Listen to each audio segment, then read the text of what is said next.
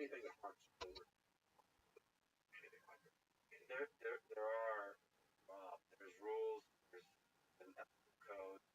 Even if you have the division between races and all that, you still have this line.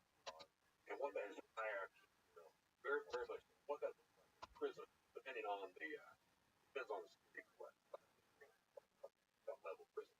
But at that prison, what that was not allowed to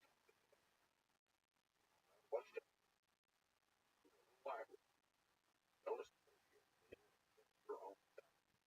If you do anything, if we wants to support you, we'll do that. Won't kill them, or we'll kill you. That's the way that works. Everybody realizes. And so typically, guys, okay, don't mess with it. All right. Every now and then you have some. I just the while I was there, saw two people murdered, saw with three prisoners, my entire team, people who got killed. We had us outside, you had track, 30-mile track, counterclockwise. Inside of the track, you got two cameras. Of an evening, it happened both times. All of us walking, exercising, and at the top of the key, like a flock of birds, you see all the inmates migrate down the gate. So first time you see that migration, you up in one of the inmates got a hammer in his head, right in the face. Well, guards stop. Hurt. Guard is 15 minutes. Stop. It's over by that point. Yeah. They shut the compound down. And this is what happened. Our compound, they make two lines of what happens is they walk in the room, we're behind them. Guard asks them a question. First question, did you see anything? The answer is no. Second question is, if you had seen anything, say anything. The answer is no. Guard doesn't get the fuck out. And that's it. Anybody that stays in any lawns with the nuts is automatically a suspect. So there was one incident, a Hispanic guy for a few minutes. And everybody's like, what's going on? So his people didn't call him over. Explain what happened like that. Fascinating because he talked about the network of trust and cyber crime community, and here's a network of trust and crime community and trust. Trust matters. Trust drives it. Riots that I went through, the first riot, man, you're scared. Scared. You know, you got cops dressed up in Ninja Turtle outfits. You got the rubber bullets, tear gas cannons, all that crap. You got the inmates that are raising hell. Scared to death. Second riot, calm down. Second riot, you start to notice. Racial riot. Typically, almost always Hispanic and African American. They get the motivation to the riot was that gives you some cause. Right. So second riot, you start to notice. Blame me in our group. Third riot, blame me. Let them wait. We're all around you. And every now and then you have an inmate that will run up to you and point to lockers. That's your locker. If you tell them yes, then close. Not my locker.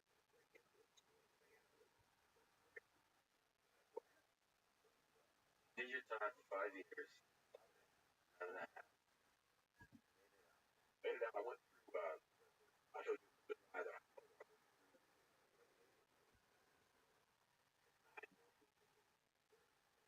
when I got to that counselor at he paused.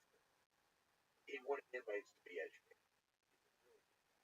He wanted inmates to be educated. He got a discount on a game theory. It's always good at everything, and he's asking about game theory. somebody said, if anybody he comes up to me one day in my buggy, he's like, "Are you Brett Johnson?" I was like, "Yeah." Like, I'm game theory, and I was like, "Yes, I do." So I start rattling off prisoners, dilemma, and everything else. He's like, "Will you teach a class?" So I start teaching that. I start teaching inmates and make friends with the counselor. So I get it gets title on be transferred out to the drug program that they only had Fort Worth, and transfer taking like 4 or 5 months. 5 months I could be out free. So I went up to him one day and I was like, "Look," his name was. I was like, "Look, man," I said, "Is there any way that I can get transferred out?" And he looked at me, he's like, "Brett, I cannot help you." And I was like, "I appreciate it so much." So he said that a week later, I'm on a bus. And I go, "Cool." I got it. Yeah. I love it. So it was a 9 month program, 24 hours a day of cognitive behavioral. Nothing new. It was all pure study stuff and CBT training. And honestly, that part, what was the thing that changed? Solitary confinement, years, the people you love, or with that behavioral therapy, combination. Combination. Uh, my sister, the person I had in my life, me and my sister, that's it. Yeah, I loved my wife, but me and my sister, we put all this together. She did me for an entire year when all this stuff can happen. And after I get arrested on the escape, she ends up driving 7 hours. She didn't tell me she loves me. I don't see her again for 5 minutes. Yeah, that's really the first 2.5 years to accept responsibility. That was amazing that she did that. Yeah, I mean, she took it out. Yeah, and she told me for 10 minutes, tell me she loves me. I don't planted the seed. So yeah, you had time to think. Yeah, yeah. It took 2.5 years to realize that I didn't commit crime because of girlfriends or wives, family. I committed because I wanted to. And that's the first turnaround. Second turnaround is like the CBT training. That it didn't really hit while I was in prison. I went through it and they ingrained it in you, but then you choose to make it work. It doesn't work. So I got out in 2011. Didn't want to break the law. I was at 3 years probation. I had a job offer from Lloyd to run a cybercrime office in the UK. That was enough. You're not moving, and that's the computer. I had a job offer from Nova for I was trying to apply for fast food job. Okay. Then what about a waiter's position? Well, that's a computer and access to credit cards. Idiot. Can't touch that either. Literally could not get. Uh, I had a roommate that after get a job and get stuff. Won't recidivate. Get a job. And was a cat. Monster the cat. That was the cat's name. And I had enough money to feed that little guy. Didn't have the money in my 12. I was on Panama City Beach. It was a steady decline. Because remember I taught my dad how to bankroll a lot of it. And there it's like, dude, computer crime at all. And I ended up shopping like for about the same time I had a friend that this guy, I've been dating the same kind of women I had unhealthy, hot, unhealthy. So, yeah, that's how that works. Yeah. So I had a friend had for me, and woman, my wife, she responded. The pictures I had taken serious, and sends me a message, fired. So we started talking, and started dating, and she got I ended up, I was broke, I was back in my apartment. She didn't say about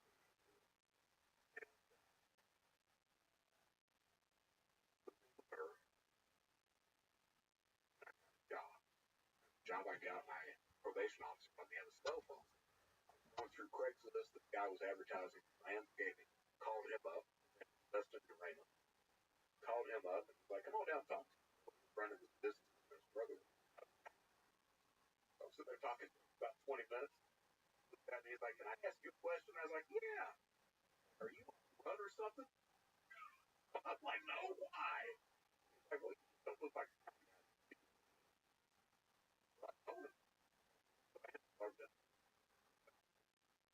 He looks at me and is like, man, I got to think about that. He going home. That was Friday. Sunday evening, he gives me a call. Like, if I hire you, you actually work. I told him, like, that's the job. I promise I'll ask. Like, sure.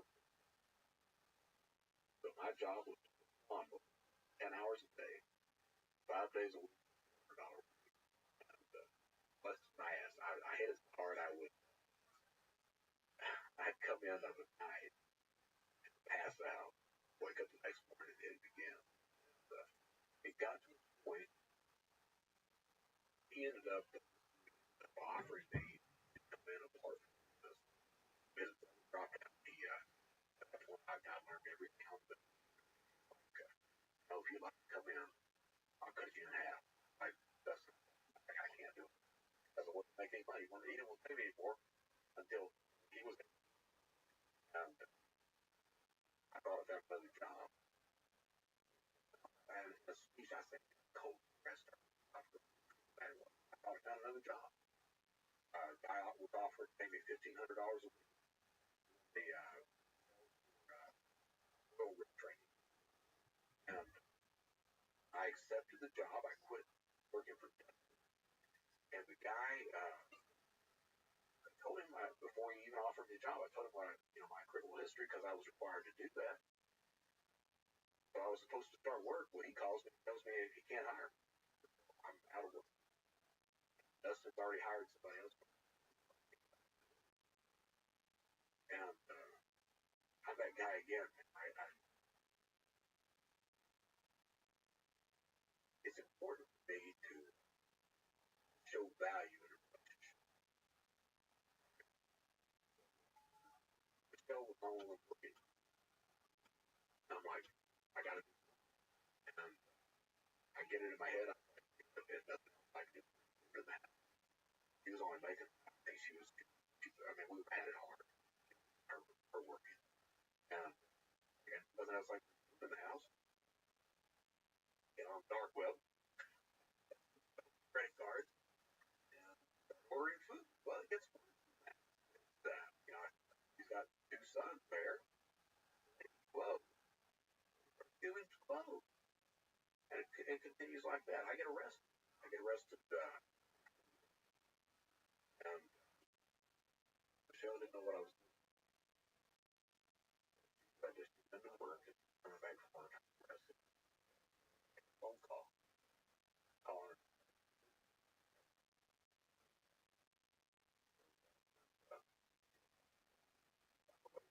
Repeated. I said, officer, judge, marshal, tells the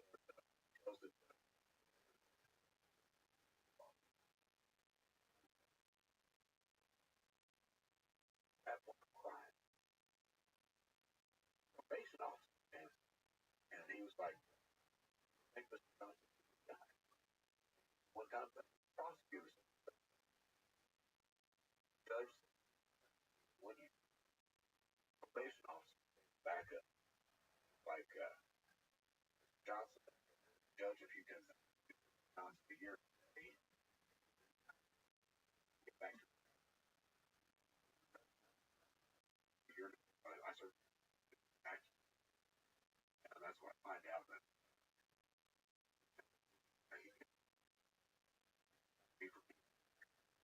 time the entire time. Get out, we get married after.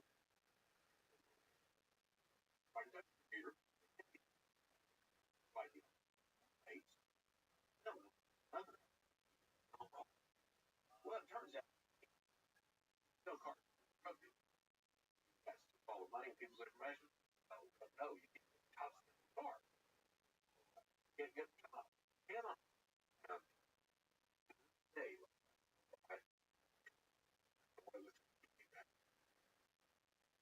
I knew I go so far at that point. What I do, find out the LinkedIn. I was an FBI super cop involved with my arrest. Sent him a message. Thank you for the job.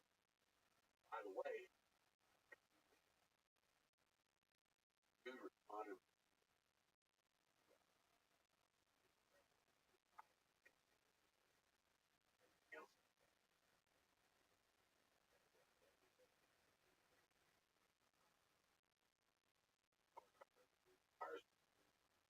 Microsoft hires Microsoft hires establishment that now you're helping anyway, like the very guy. So big picture advice. What given that you were that guy, how do we fight today? 5 years. As the individual company, government, but and also was it like what love that live friends that there's so many lessons really had guys lessons with cancer man if you're that guy that is that that's addicted for your they love you. They love that addiction. Always you have to know when to cut somebody off.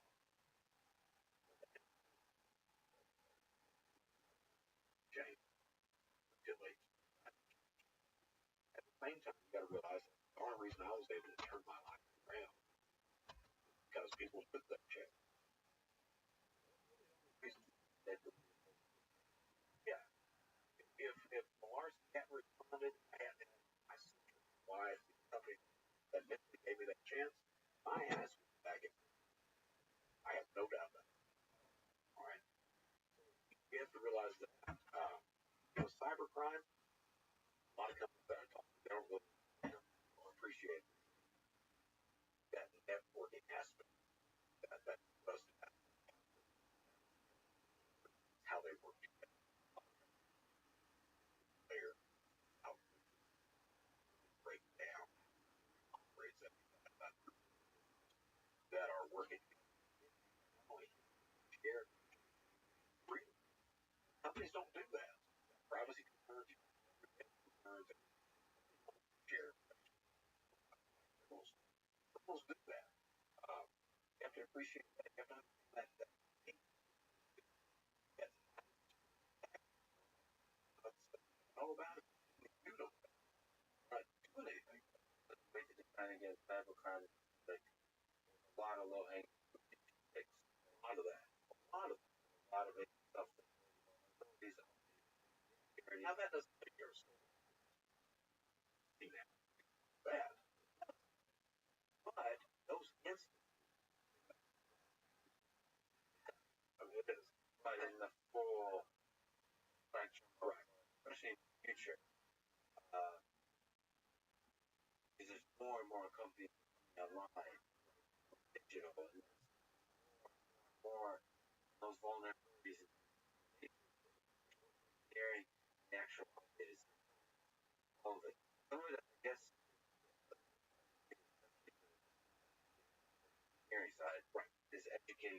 company. You've got to. Companies have to. I made that never responsible. The company entity. I've worked for 50 companies that on and they'll have that insider that critical say they'll pay off and we won't. You have to press you have to raise awareness of everyone. You have to be it's that idea and I've talked about it before of understanding your place in the cyber spectrum. Way of depends on who you are and what you do as a person and as a you have to understand that science security around 7,500 a lot of them say that we're the stop solution. Not, not. All right, and you may have a very good, but it's not the only tool needed out there.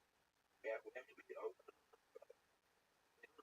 Get thing is different, but one tool process like a person constant people have the social side constant.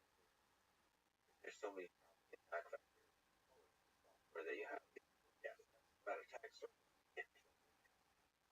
damn large. You variety of that. The idea and Arco's the idea take the cost of fraud that they basically make it a target. Right, that's the idea.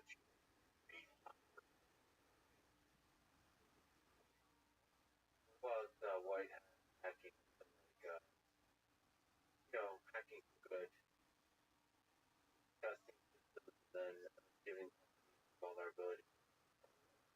That's I think testing might have something that have to it has to be what well the bar fit that I don't know if many hackers out there on the some of it logical safety blanket not actually providing any protection. By the way, you wrote on LinkedIn I what is it? Why is it a problem? I was going down the rabbit hole. Wondering if you were going to mention that. They boss. I guess the loser. Contract with the IRS. Yeah, we got it. IRS. So what is it? IDV is an identity. Okay, backtrack. IDV is a marketing company that wants to say they're an identity verification company. I just want to bring this up to see you get angry. I think my it's a company that's used for authentication by the IRS. Like IRS will pretty much be a tree made out of the office, a few other services. The idea is not your account, authenticate yourself as a being by using fake. So private. They've got a free which several bypass. And I don't want to talk about the security horribly because I want to be honest, there are bypasses for a lot of security.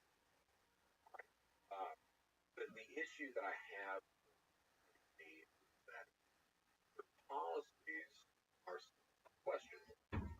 I don't care if you're a private company that has, but if you're a government agency and you citizen are entitled to a benefit or a service of that government agency, and the government agency forces you to give up your complete identity profile to a private company.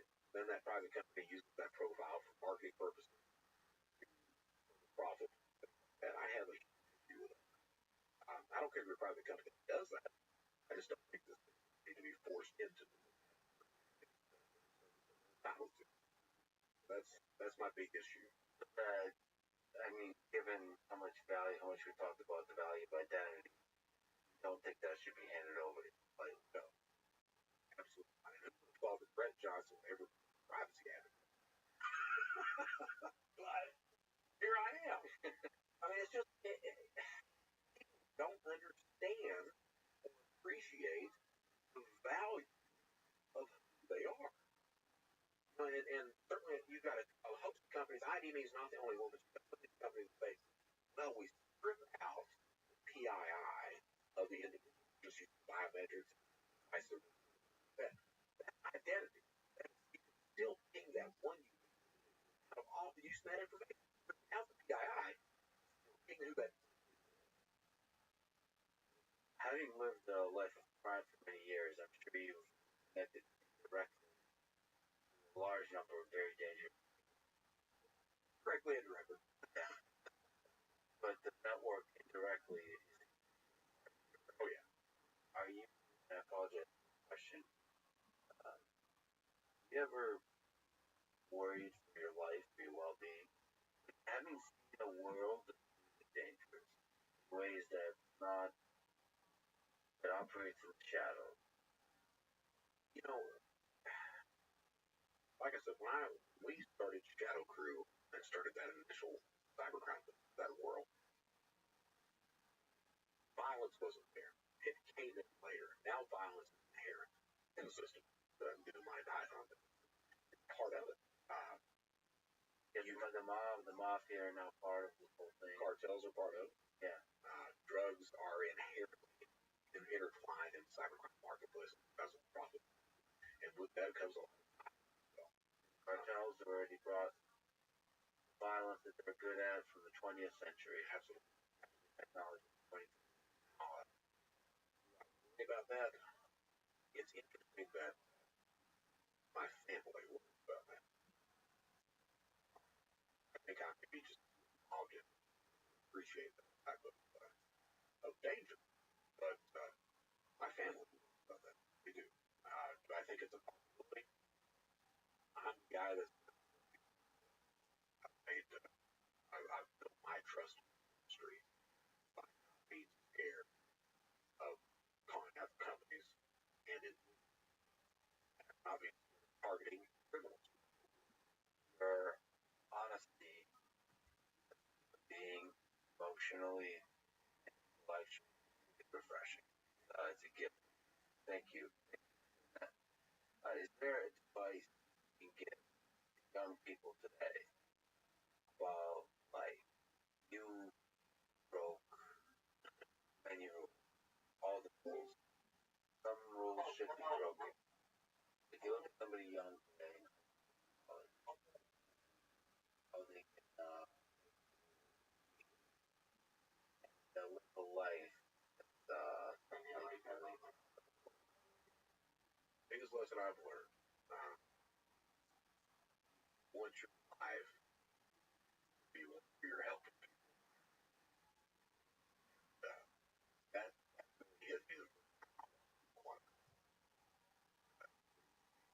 prize funds. Give up a lot of money. Why? Because they can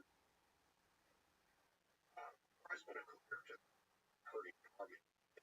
That's the hell of a lesson. And I'm glad I'm there. But I would tell people out there, it's fine to want money.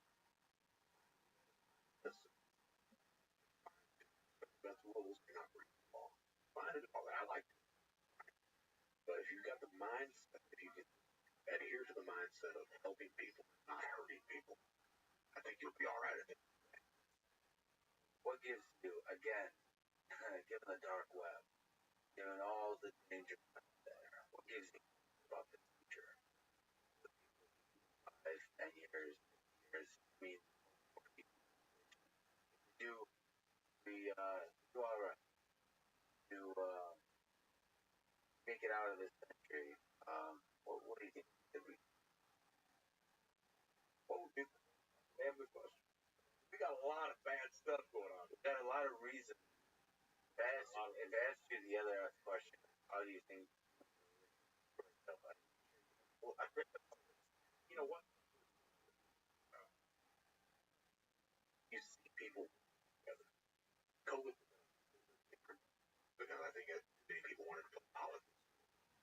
the heartbreaking thing about COVID is apart because virus involved, um, being afraid of each other. That was a scary thing about pandemics in that way, that you're afraid of other humans. That's the most terrifying thing. It's not the destructive nature of what it does to your body. It's people apart, and then you realize fundamental that Absolutely. Absolutely. We, as human beings, when things really get bad, we do tend to respond together. there's injustice. Yeah, We rise up. I, I wake up and I watch Fox News and CNN. Black people every. All right. But the division, the outrage, they're really they want you. They want you to be angry. Yeah, that's what causes me despair when I think that we Elizabeth was very. She taught me one hell of a lesson because before I met her, I was in news beyond all the time, a couple channels of it, and she was the woman who was at all. And I didn't understand that back then. Now I do. Now I'm like, it's smart. You know, I mean, listen to that bullshit. That's why I love reading history books. You know, I just I feel like that's the right perspective on take on modern times. How will time be written about in history book? Yeah. React to that. So the daily ups and downs, the outrage, um, getting worse and worse in terms of how turn around it. Oh yeah. I tell you what, I'm sitting here. I appreciate you talking. I do because I talked about that relationship. It's realization and a lot of things. I really appreciate you about that. I love it that you value. First of all, you're self aware how important love. It can make you some of the best and some of the worst things in the world, and it's good to think about that. It's good to think about that. That is what makes us human, that connection and that love for each other. Um, what do you think is the meaning of life? Big ridiculous. Why the hell? What are we all here for? I don't think that's the big one. To me, that meaning in life is finding out that lesson that we need to know. You asked about security. I didn't get to say that, but everybody's worried about themselves. The way you solve that security problem, it takes everybody out for everyone else. That's how you solve that problem. And however you take, whatever journey you take, discovering that point. Yeah, I mean, with me, I've been asked a few times, do you regret anything when you change anything? I've done it. A shitload of despicable things in my life. But I'm at a point in my life where I like who I am. And I know that I'm doing exactly what I'm doing. If I change anything, as bad as a lot of that shit has been, I would. Made you who you are. Yeah. The whole thing. That's trite to say that, but it's that's the weird thing. It's true. Yeah. Yeah. Also, you mentioned that you're thinking of launching a show.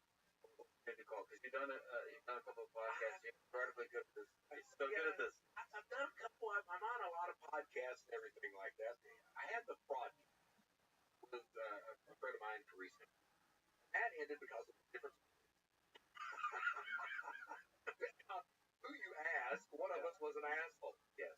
It may have been me. Yeah. But then I did the Anglerfish podcast, but that was, I got to be honest with you, Lex, it was completely direct. Brett Johnson getting tasty. So I ended that. The Brett Johnson show is launching. That's the new one. That's the new one. And, what do you think of doing? Making a difference. But I'm going to be talking about cybercrime security. Interviews. A lot of it's going to be solo. Now, I'm calling it the Brett Johnson show. I mean, because it's going to handle crime, talk to criminals, and how they turn their lives around as well. And I want to think about it. Yeah. So figure it I can tell you're good at this. I'm a fan already. I'm going to listen. I'm going to subscribe. You should do. You're launching it soon. Next week. Brett, you're incredible being honest, the love I can see, how much you love to put out. One of the best public I've ever heard. Definitely you should be a Scorsese film about cybercrime. Uh, 100% I can tell you're good at it. Perfect sense. Anyway, I'm really honored to spend your time with me today. I am amazing. Thanks for listening to the conversation with Brett Johnson. For this podcast, check out our sponsor description. Now, let me leave you with the words from George R. R. Martin. Clash of good act does not wash out the bad, nor bad act good. Each should have its own.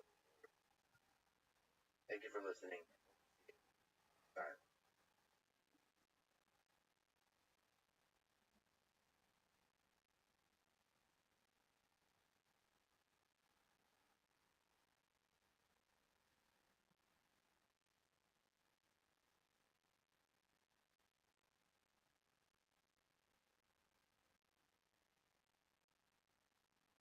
What are your thoughts on the ongoing war in Ukraine?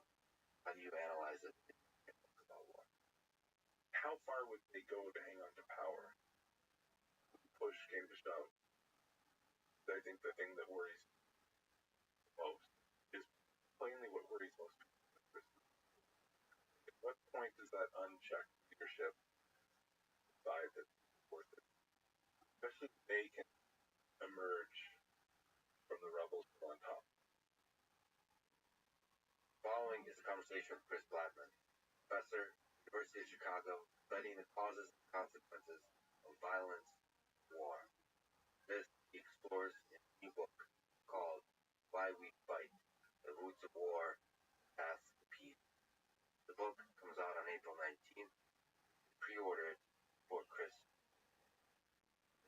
Flex Friedman Podcast. Support it. Check out our sponsors in the description.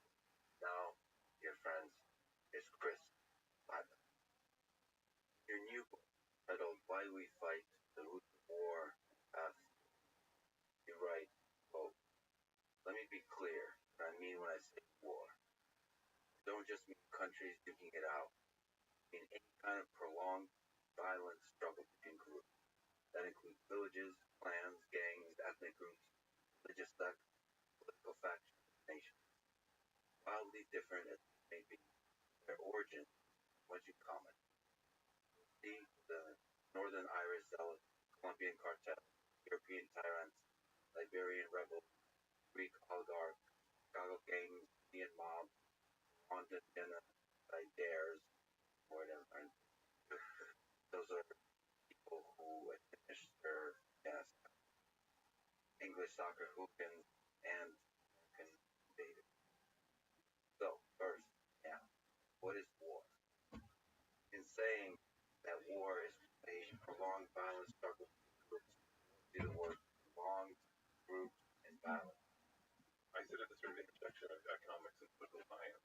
I do all a little bit in psychology, but that's partly because I'm married to psychology.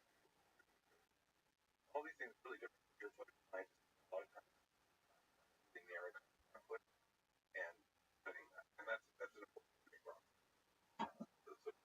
But I'm not trying to make progress. Everybody's what there's like things that we know, these disciplines that they tell why. Basically, we talk about I wanted to actually bring them together, but I still have to like say, let's hold out individual violence. It has a lot in common, but individuals choose to engage more in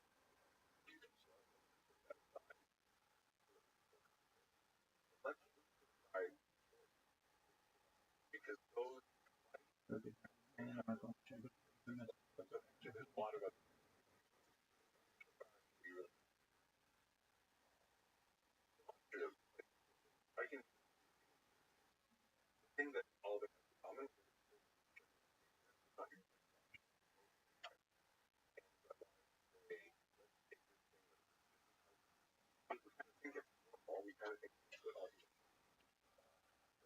out that it's not normal, and then figure out why. So I was trying to throw short violence at violence. I'm also trying to throw all the competition that happens. That's the normal competition. I'm trying to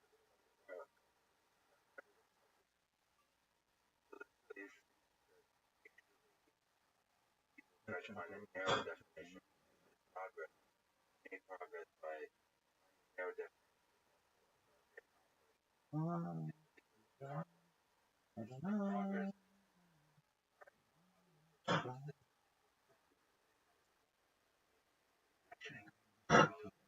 Yes.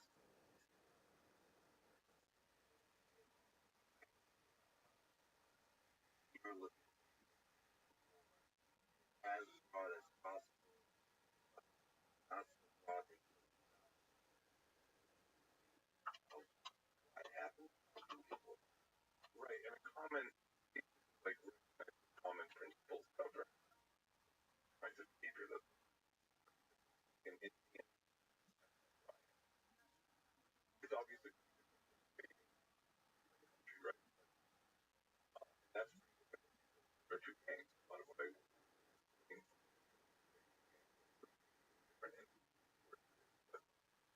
there is some common principles of conflict and not learn everything, but just get really rather again those words are long, violent. Maybe any words that wrong mean where's the line between wrong? What does groups mean violent? I have a friend who has become a friend through the process of my work and also getting leadership.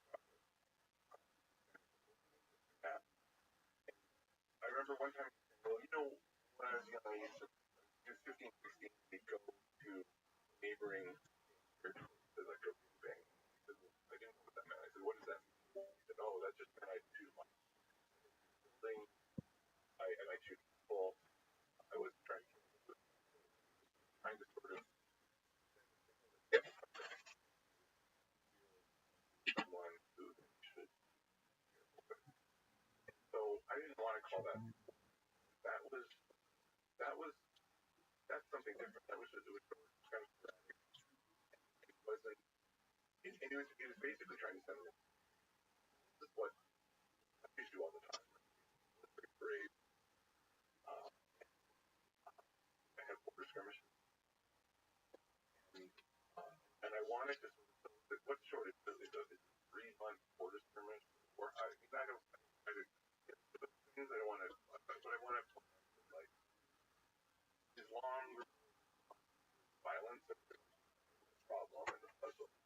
I didn't want to spend a lot of time talking about international version thing. About Napoleon, adapted units that doesn't qualify for how things that communication information thought or short all I mean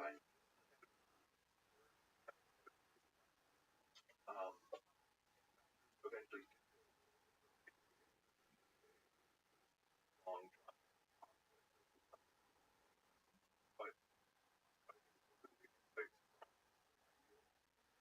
that you're constantly right especially being your posture bargaining and you should figure out a way to split that off. And you could use violence but violence is everybody like you're mad you start a war one is lots of risks you can also go to jail which is what happens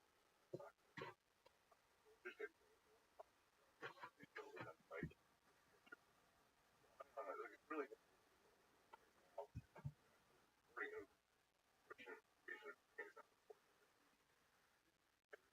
down on them before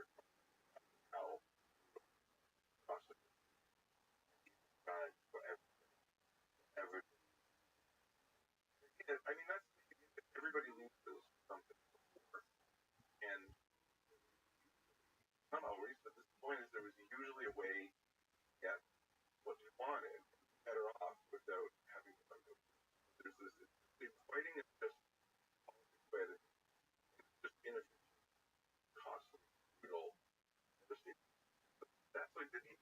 So I kind of wanted to say.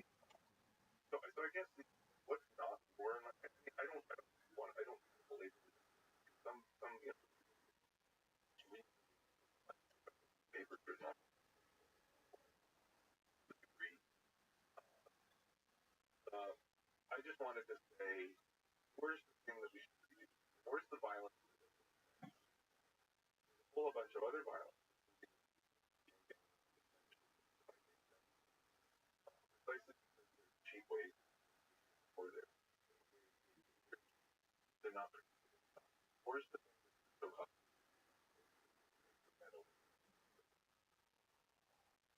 nevertheless, definition. So outside of the academic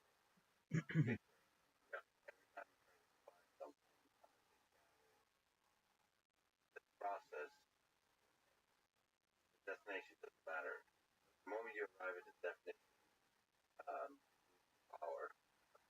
Yeah, but I mean, well, if you wanted to, some of what I do is on phase analysis, like if you want to do that, if you want to sort of run on where you have code it all up, and then lots of people have done it. There's 4 or 5 major data sets or teams of people have over time said we're going to code years of war groups or in the country. And what's interesting is how difficult data sets don't often agree. You have to make all of this is really complicated. Like when does the war begin? Right? Does it begin when a certain number of killed? Did it begin? What if there's like lots of skirmishing and air attacks?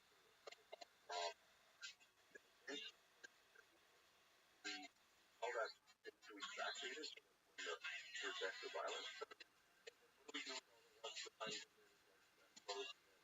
well, bomb blocks and cover forward?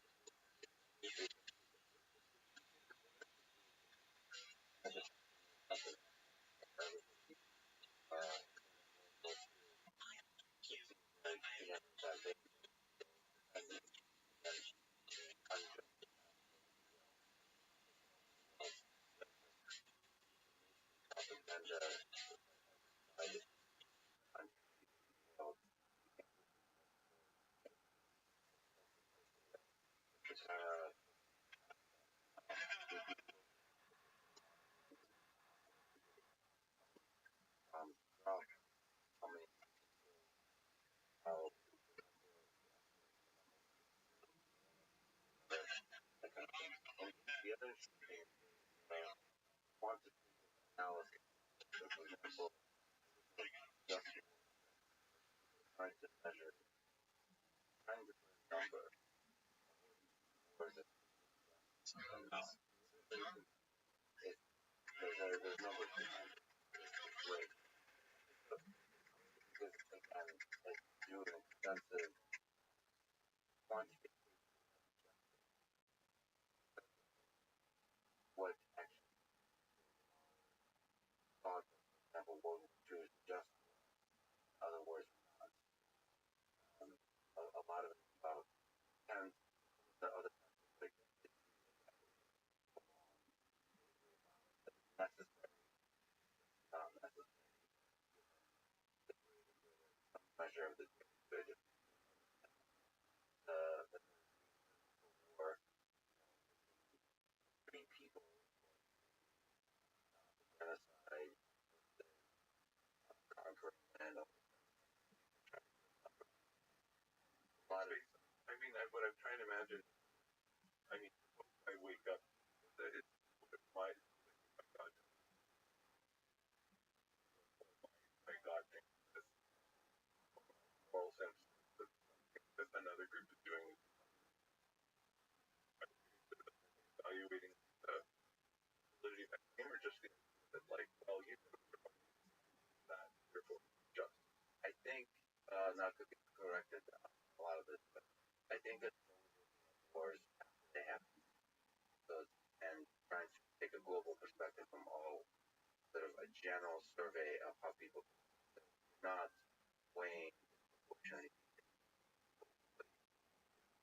I mean I dodging that because I mean one is to just point out actually in most contracts, necessary, and in the sense that another way to get what you want. So, one level is just other not true. The United States has been attacked. There's a culpable agent, liable being sheltered, in Afghanistan, by the Taliban. Taliban. So they Turkey. There was and over or else you can make an argument that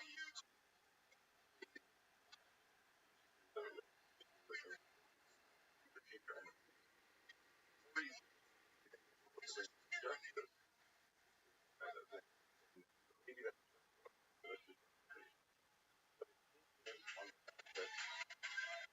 try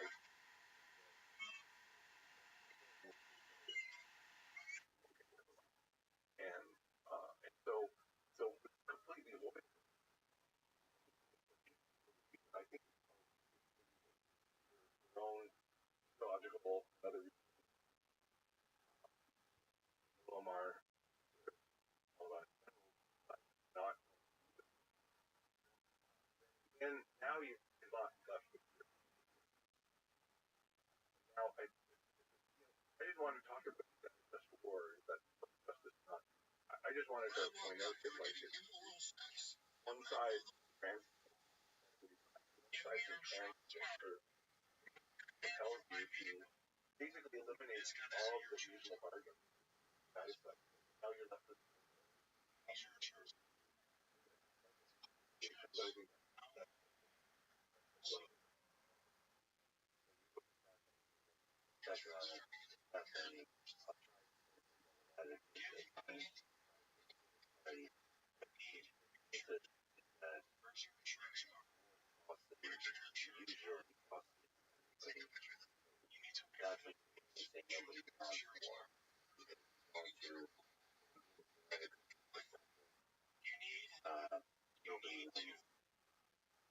and so war breakdown of the world kind of all kinds of there's also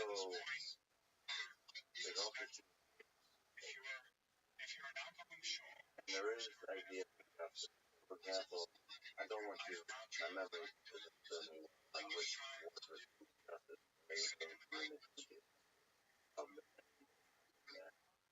the wars that the most just wars are of a special everything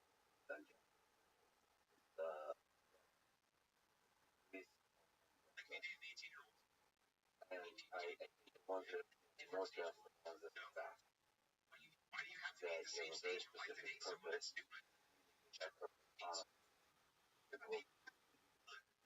strike hard fast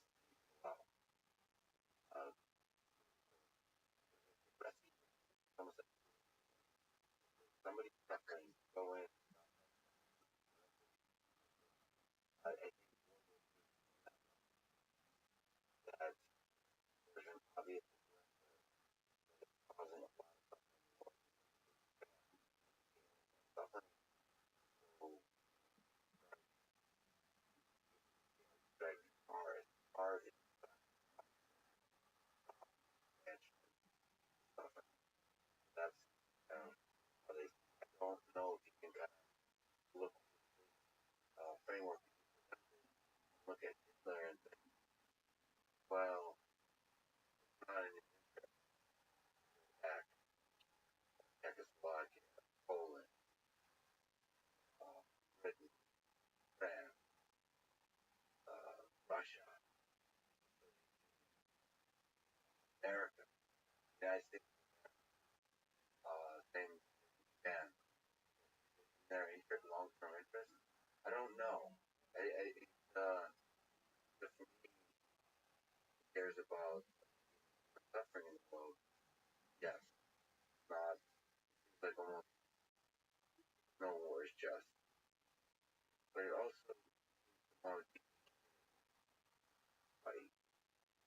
think you're supposed to. No, not.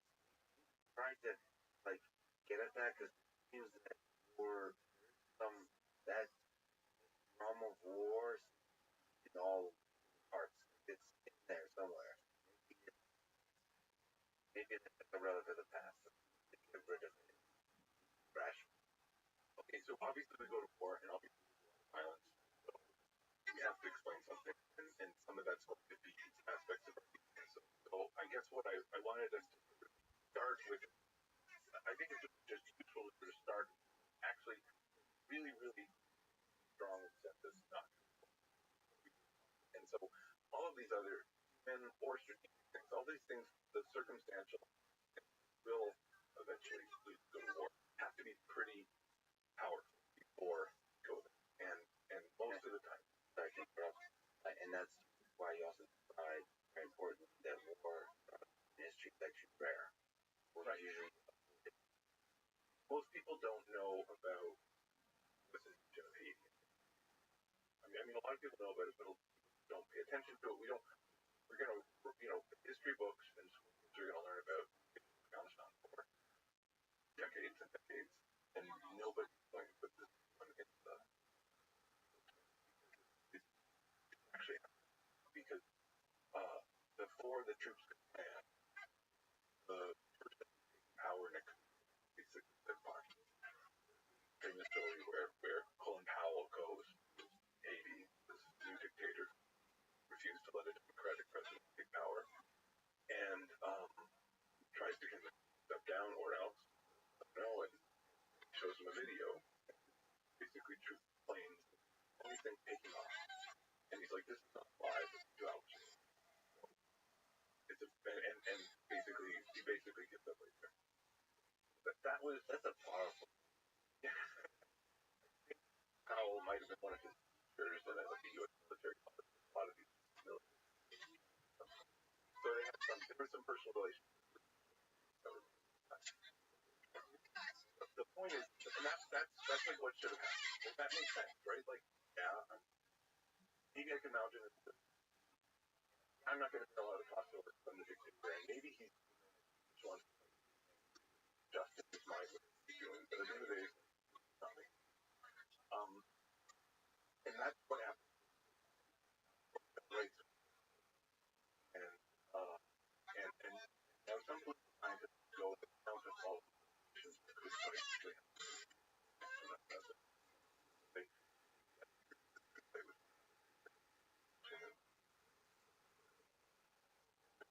somewhere around 999,000.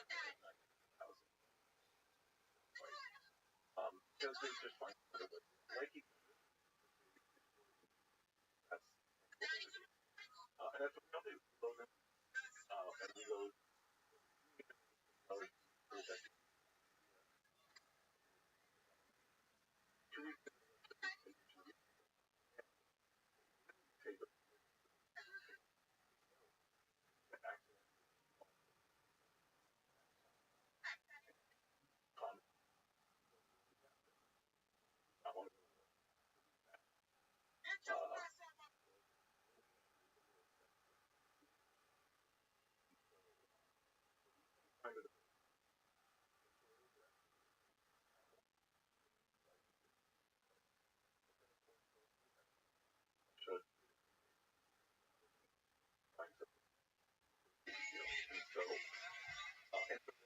sort of the passive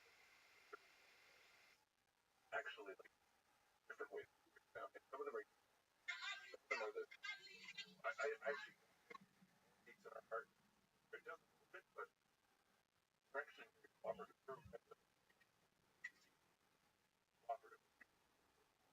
thing we're not principles that are sometimes even we're actually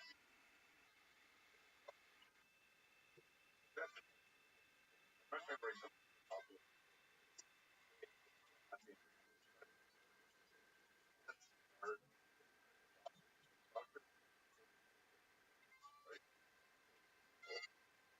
Becky, that's who that's that kind of thing better about quality.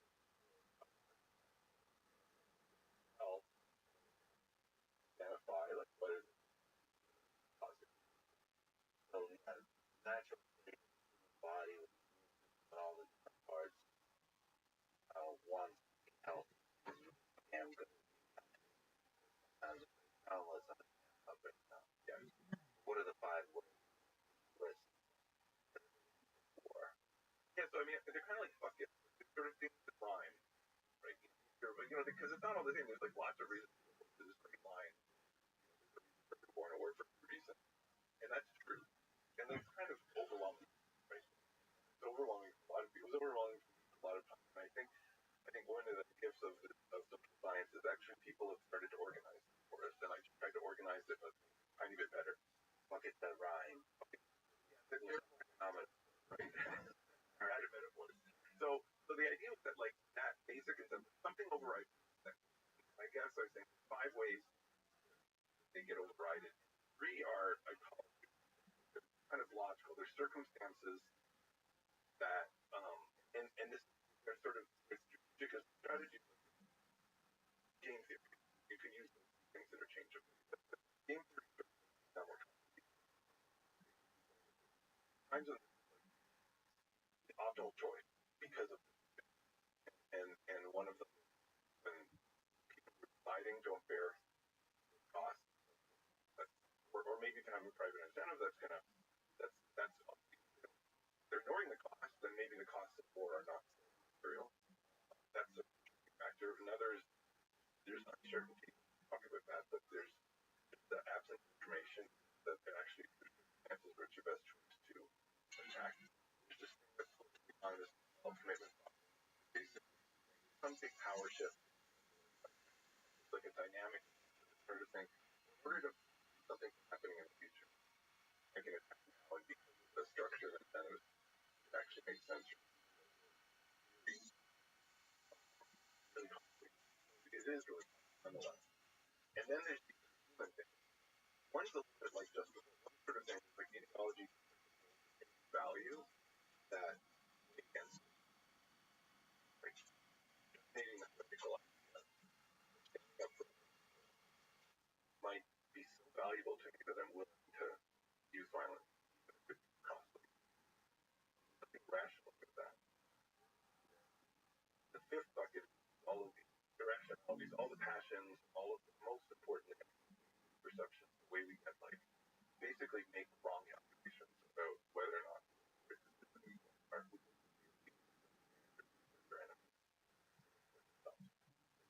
All those buckets. How much can it be modeled? Game theoretically, really giant mess. 4 of those 5 are really, on some level, easy to think strategically and model in a simple way. Any of us can do it, right? We do this all the time. Think of like bargaining in the market for carpet, whatever you bargain for. You're thinking a few steps ahead about what your opponent is going to do. You take out a high price, like a low price. The seller takes out a high price. Folks say, "Oh, I refuse. I could never accept that." And there's all this sort of talk. But you kind of understand where you're going in a position to like, find a deal by the market. So we all understand that like game theory and strategy. Or maybe even a closer example. Suppose I don't know, you have a tenant what normal like kind of it's not yet illegal, right? Like we just have a dispute with the neighbor or somebody else. Most of us don't have going to court. Going to court is the war option. That's the cost we ought to get. But we ought to be able to find something between ourselves.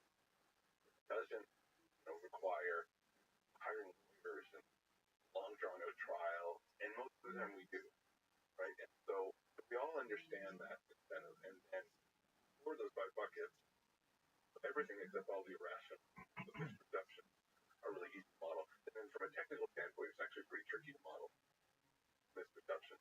And I'm not a game theorist. I'm more channeling my colleagues this and what I know. But it's not rocket science. I mean, I think that's what I try to lay in the book. It's like there's all these ideas out there that can actually help us just make sense of all these wars and just bring some order to the morass reason. Well, to push back a lot of things in one sentence. First of all, rocket science is actually pretty simple. People, I think. I'll defer to you actually. Well, I think it's because unfortunately it's very like engineering, very well defined. Problems humanity is actually complicated. So it is true it's not rocket science, but it is not true because it's not rocket science. But the the problem, the downside of game theory is not that it helps us make sense. It projects a simple model of the world that brings comfort in thinking we understand.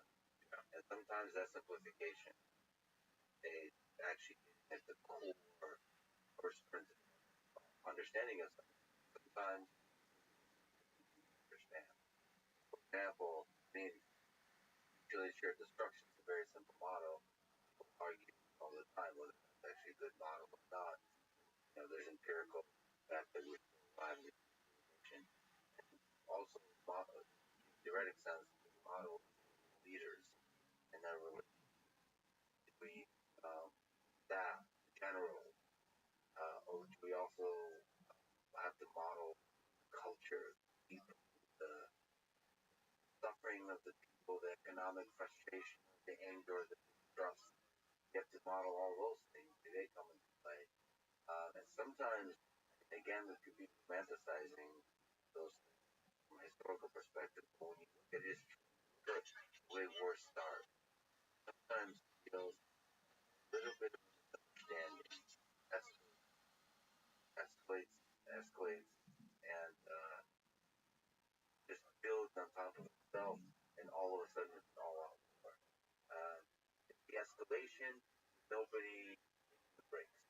So I mean, absolutely right. Like in the sense that it's totally possible to oversimplify these things and take the game theory too seriously, and study those things and write those models. You use them. That's a mistake. I think that's not the mistake that most people make. And it's actually true. So I think most people were actually really quick, whether it's the preservation of Afghanistan or Iraq, really quick to blame that on the human, the culture, and so we're really quick to say, oh, this was George Bush's either desire for revenge, vengeance, or some private agenda, or blood for oil. We're really quick to blame it on these things. We're really tend to overlook the strategic incentive to attack. I think we're probably I think those things might have been true, but I don't think they were enough to ever bring those wars about. Just like I think people are very quick to sort of, in this current invasion, to sort of talk about Putin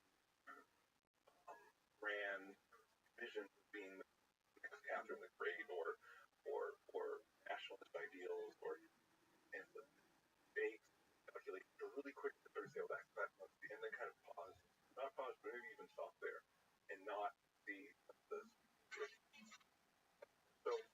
so I guess we have to do both. The strategic, I guess I would say like the first is such a big problem and so costly that the strategic incentives of things that game theory has given us are like really understanding why so little negotiation bargain that things like leaders' mistakes start to matter, or leaders' nationalist ideals, or delusion, those but they only matter when the catastrophe defined it so narrow because let's not it's sort of like saying like an elderly person dies of right? Only but that's not the reason. It kills them. All of the fundamentals you can very fragile. That's how I think all the strategic forces make that situation fragile. And then the calculation, all of these things that are so important are kind of like the phone. Let's sort of pay attention to both. And you're saying that people don't force you to pay attention. It's hard. I mean, it wasn't. It took me a long time to learn to recognize. It takes many people, it took generations of social scientists years and years to figure out and to help people clarify concepts. It's not just not. It's not hard. I think it's possible. Just as I was talking about graduate reading, possible to communicate stuff. It's still really hard.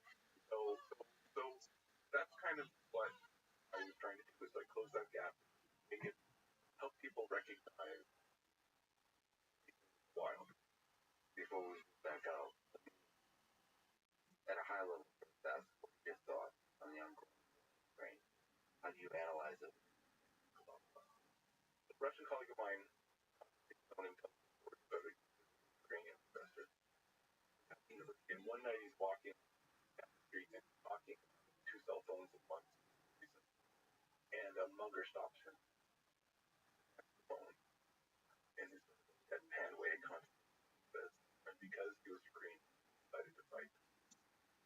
And I think that's a little bit of what happened. Most of us in that situation, and so in this situation, things like mugger, the Ukrainian people are being asked to hand over, saying, no, we're not going to hand this over. And the fact is, most people do. Most people faced with a power, a tyrant, an autocrat, or a murderous warlord, and this over the hand over. And that's why there's so many equal imperial relationships in the world. That's what empire is. Empire is that's of people saying, fine, give up our some degree of freedom or sovereignty because we do powerful. And the Ukrainians are great. Two questions. And so I said one of those buckets is that there are sort of values. Sometimes something that we value that is so valuable to us. Sometimes it's terrible. Sometimes it's the extermination of other people. Sometimes it's something noble.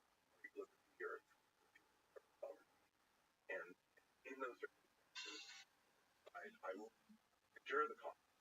They probably, I mean, I think they knew it. They were probably. And so to me, that's not to blame any more than I would blame Americans. They're actually very similar. Had a fairly superior, pretty non-democratic, you're going to have partial sovereignty.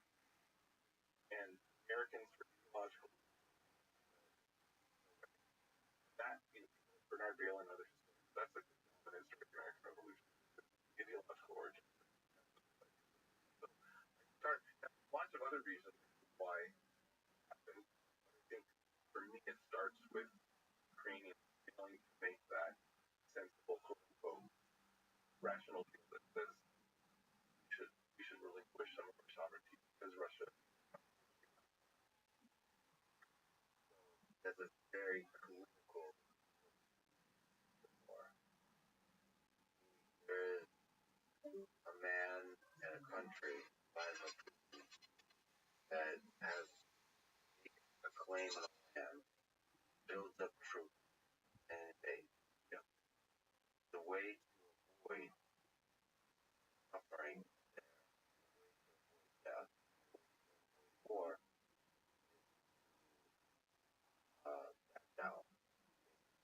But the listening rise along with that. The goal is to support Southwest, other, let's think about Britain.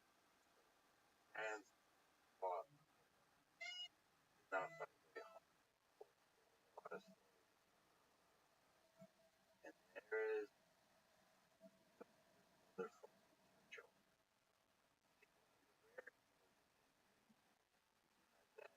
Vladimir did not see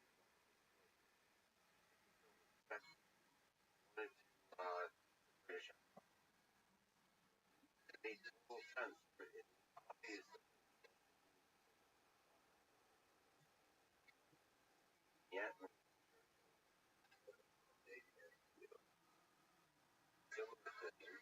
less great.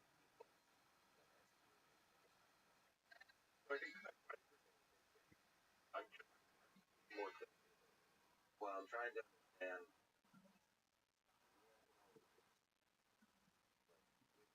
path. Well, or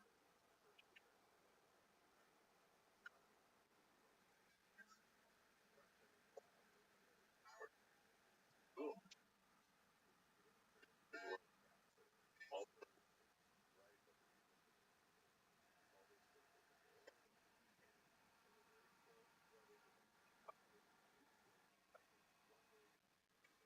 Russia could he was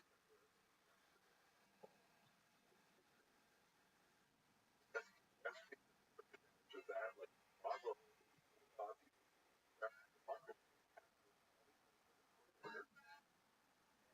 all people he somehow got up energy enormous and now want to roll back the powerful and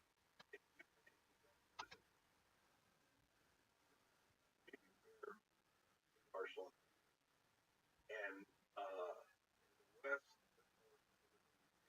that's a price I, maybe I'd like that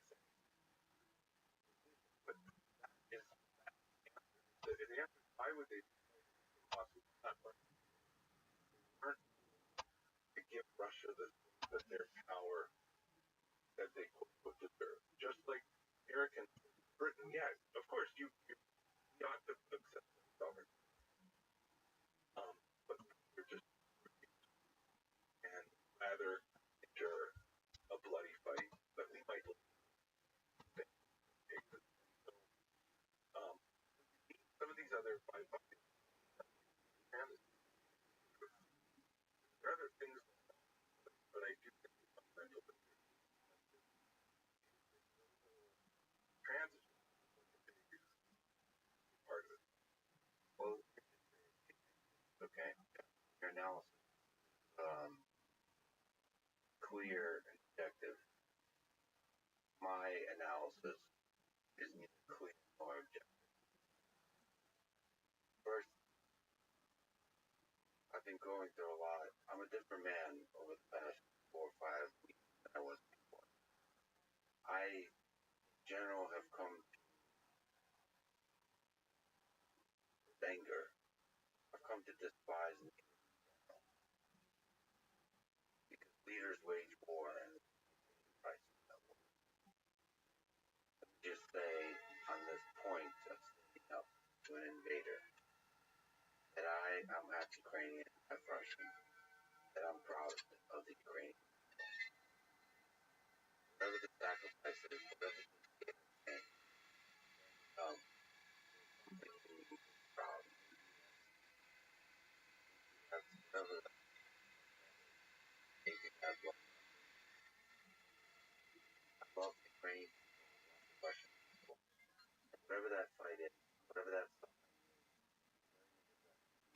whatever this war is, the dictators, the power, their power falls.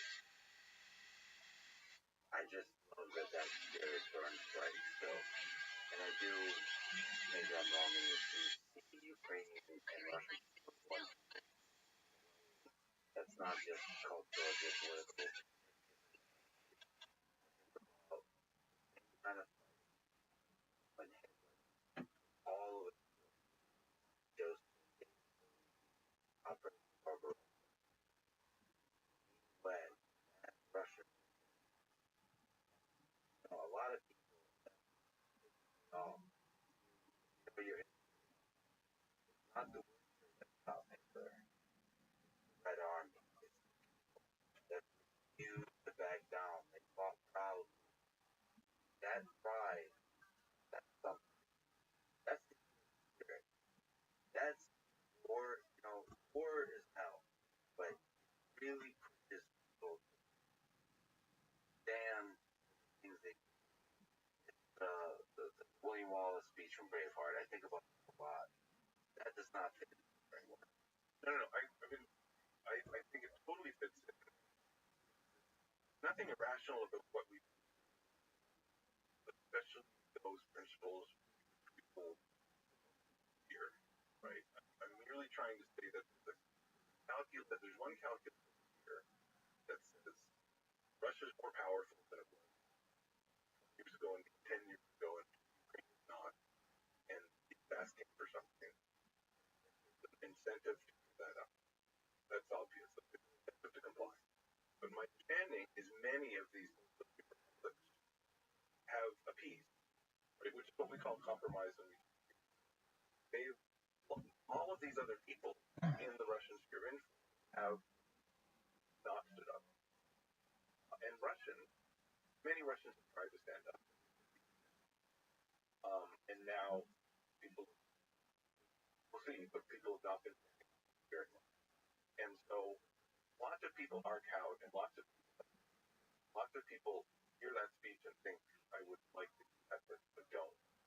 And so my point is that, sadly, we live in a world where a lot of people get stepped on by tyrants that fire and whatnot and don't rise up. So I think we can admire, especially when they stand up, and I think we can admire Churchill for that reason. That's why we admire the American Revolution and so on. But it doesn't always happen.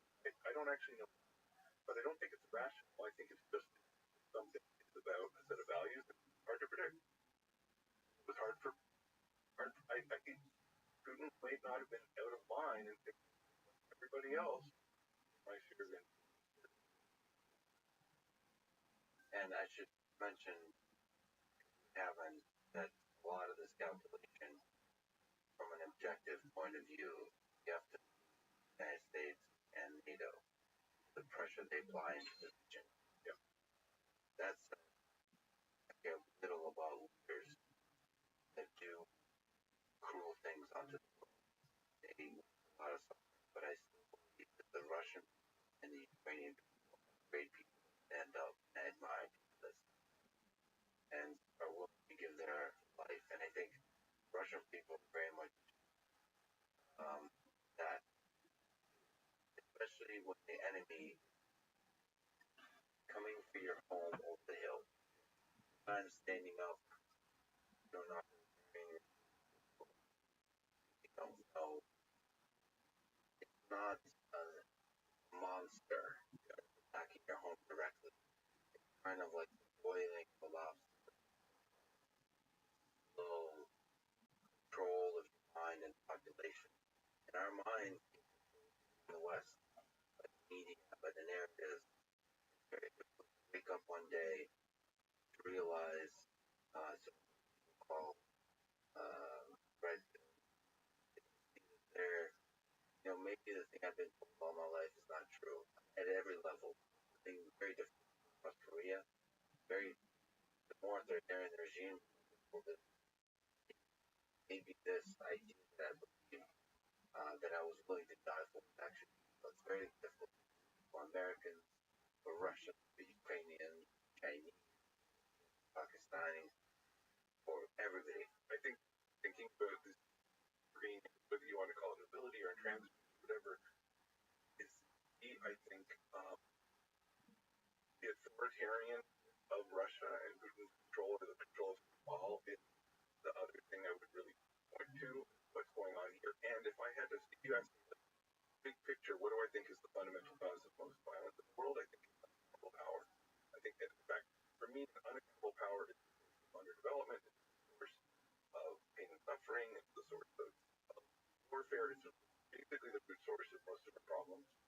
And in this particular case, it's also one of our buckets in the sense that what is it? Why did Russia ask? Well, democracy in Ukraine, average Russian? No. Capitalism, NATO, is whatever. It's a threat to average Russians? No. It's a threat to the apparatus of political control and economic control that cronies, people that rule the elite Russia. It was a threat to them. And so they had to ask Ukraine to control or to give up NATO or a puppet government or whatever they were seeking to achieve. Have been trying to achieve through other means for decades, right? They've been trying to undermine these things without invasion. And doing that because it threatens their interests. That's like one of these other logics. It's not just that there's something that I value so much that the conflict, that there are people. Not only does this oligarchy or whatever elite group that you talk about in Russia, first of all, they're not bearing some costs of it, right? They're certainly bearing costs of sanctions. But they are or they're quick to use it. But more importantly, like in some sense, I think there's a strong argument that they had a political incentive to ask Ukraine that sort of impossible to give up, and then invade despite Ukrainian ability and transigence as they were threatened. So that's extremely important. So that's two things. I'm sure it's a very fragile situation, but that's I think why we go not all the way, but a long way to understand. Now you layer on to that tangible kind of things that are valued on the side, maybe nationalist ideal, maybe status story, that maybe those things are all true, and I'm sure they're true, and that'll weigh against us, of course. But fundamentally, I think he saw his regime as threatened, what he cares about, and so he asked, made this cruel. I mean, I would say I'm just one. Who the hell am I? But I just have a lot of anger. In general, towards leaders in general, fail the people. I would love to hear and celebrate beautiful Russian, Ukrainian people, and anyone who silences that beautiful people in the world is destroying the thing that I value most about leaders don't matter. They're the nationalist idea of people, of a country, is only any sense to celebrate. We give people the freedom to show themselves, celebrate themselves. Like the thing I care most about is science, and silence voice in the scientific community, silencing a voice, period. Fuck any leader that silence.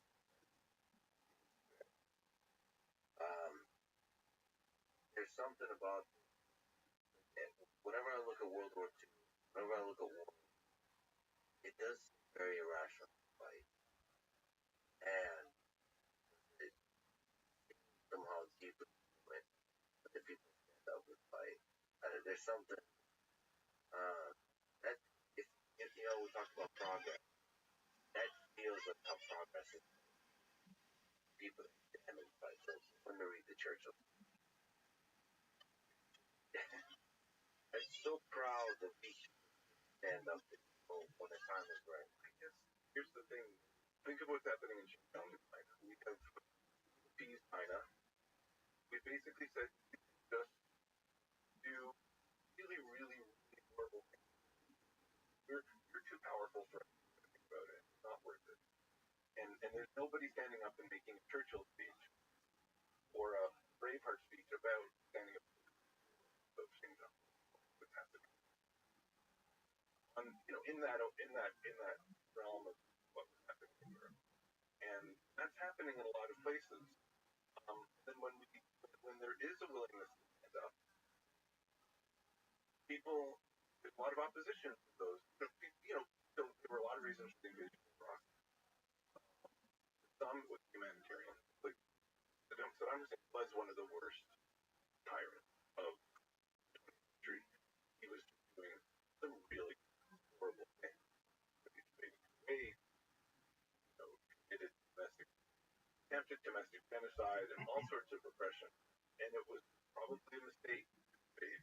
Right? So it's important not just to select on the cases where it stood up, and to select on the cases where that ended up working out in the sense of history.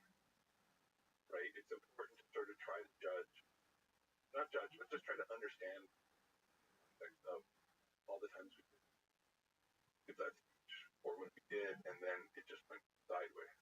That's why it's powerful. Willing to give your life for your principles.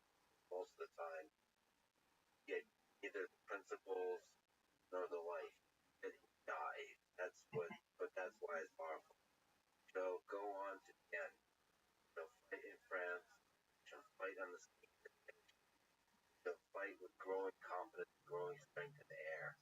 She'll defend our island, whatever the cost may be. We shall fight on the beach. We shall fight on the landing ground. Fight in the sea. We shall fight in the hills. We shall never surrender. This is before Hitler had any major loss. That was a terrifying armada coming your way. They'll never surrender. I just want to give props. I want to give my respect as a human being to Churchill, British people for standing up, to the Ukrainian standing up, and for Russian people that throughout history have stood up to evil. Let me ask you, because you quote Sun Tzu's The Art of War. There's no instance of country having benefited from long warfare. The just linger on the leaders wage war and people pay the price. When we say that there's no reason for long war, is it possible to have a reason for the leaders to disregard the price? Like, if they have a different function or utility function that measures the price of war, that's one explanation of why war happens. Leaders just have a different calculus than others. I mean, this links back to what we were talking about earlier about just war. In some sense, just war saying that in spite of the cost, that there's our enemy has done something, our opponent has refused to compromise on something that we find essential, and is demanding that we compromise in a way that's completely repugnant. And therefore, we're going to go to war despite the material costs that these people.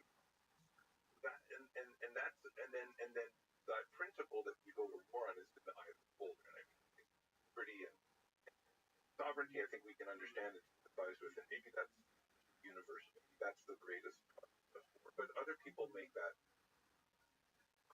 for something considerably less, a principle that's considerably less noble, right? Which is what Hitler. That's an explanation. That's a whole explanation that helps us understand that the compromise that was on the table, given the relative balance of power, is just repugnant, at least to one side. There's something there more than that's, and then to get to the leaders. Well, what happens when what the leaders want? What happens when the leaders attach to the interest of the group, which has been true for basically most of the time. There's a narrow slice of societies in the big things that have been accountable to their people. A lot of things that today, where to some degree they're channeling the interest of their group, right? So Ukrainian politicians need cruel Russian demands, because even if they had it with the political side, because it seemed, or I think, it seems that the Ukrainians would have just rejected this. They were in some sense channeling the values of the broader population, even if they, I don't know what was going, even if they didn't share those principles, they self-interestedly followed them. Probably they shared them, but I'm just saying that even if they wouldn't come. Occasionally you get the reverse, which is where leaders are not accountable, and now they have some value. It could be glory. This is the story of the kings, some lesser extent the queens of Europe, for hundreds of years. It was basically a contest. War was kings, and to some extent, they were just status through violent competition, and they paid a lot, a big price out of the royal purse, but they didn't bear most of the suffering, and so they were too quick to go to war. That, I think that detachment of leaders, combined with, you mingle it with this that one bucket, that uncheckedness, and you mingle that with the fact that leaders might have one of these values, noble or other, that carry them to war, combined to explain a good number of things. And that's a good illustration of why I think, like, autocracy and unaccountable power is. I could make that story for all of those things, all five buckets. They're all more susceptible. All five of these things when leaders are not accountable in their group, and that's what makes it like the meta, for me, the meta cause of all of human history, and sadly, power playing desire for power. Like that's a human thing as a calculation that shall we put that in perception bucket.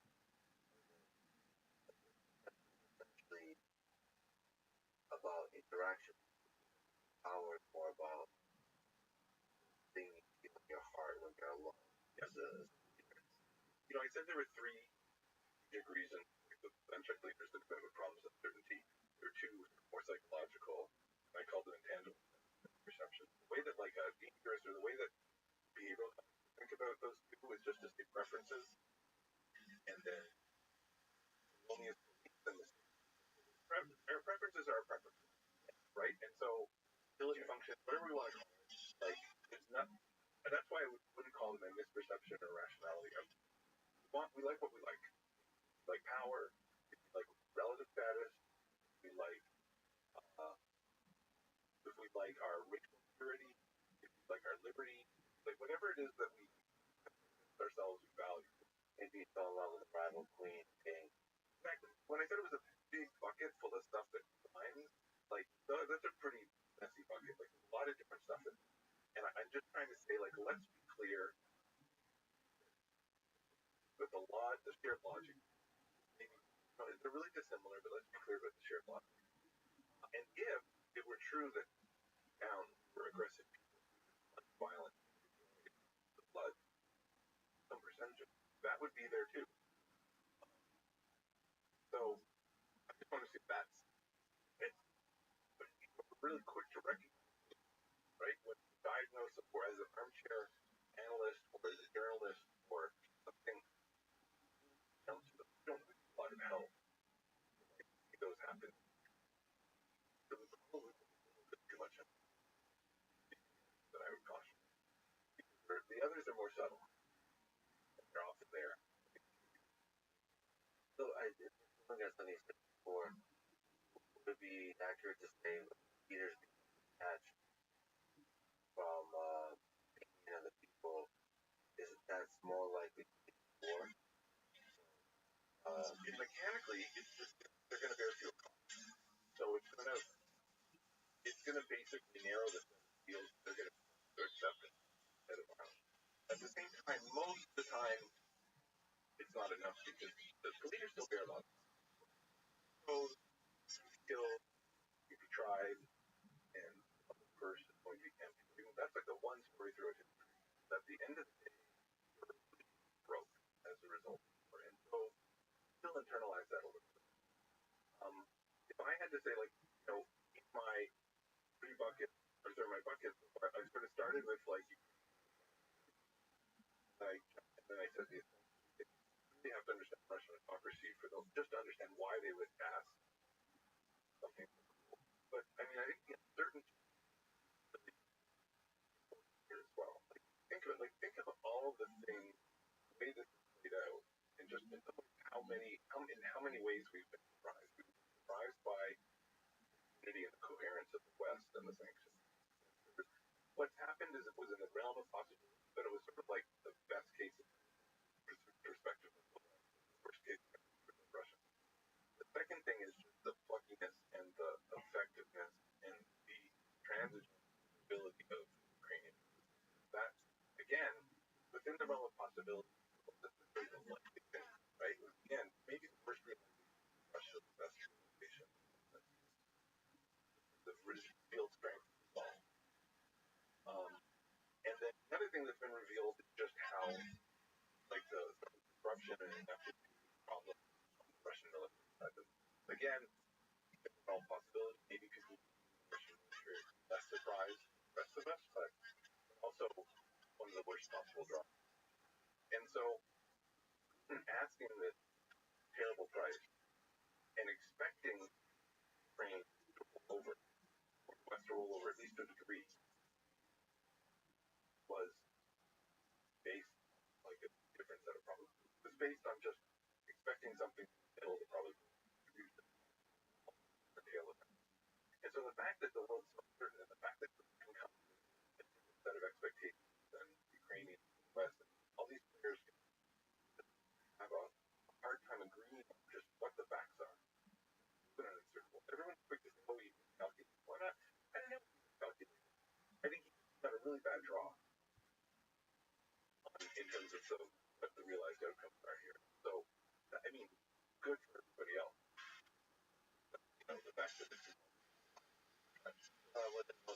economic gain, not just for the Russian people, but for the rest of the world. You know, we talk about things that are surprised from the perspective of there, but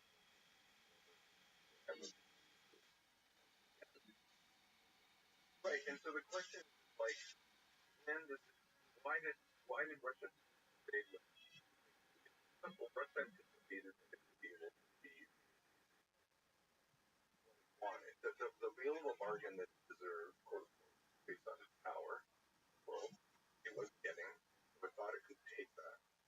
And the uncertainty around that is more likely. But in particular, one of the other things that I think probably less important in this context, but still plays a role, less important than is the fact that it's really hard to resolve that issue. Right? In theory, Ukraine should be able to say, look, this is exactly how resolved we are, super resolved, and their military is not as strong as it is. before the conflict, everybody, like, you know, lay on the table. Here's my card. Here's your cards. Exactly, like that. As a competitor, and that uncertainty or your advantage, I can try to convince you, I can bluff, right? And so anyone who's ever played poker, bluffed or called a bluff. That's the inefficient. That's the analogy. Perfect analogy. But the certainty in the circumstance, you don't have to calculate the fact that you bluff and lose. This isn't even calculated. Made an optimal choice, given the uncertainty of the situation, take a gamble, and that was a wiser thing for you to do than to not bluff and just hold or to just not pay in that round. And so, certainty of the situation, both sides incentive to bluff. Neither side try to feel the truth. At some point, the other side says, "What? You say you're resolved. You say you're not getting. You're going to mount it. Well, guess what? Every other, people on my border is folded. You're going to fold too. In it, the minute that you're forced to, I'm gambling that you're bluffing." And and so that inherent uncertainty of the situation causes a lot of court wars, actually, because sort of bluff and call. And the thing that's worth recognizing is we might end up at a place in a few months where the thing that Ukraine needs is not so far from what Russia demands. Russia's on it. I want a neutral. Who knows how? It's not the ambitious thing the Russians want, but we end up in a place where Ukraine is effectively neutral, never joined NATO, is not being really supplied by the West, and where Russia has de facto control over the East.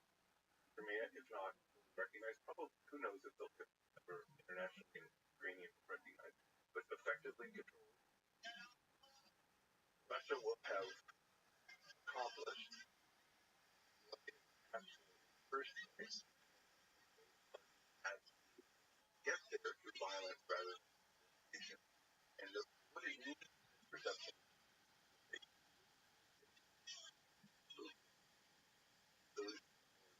Whatever to get there, you reading given so far, which is like a fighting parts Ukraine, autocratic leadership in Russia make those demands because it's in their self-interest and uncertainty fight. And that, sadly, is like the best case. That feels like the best case scenario right now. Worst in 5 months, not 5 years, given it. So the suffering is already happened. Lost home, having to see their home in rubble, millions of people, refugees having to leave the country, um, and hate flourishes versus common humanity, as it does with war. And on top of all of that, if we talk geopolitical perspective, warmongers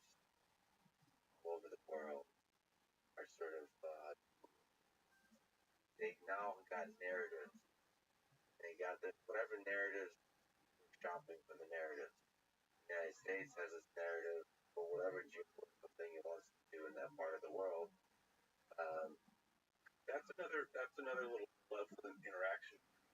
Talk of like those unchecked leaders and those intangible kind of preferences. Is that unchecked leaders, autocrats, whatever, spend enormous amounts of time trying to manipulate the values of the population of their group.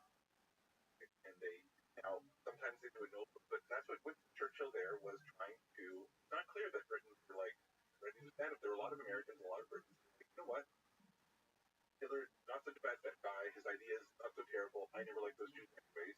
Anyway, right? We had political leaders in the U.S. who were basically not pro-Nazi, but were just not anti-Nazi. And Churchill was just trying to instill a different resolve, trying to create that thing, trying to create that value. And then the American Revolution was as well. Like the founding fathers, leaders of the revolution, were. It's not that everybody just woke up one morning in the United States and had this theology of liberty and freedom. Some of that was true, was out there in the ether, but they had to manufacture and create it, in a way that I think they believed it was noble. But there's a lot of manufacturing and creation of these values and principles that is not noble, and that is exactly what Hitler did as well. The anti-Semitism present throughout the world, but the more subtle thing that I feel like more generally applicable is this kind of pacifism that I think people in the United States felt like it's not my conflict. Why do I need to get involved? I think Churchill was fighting that general Empathy. It's like it's the apathy of rational calculus. Like, what are we going to gain to fight back? Like, Hitler seems to be pretty reasonable, saying he's not going to stop the bombing. You're still going to maintain your sovereignty. Great people, right? Like, why are we fighting again? And that's hard to break because you have to speak to principle. You have to speak greater sort of long-term vision, history. It's like, yes, now like it's a way to avoid the fight, but you're actually just putting shackles on yourself. You're destroying the very greatness of our people to fight back. Think of this with like the current case with Russia. I mean, some people look at those papers he's written on Ukraine, Georgia being a part of Russia, and trying to deny basically create all these nationalist narratives, and they think, well, Putin really believes, and he might, Putin really believes this, and that's why he's invading. And that might also be true, and that would contribute to make a peaceful bargain even harder to find. But I suspect what's the minimum true is Putin was trying to manufacture support for an invasion in the population through propaganda. And so he's doing, on some level, the same thing that Winston Churchill was doing in mechanical terms, which is to try to manipulate people's preferences, but doing it in a malevolent, evil, self-serving way because it's really in his interest. Whereas this was anything less, right? In Churchill, the dark humor. There's moments in World War II where Hitler's propaganda began to believe his own propaganda. It's like I think he probably always. I think he would listen. But no. There's a lot of places in where there was uncertainty. Yeah. And they decided to do propaganda, and that propaganda resolved the uncertainty in their own mind. Like, so for example, believed until very late that America was weakling militarily and economic power, spirit of the people. And like that was part of the propaganda they're producing. And because of that propaganda, and the head of the army is making military action, he like nonchalantly started America. Where he didn't need to at all. He could have avoided that completely. Whatever. They're easy. I think that propaganda first believes second. I think as a human being, as a dictator, start to lies that you're controlling the populace. It's not able to become detached. The person is able to resolve in a very human way the conflict. I mean, the big common factor that causes war over and over and over again is unaccountable power. It's not just because it's mechanically like one of my five explanations. You're unaccountable, you don't bear the cost, or you might have private incentives. So yes, bargains are hard to find, but it leads to all these nasty interactions. So earlier I said interactions, the values, and the unchecked leaders, because with idiosyncratic values become more important when they're unchecked. But the uncertainty is like a deep point. They actually like the fundamental problem that all autocrats have is the information problem. Nobody wants to get them the right information, and they have very few ways to aggregate information if they're not popular, right?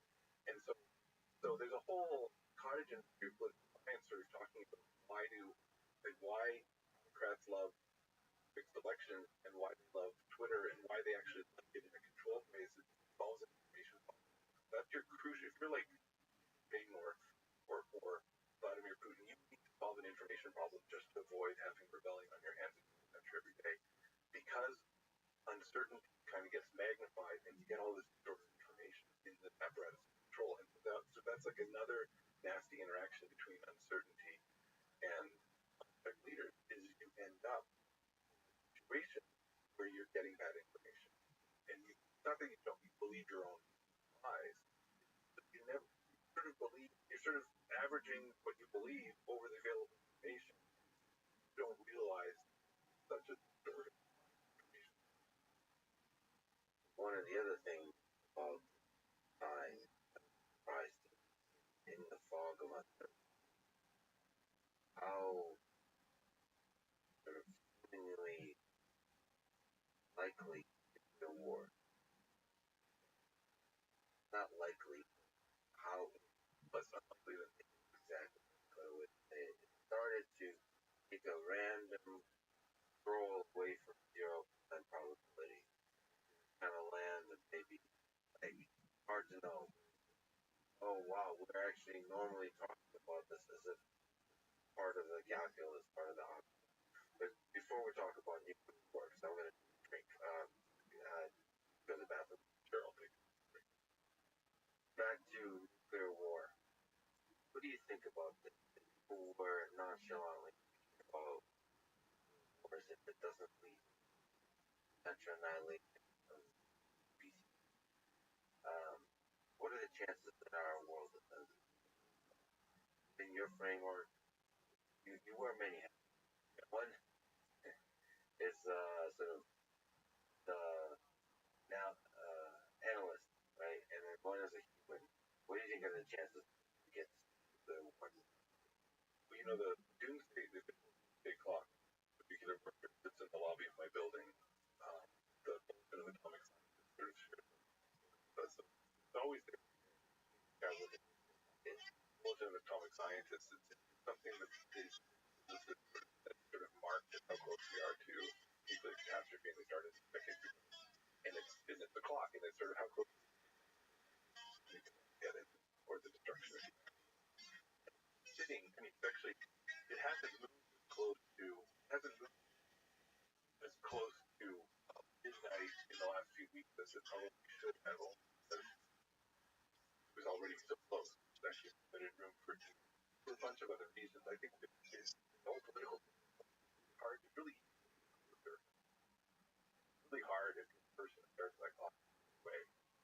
That's always very controversial. It always sits there, but it forces you to think about it a little bit.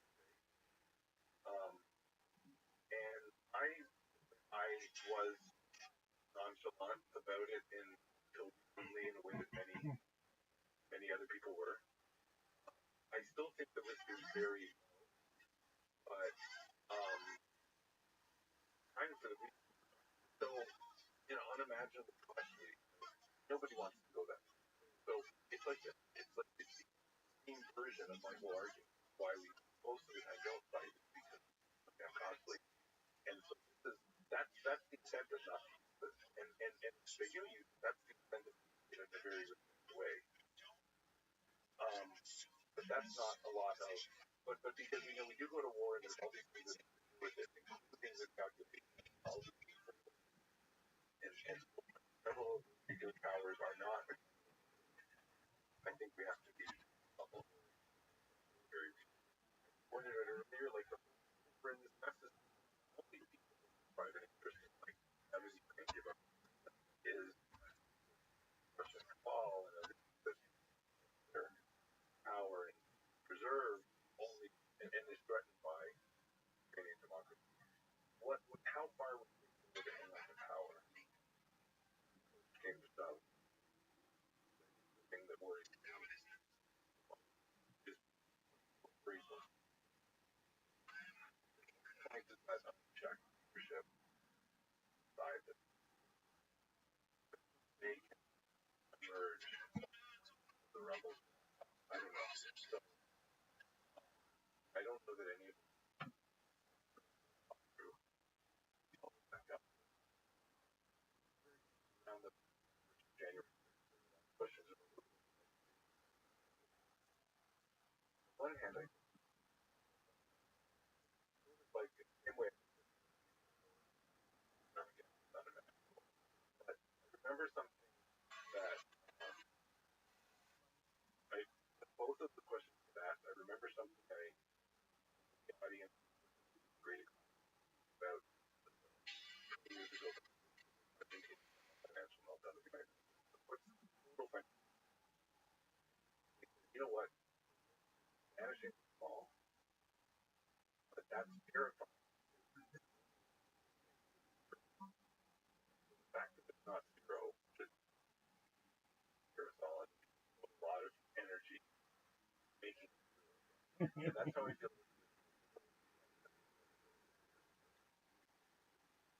Higher than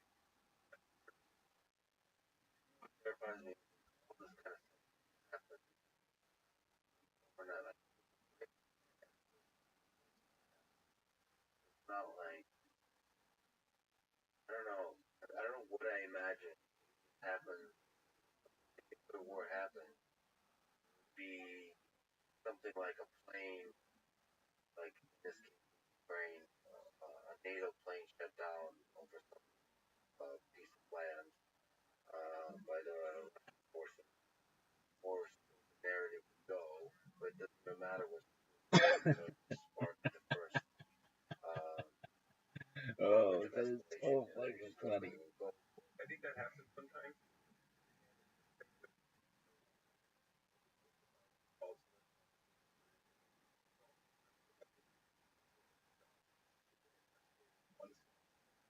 So funny. No, no, I will not be talking to you in Discord now. Oh, come on, dog.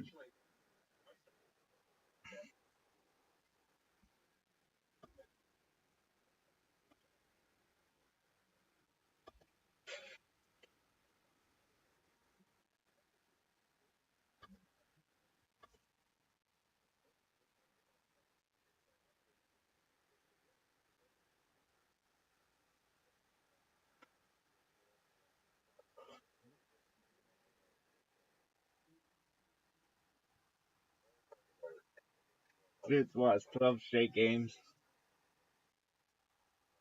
Do you think you've just played better? Or just suck? I've played better.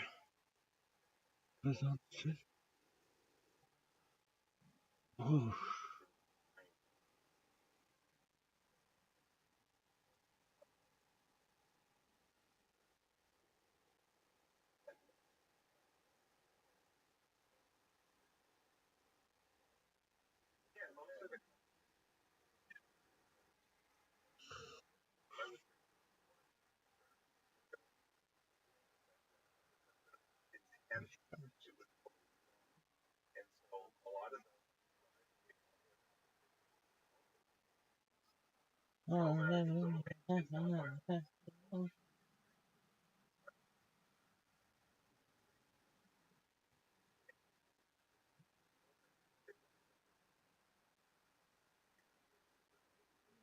rid me And of and this the story turbulent political rabbi, change and because he's the biggest transformation pimp on is earth.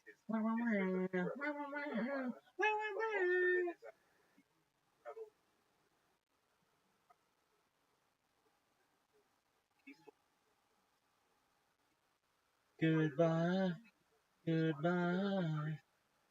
All the memories are coming out of my temple.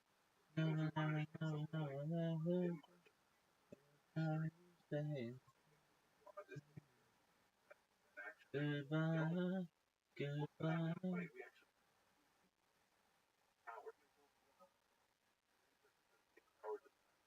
they could just off the church and the whole thing and bring them in to the circle. The circle gets a All the little bit memories wider. are coming out.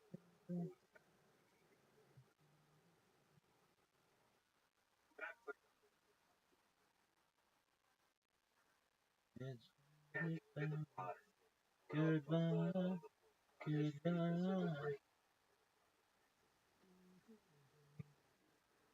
Like mansion, half the world.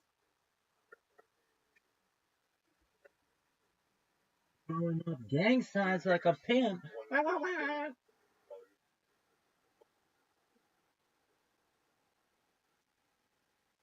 Oh, what is this bullshit?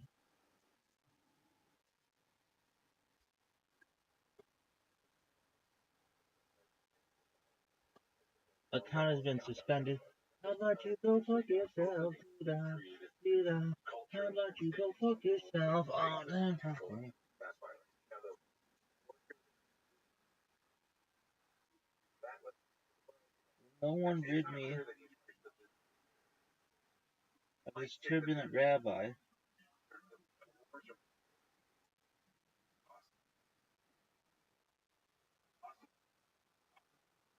Accomplice of LGBTQIA plus manhunt. What does that mean? Oh, this is that lawyer. West side. It's the best side. What is that bullshit? Oh, dog. Oh, dog. We might have a potato poopy. Oh, dog. Potato poopy. Allegedly. Potato poopy. Potato poopy. Potato. Poopy. Potato, tomato, potato, tomato, potato, tomato, and corn. Potato, tomato, potato, tomato. Oh man, I gotta take a dizzy. One of the greatest poops perhaps on earth. Poop, poop, poop.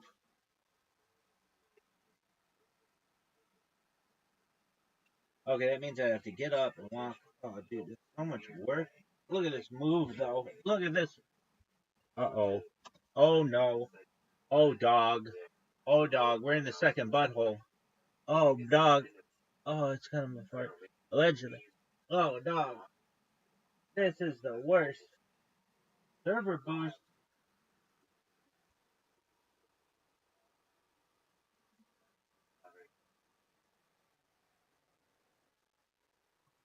Yo, dog, what is this?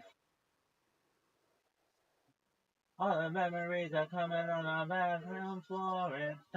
Dog.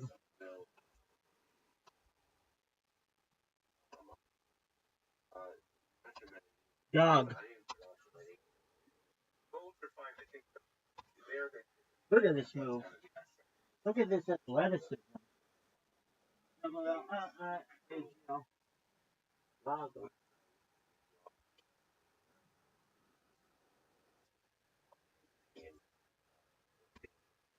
economics more outside.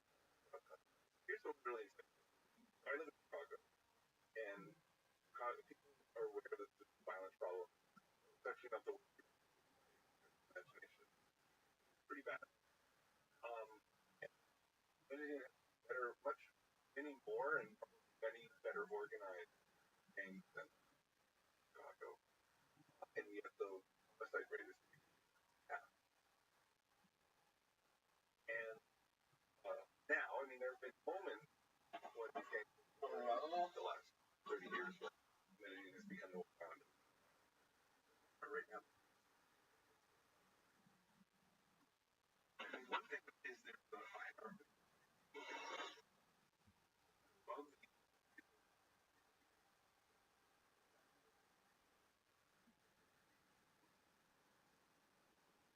the criminal ban,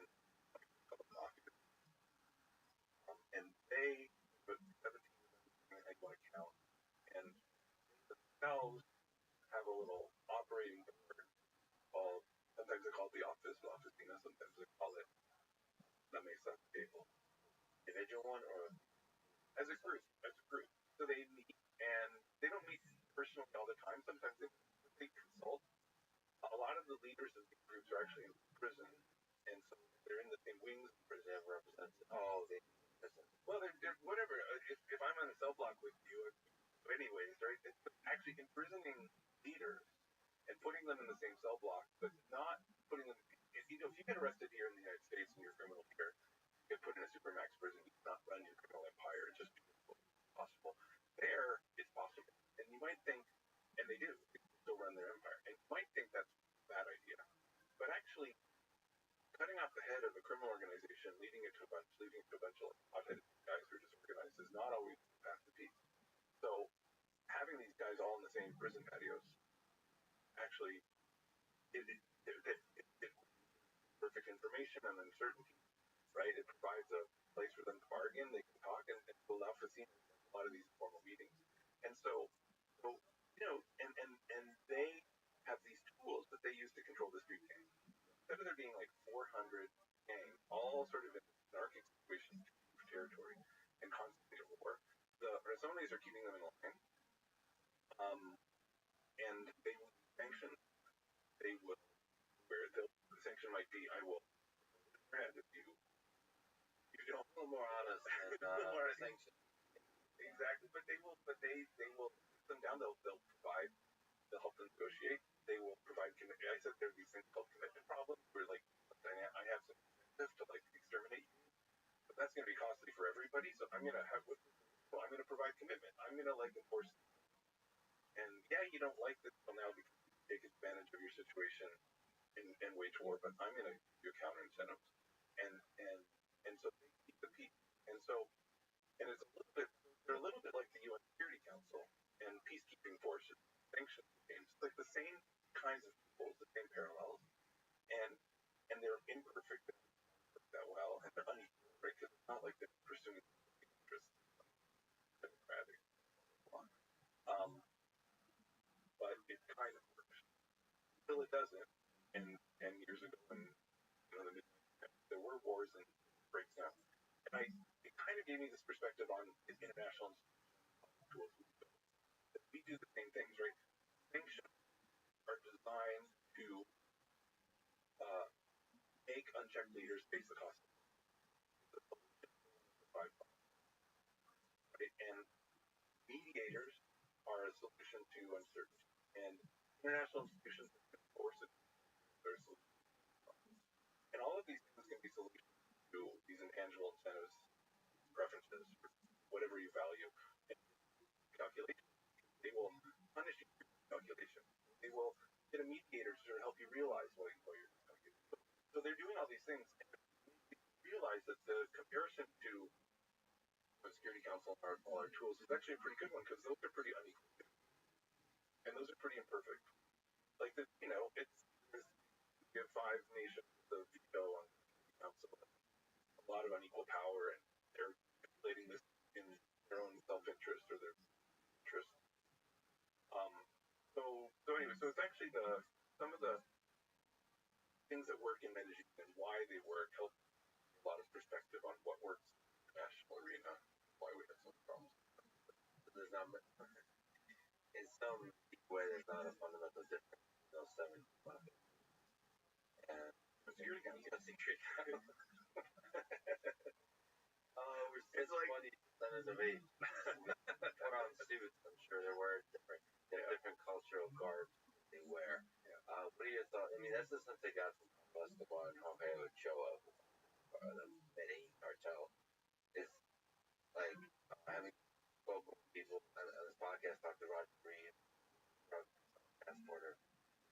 there, like it was, I don't know the right term, but it was very kind of professional and calm.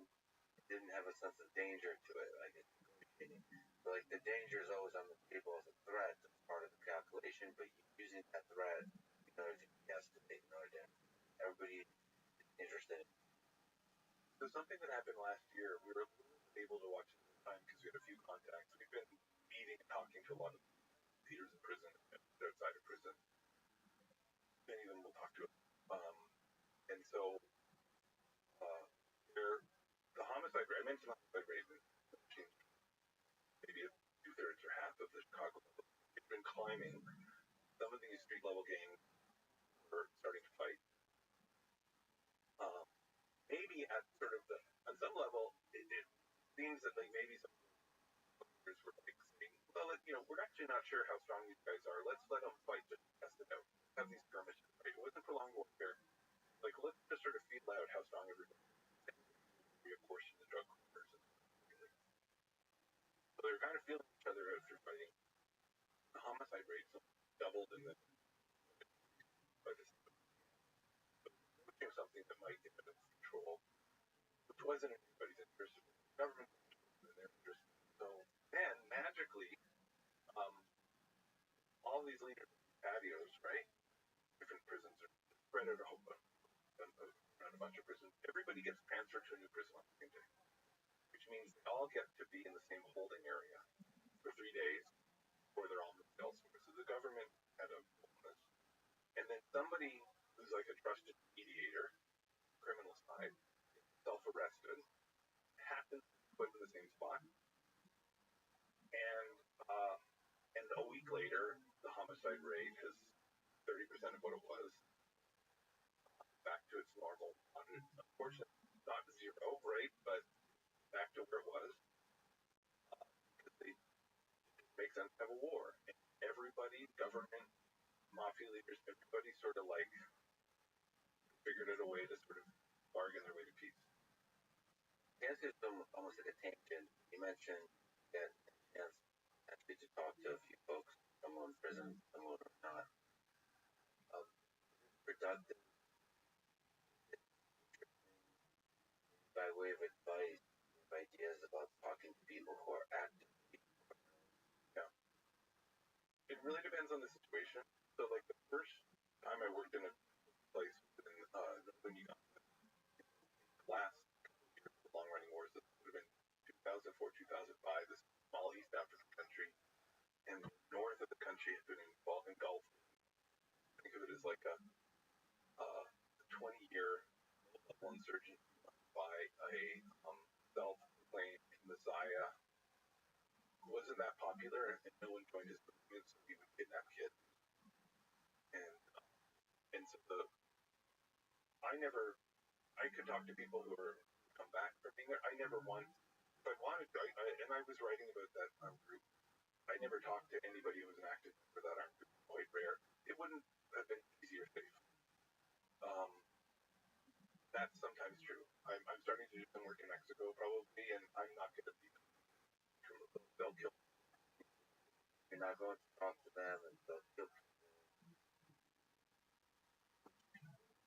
So, I mean, journalists are routinely killed knowing too much of Mexico.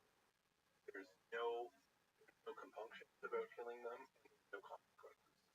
Who kills a journalist? Not the main goal. The spoke with there. Who kills their lackey versus rival gang? This is true of the Chicago gang, and this is true of a Medellin gang, and it's probably true of a Mexican gang. It's like you might have your group of 30 people, one or two of them might be shooters. People don't like to do that. Or you don't even have any of those people in your group because you're trying to run a business. You don't even need shooters. You can just hire a killer if you need them on contract. And so if somebody's asking questions, and you don't want them to ask questions, or you think they know too much and they're threatening you, cheap for you, and you have no personal compunction, then you can put a contract out on them and they'll be killed. That doesn't happen in Colombia. Doesn't happened in Chicago. I don't know. There's lots of reasons for that. I can't say exactly why. One reason, like, what'll happen, that there'll be consequences. That the government will crack down, okay, and so they don't do it. And that's not what happened. You kill like an agent. This has made it clear. You kill one of our agents, they pay, and so they're very careful to minimize the death of the American. But you kill journalists and nobody comes after them or is able to come after them, and so why they can get away with it. That seems to be equilibrium there. That's my initial sense from. But we spent a lot of time before we started talking to criminals. I spent a year trying to figure out what was fake before we actually and failing. We kept lots of fake things to do. It's also really hard to figure out how to talk to people in these organizations. And we failed 40 times before we figured out a way to actually. It's worth it talking to them to figure out it's not never going to stay when you estimate that some low level of risk. Yeah. Like what's the benefit as a scholar of human? Yeah. So I actually don't think. Let's compare it to something. Okay, I'm in Austin for the first time, and I'm walking around, and there's all these people buzzing around on these scooters without helmets. We definitely interview them and say, what the hell is wrong with you? So nothing I have ever done in my entire career is riskier, is as risky as that. That's that nice journalism in the war zone. Scooters. There's some war zones. I worked in northern Uganda, and I worked in Liberia, and I work now in Mexico, and I'm starting to work in Mexico. And both the particular places, and then the things I did in those places, where I spent a lot of time making sure that what I was not unduly risky. Hey, Todd, could you pull up a picture of a person here in Austin? Compare this third situation where I doubt it's the risky. Now we have data. I didn't get the but so I'm not trying to say that it's risk. I think there's like a calculated risk, and I think you work to become good at assess these risks. I think there's another aspect to writing food. Once you're done with your something bring over your shoulder, the rest of your life, and the whole conversation. Yeah, I've chosen I've also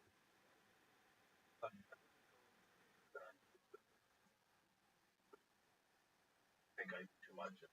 Some people do that. Some journalists, I think, are very brave to do that. It's good for them and happy. I don't. Guys are very. Imagine selling illegal drugs, and they are laundering money for cartels. They are taking down businesses for money or selling services. And it's a lot of money in the business. And so they talk about what they want to talk about because there's no double jeopardy that they're incarcerated for it. And you're just not stop. And so this is very low. But if you actually want to power sort of like a lot of kids in some American cities, want to understand how to increase this over time. And it doesn't work. And imagine you remain like the world's large or maybe you're such a financial institution, right? You get the rent for oil, finance, and then you get your job and someone says, terms of what's the job? Well, very different, right? And you're a policeman or you're someone who's in charge.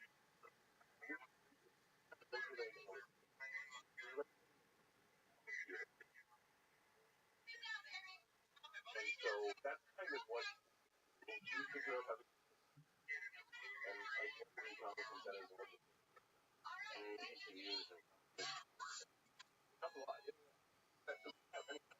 Some of those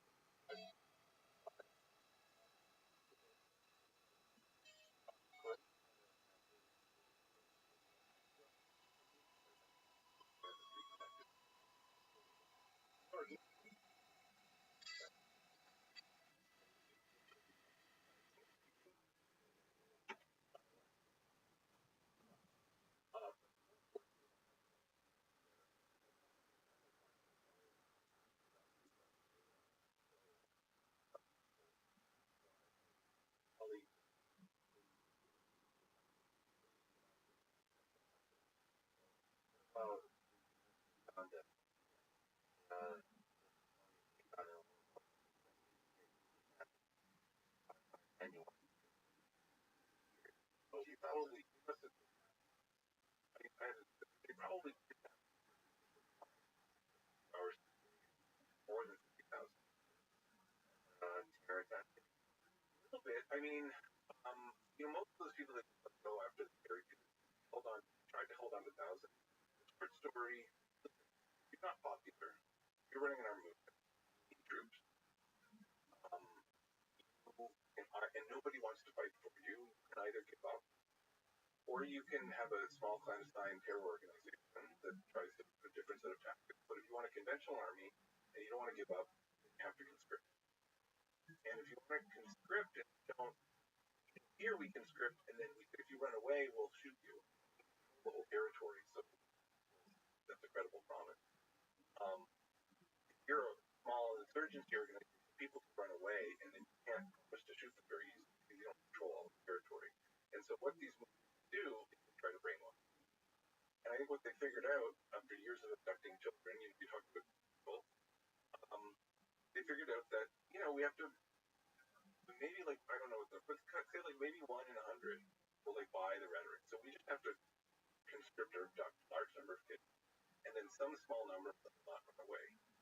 Those will be our committed cadres. Those people will become commanders. And they'll buy the propaganda and they'll buy the messianic message. But because most people wise up, we have, especially as they get older, we just have to abduct vast numbers of the cadre. And so it has the other benefit of sort of terrifying for the population, weapons themselves. But it was just primarily a way to solve recruitment problem when you're totally hopeless and ideologically empty rebel movement. So in some sense, that's the real tragedy. I heard one interview with a dictator where the journalist was basically telling them, how could you be doing this? Basically calling out all the atrocities that were committing. The dictator was kind of laughing it off and walking away. I feel like a very unproductive. You're basically stating everyone knows that maybe that's pleasant to somebody, but that feels unproductive. It feels like the goal should be a level of understanding.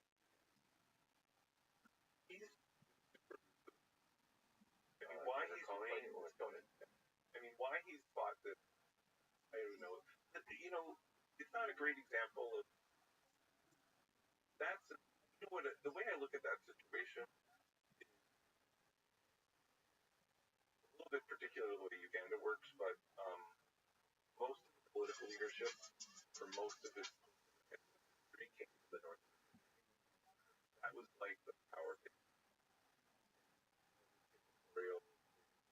For the people the vote today, and people were all from the north. And then you get the current president in power in 1997 from the south. He was fighting against dictators, and he was fighting for a freer and better Uganda. And in many ways, he's a dictator himself, but he did create a freer and better Uganda. Better than and he came to power, and some of the northerners were he wanted to fight. You know what? I'm going to continue to start you guys, so you want to have there and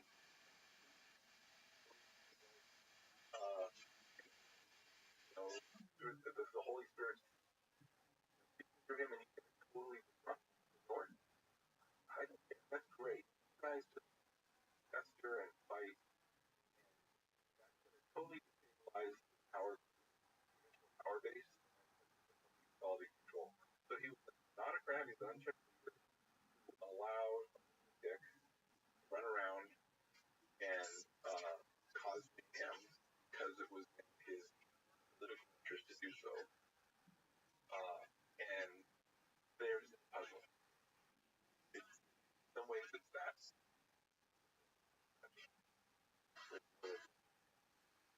It took me a while. you know what? It's not so easy. In the middle of this, I didn't understand that. I don't think a lot of people do. And I'm not. I think I could persuade most people who be working like that way. I think people that would make sense. People don't make sense.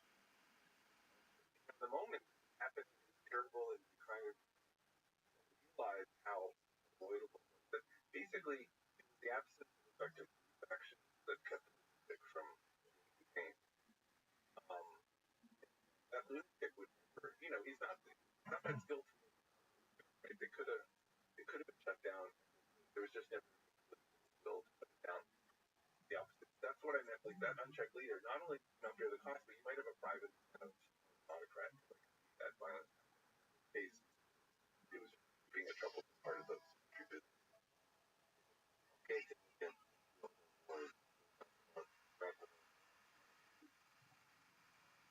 rather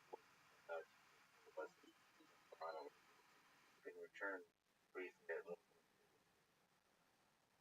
from your framework. World War II one of the most dramatic wars, global wars. One obvious driver of that war,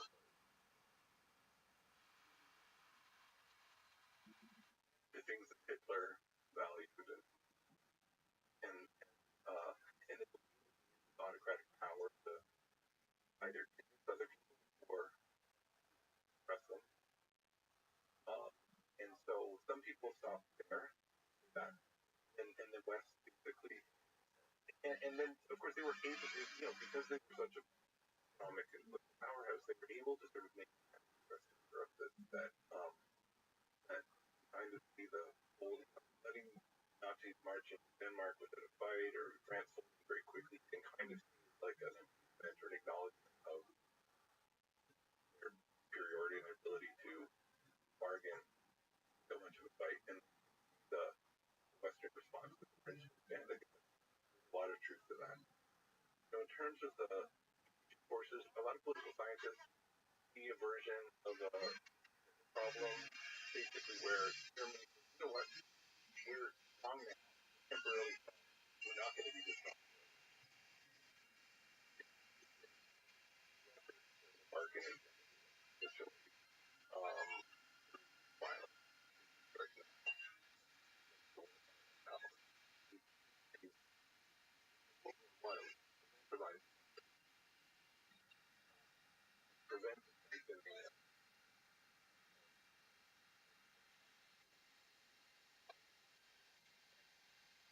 having right now.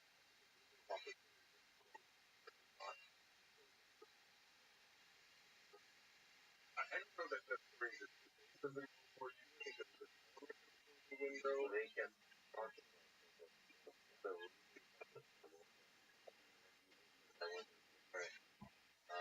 that there was happened, like war broke out, most nations they would not be ready by the people, the leaders that are in power, they weren't ready, so the timing is right now. I wonder how often that is the case with leaders in war. It's just like the timing now. Other commitment problem, the other shift that was happening that we wanted to refer, that is kind of wrapped up with ideology, this idea of like a cultural and a demographic window of opportunity. He wanted, if conditional on having these views of the Germanic people and pure race, that now is the end right now before any opportunity to sort of establish that possible. I think that's one.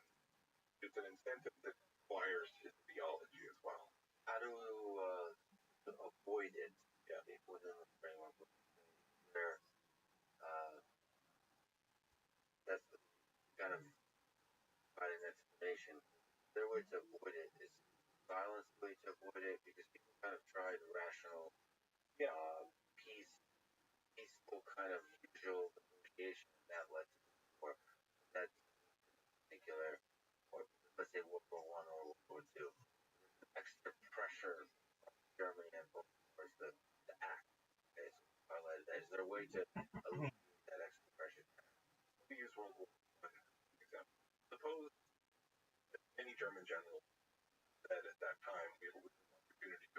Russia, where we might not win a war with Russia.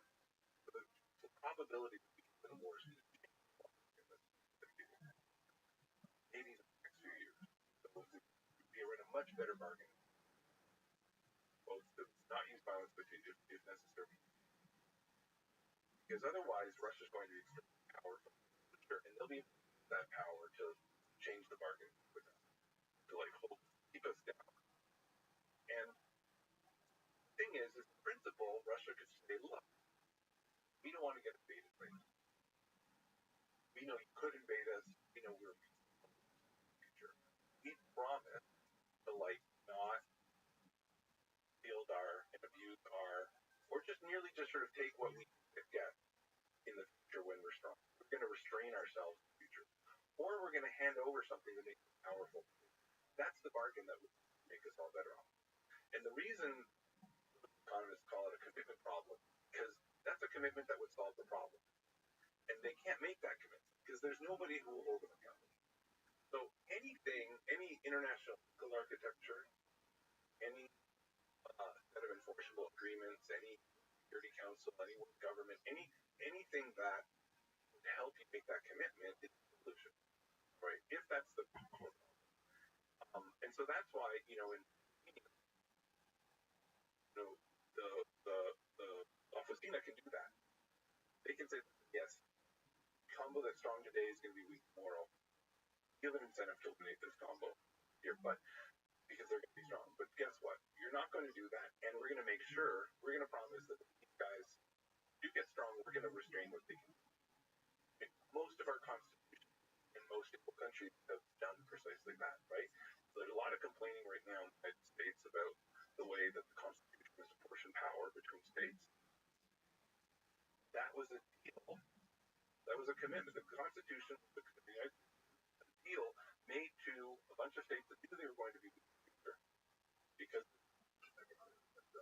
yes, they might be, and it said, listen, you cooperate, and we'll commit not to basically ignore your interests over the long run. And now, 250 years later, we're still honoring those commitments. It was part of the deal that meant actually a use. So we do this all the time. So Constitution is a good example of how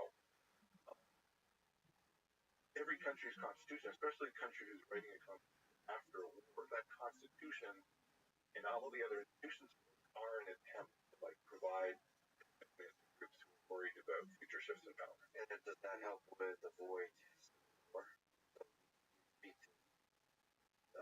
Lessons you learn from civil wars, perhaps the American Civil War, or any other.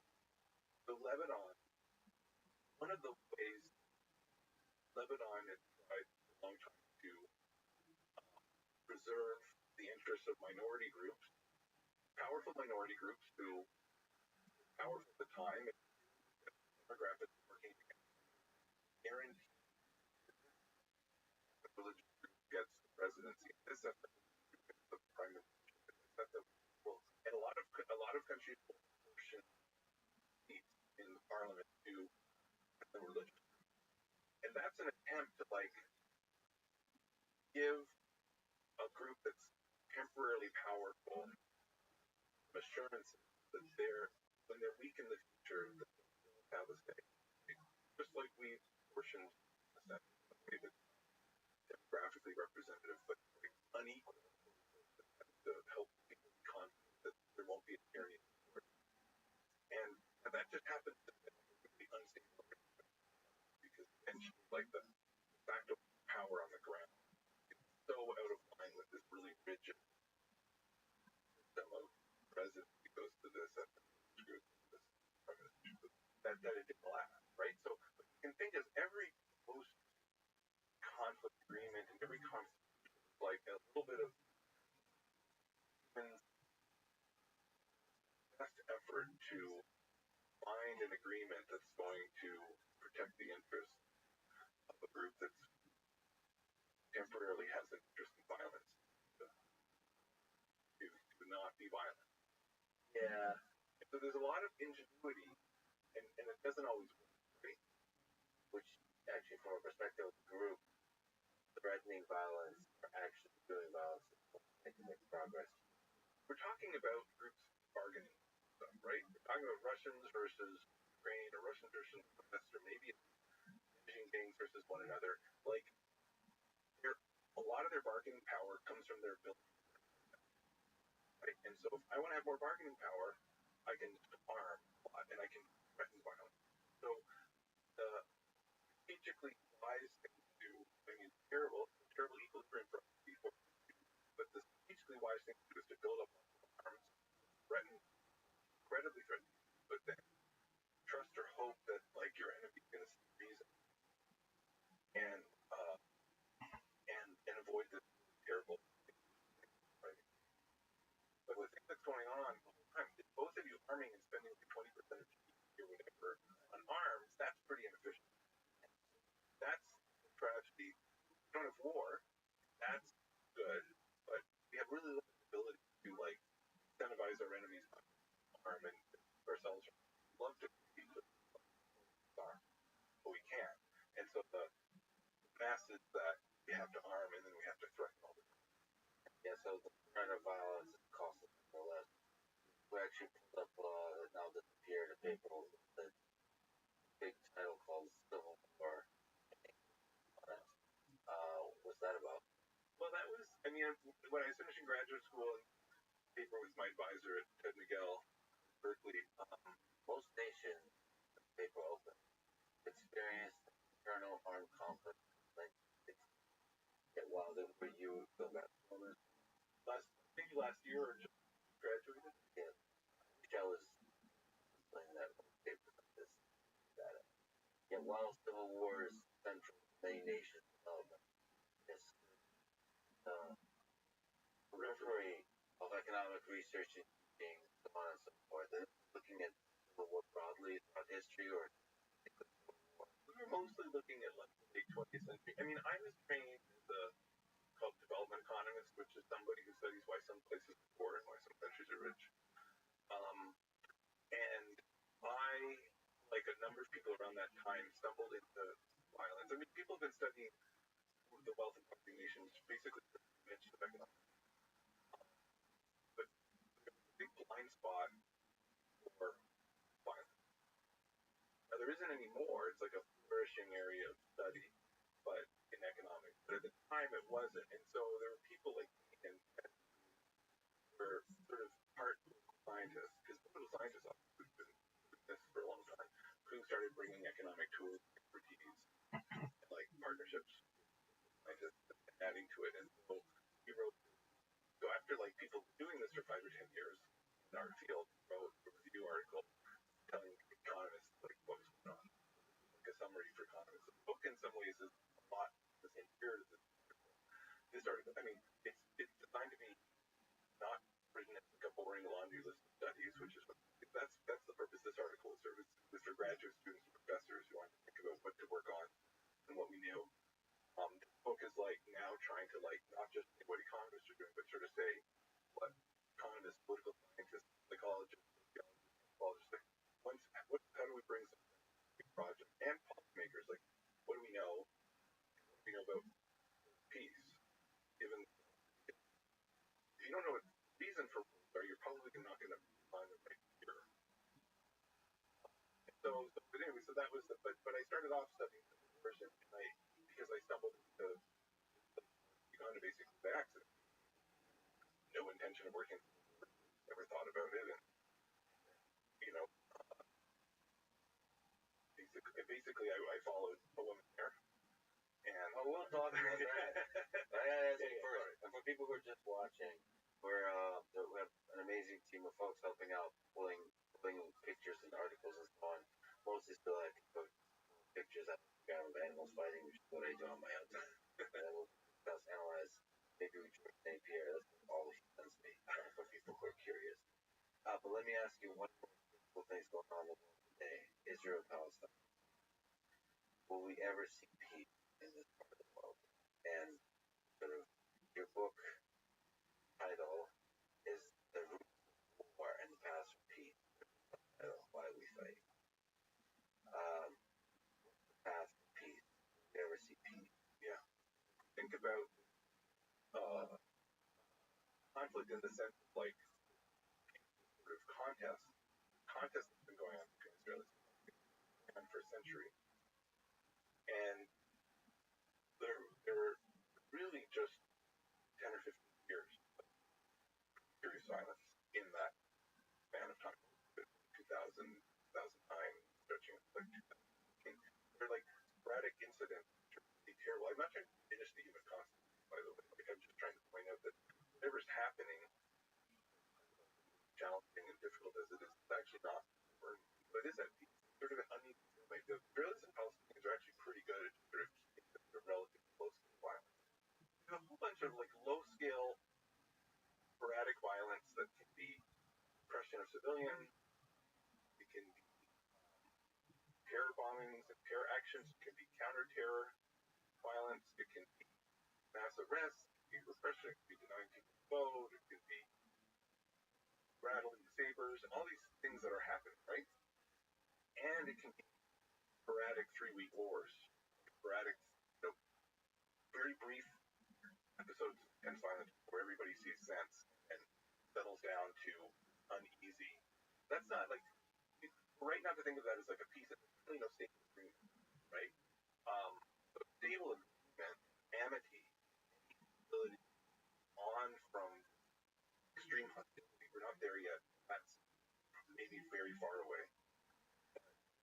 This is a good example of rivals who most of the time have avoided intense violence. You talked about the most of the time rivals avoiding violence. So this is what answer my question. Sometimes, I mean, like, not all, but I mean, it's kind of back to the example, but like kind of, it's really hard to find an agreement that both sides can honor, that they can be explicit about, that they'll hold, that will move on. It feels like that's been a long journey towards the greatness for both nations, there's peaceful time, flourishing, that kind of thing. You can think of like what the President Trump. Israel Palestine.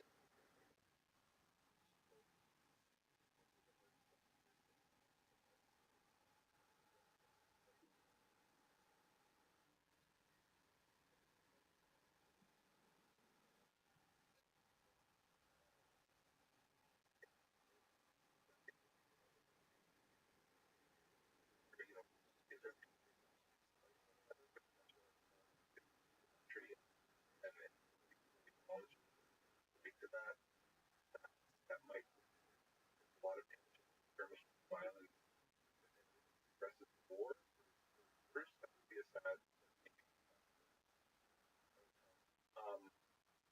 That's kind of where Palestine.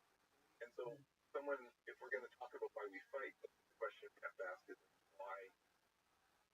Like the second Intifada, like that was the most violent episode. Why did that happen? Why did that? Why did that last? That would be like we could analyze that. What was it? These periods of violence that led to long violence, because that was nobody's interest in happen. And part I don't talk about that in the book. I wanted to avoid really contemporary conflict for two reasons. One is it could change quickly. I didn't want the book to be. I wanted this to be a book that was like longevity. That would be relevant still in 10 years, 20 years before someone writes a better one. Or it will be before the exactly. Circumstances change. So I wanted it to be enduring. It meant partly involving changing things and changing controversial. Of course, I think about them in a lot of my time. I decided actually last year to teach a class where I take all these contemporary topics that wasn't working on the book and where I wasn't, whether it's Pakistan, China, Taiwan, Israel, Palestine, Mexican cartel, state drug wars, a few others, and teach class on them. With work through it, we read the book, and then we read, all right, none of us are experts. How do we make sense of this? Israel Palestine case is most trying to understand why it got so violent. And a little bit of time on what the prospects are for something that's long term. Hard to know that stuff now. I mean, it's easy easier to do before now. So Look at that when it's over. Well, Israel is in like a tough place. They have this attachment to being part of the West, they have an attachment to the field, attachment to democracy, and they have an attachment to a Jewish state. And that those things are not compatible. Because to recognize the rights of non-Jewish citizens, right, or to create or to have a one-state solution to the current conflict undermines the long-term ability to have a Jewish state. And to do anything else is deny that, deny their liberal, democratic feel. And that's a really hard contest of priorities. Yes, now, of course, everything probably has multiple perspectives out there. Yeah, that would phrase all the things in words. Yeah. Well, I try to analyze these things in a fashion. But unfortunately, just having enough conversations, when your dispassionate description would be as one that's already picked a side. Now, I'll say this because there's ideals.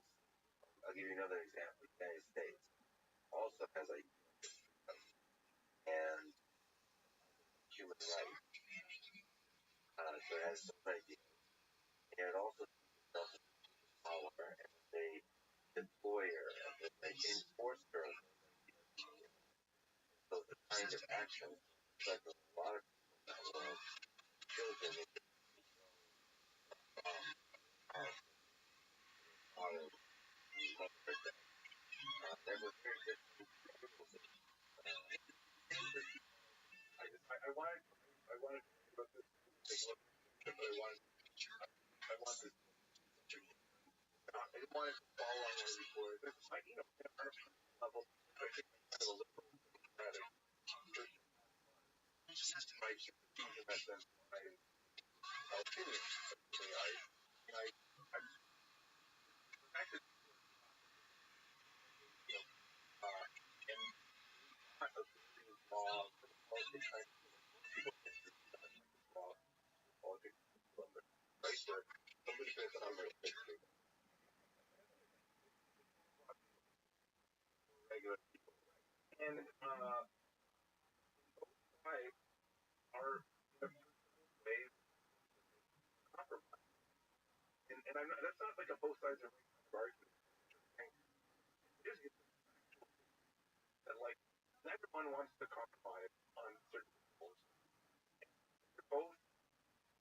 Both can construct and in some ways have very implications for those principles. And that's why I'm not very hopeful. Is I don't see a way and for them to resolve those things. Speaking of compromise and war, let me ask you about one last one. Maybe in the future, China, United States. Yeah. How do we avoid an all-out war, this other power in the next decade, 50 years, 100 years? Because times minus night here in the long distance from beating. Yeah. The second part is okay to talk about, but one of them is another one checks and balances power. Well, but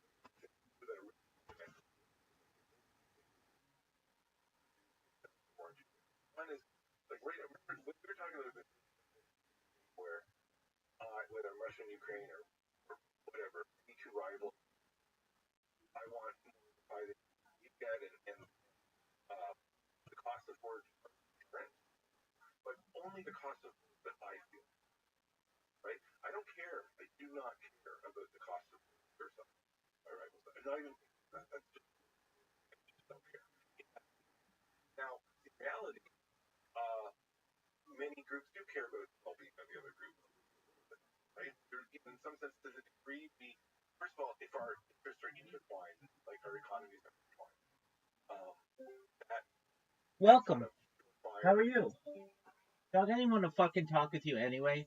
If you're the last person on Earth, I wouldn't want to talk with you. Wait for people.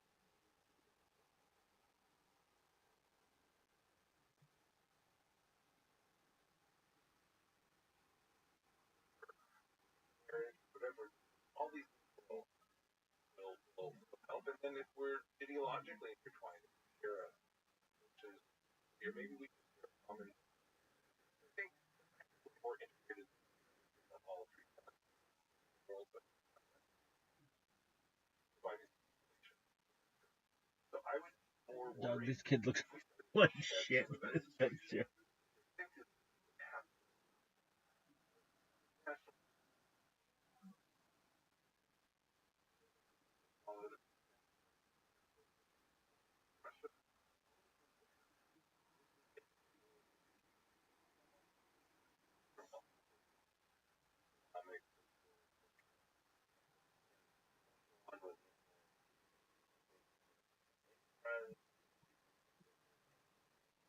Fall in love, you know, lots of sex, but also fall in love. The thing that also just with China is that China's not as centralized as Russia, for example. And neither one of them is centralized and personalized as some like really personalized dictatorship like you get in some countries. The fact that China power is much more widely shared, big I think against this war, the world future war.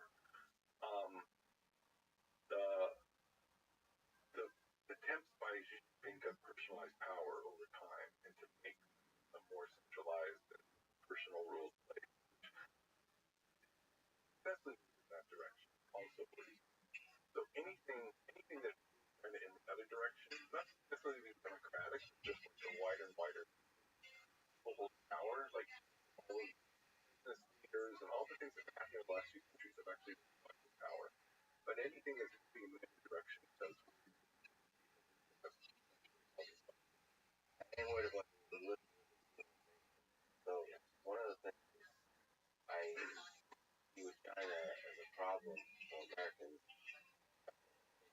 for me, it's my own problem, but you know, there seems to be a bigger cultural gap than there's other talks about it, where like own world, I think, own world, guys, gap of cultural understanding. Like, it's not that, um, like we're not eating superpowers. We're almost like their own thing. That feeling. I think that means there's a lack of understanding of culture. That makes that understanding.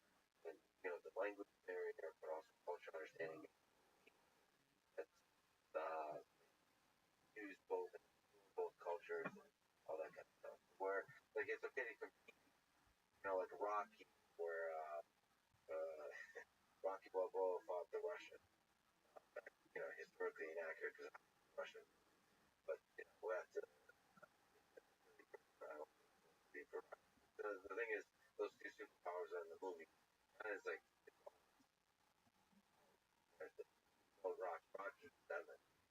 I do think there's a certain inscrutability in politics there, and insecurities of the politics such that it's harder for Western if they still even learn about it and understand what's going on. That's I think that's a problem, and vice versa. Um, so I think that's. But at the same time we can point to all sorts of other side of the ledger, like massive amounts of Chinese immigration in space, massive number of people. God, why do I keep seeing talk with Rabbi on Discord now? All of a sudden, like, God, can that stop somehow?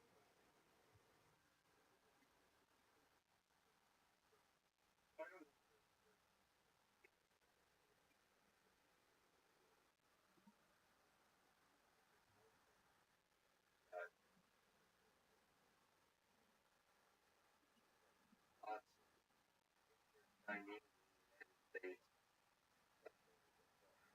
love and marriage and all that kind of social. So once again, referring to love, in your acknowledgement, mentioned earlier, acknowledgement means quote.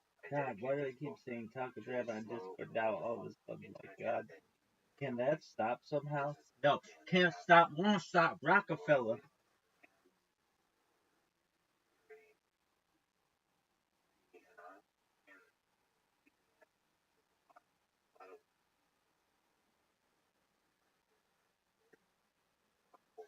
Young Guns. Tell me,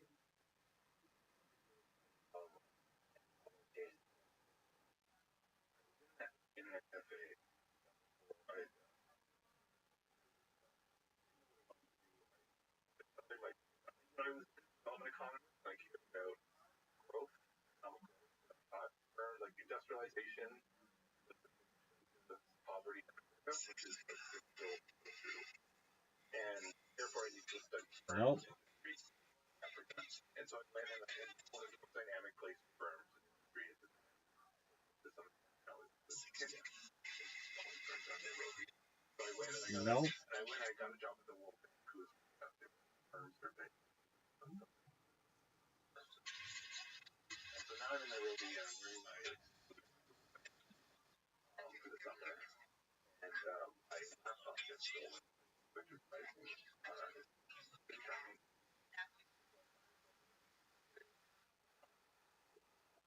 No laptop. Just like, you know, exactly. Even big internet cable, so 10 years later, 10 minutes a week. This whole Nope. idea all true. And they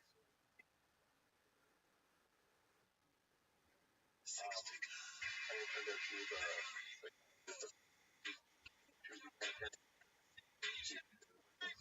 No. It just goes. Can't stop, won't stop, Rockefeller.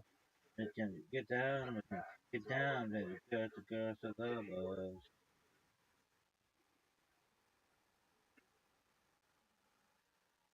and I think she talked to me.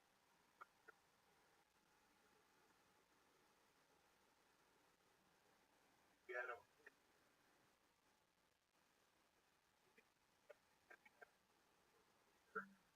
kind of drifted. She was and spent a lot of time in Uganda. And then one day I was chatting with I knew the first time. And I said, oh, you work on similar issues. You should meet some. I talked to you because you guys would have like professional research in the past. It's still effort. Like, wow, that's but I want to the fact that and I phoned me and I remember me and more. I just talked more. Like, I started asking more questions. I ended up talking for 3 hours. And of course, and like plan. Can't stop, won't stop, Rockefeller. All the people born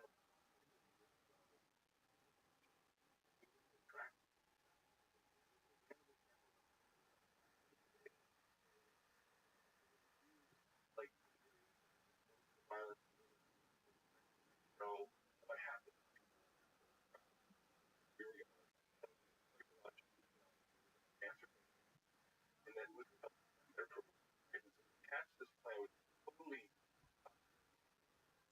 still talking to me when I told my previous dissertation, my engagement, and it was side that was totally His account has been suspended. and his wife now she's going Can't stop, won't stop, Rockefeller. Love us.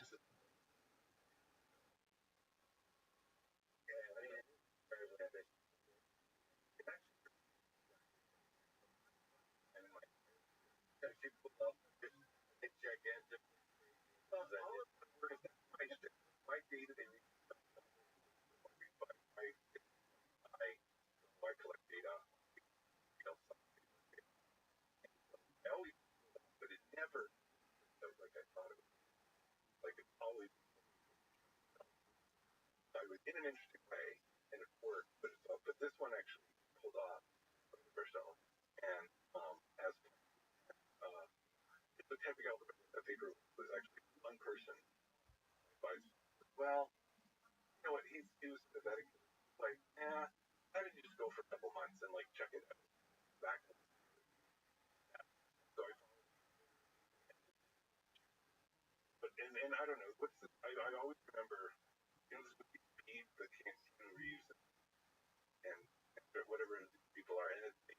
really circumstances.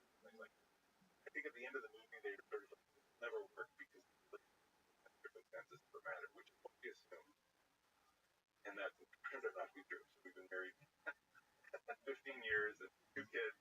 And that's when you fell in love with psychology and learned to appreciate the power of psychology. Exactly. That's the psychology.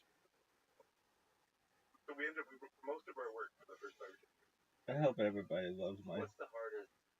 following them, upvoting them. I'm cursed to be harassed by the rabbi. No, Rabbi, you cannot have the minimus Pringles. Go away. Piss. I don't know what that means. But it's tight because I'm throwing no gang signs, son. Woohoo! Hooty hoo! Can't stop, won't stop, Rockefeller. Records. Down the glove.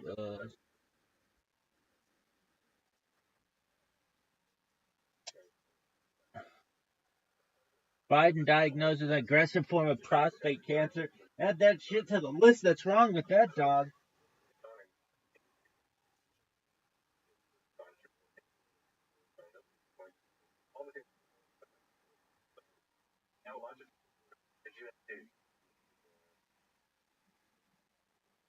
Stories, shape stuff.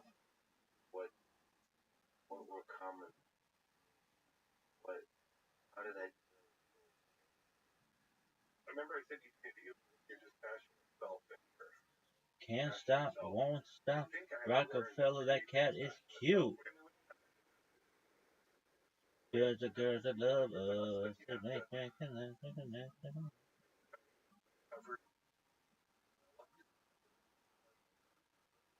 Oh, fuck yeah. Will no one rid me of this turbulent rabbi? Wicked, wicked, wild, wild west. Jim West, desperado, a rough rider. No, you don't want nada. None of this, six bumper this, bumper running this. Buffalo soldier, look, it's like I told ya. Any damsel that's in distress. Beyond of that dress, when you meet Jim. Can you not, like, block the account? Yeah, dog.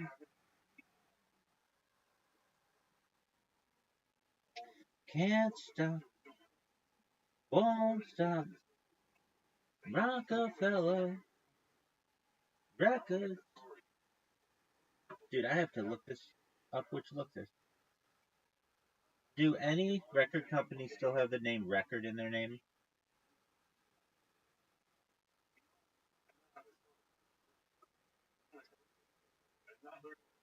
Decca Records, Columbia Records.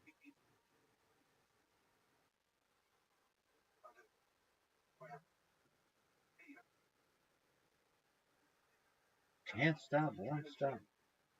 Rockefeller.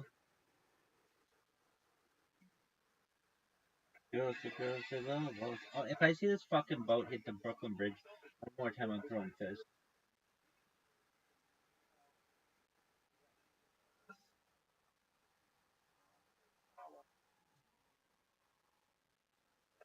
Back to your head. Conversation goes ahead. So that was then you have so it's very helpful if you like come home every week onto the professional and very good psychologist. Um, the hardest thing, I mean, the organized crime stuff is the hardest. But just figuring out how to get that information took years, trial and error, mostly error. So like just how to get people to talk to us or how to collect data in a way that's safe and safe for my team, safe for people to answer a survey. Like how do you get the information on what gangs doing in the community and how it's hurting or helping? You've got to run surveys. You've got to talk to people. All these things. Nobody knows how to do. And so we had to sort of slowly, not nobody, there's a few other, there's other academics, like, but there's a pretty small group that's trying to like collect systematic data, and then slightly bigger, much more talking different. city and there weren't that many people working. You have to like discover people to that city. But there's not no Now we have a private where we and everything collaborative. We now have online. that's not hiding like Some of them have. You have little bit not. So they're kind of. Here's an example. So one of the things that's really endemic it's true in a lot of true in American prisons. Gang governance every day. So if you have in an American prison, particularly in Illinois or California, Texas, not a big one, but also if you have a problem, you have to clash or dispute with a neighbor or something, you could go to the government and they do, and you can and so that's like a really good question. The question is like how do you actually figure out what services there are, how much to pay for them, where to like those services, and how do you comparison shop the police and the and what would get you to go from those games and how's the game respond to that impact of previous policies to like make so that's but I don't most questions of it. So that's by the way okay so somebody yeah. One of my collaborators on this I mean other people who a lot of time so I haven't so I we haven't but also with we were there in the system was totally invested Richard yeah that was system working also seen that Paulo created message he integrated with all these 17 of the right form use the name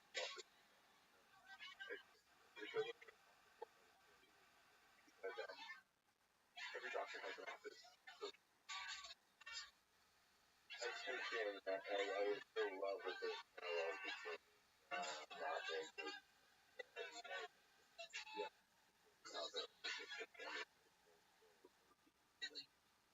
let me ask you about yourself. You hard to analyze your present experience. You were the dialogue.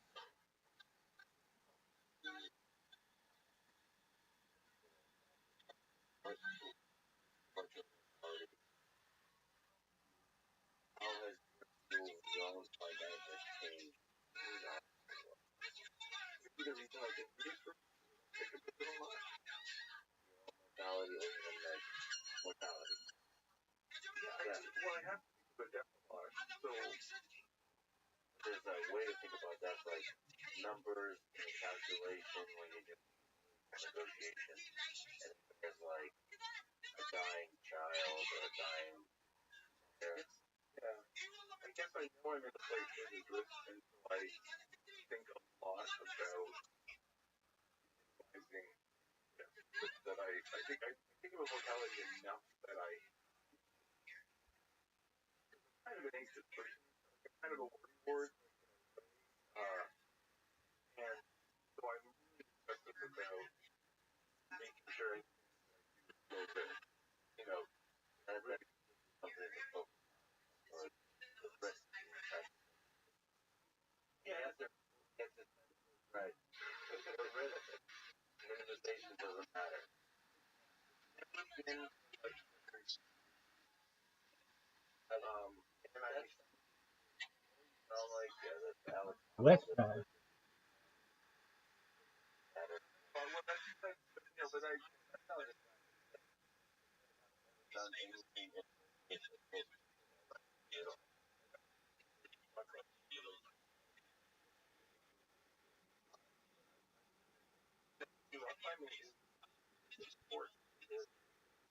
but finding the opposite of it. I mean, you've got a road trip with stuff like a where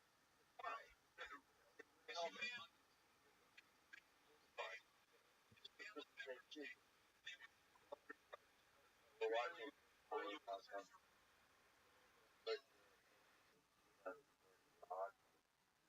know the path. No, that's I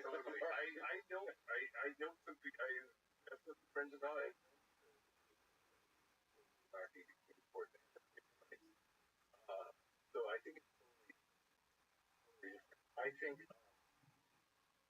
that. By the way, I can't even watch those movies. You know, I can't. I don't even. Yeah, I've never watched Free Solo or anything. Much. Still not in danger.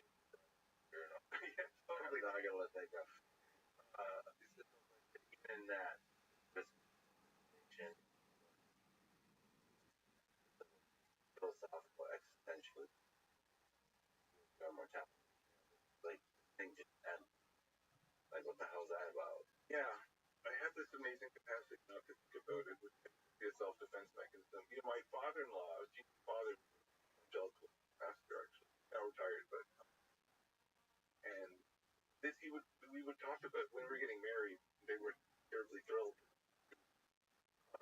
hearing a agnostic or atheist or something. We love each other very much. It's fine now, but I only started discussing this because that was one of his questions to me. Like, well, how can you possibly believe that there's nothing?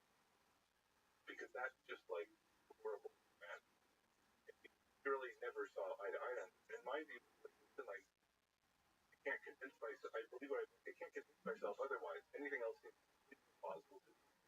And for some reason, I can't understand. I'm at peace with that. Like, it never bothered me that one day it's over. And I understand the fact that people have angst about that and that they seek answers. Who is this rabbi? And I can't.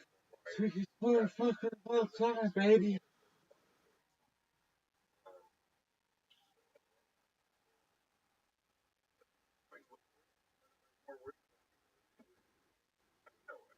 But then again, I don't think like I don't know, but I minimize all sorts.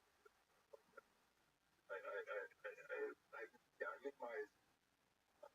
Try to optimize like give you guys way to live. I would say that's probably why you get. That might be true. That might be there's some selection in economics of calculation or the.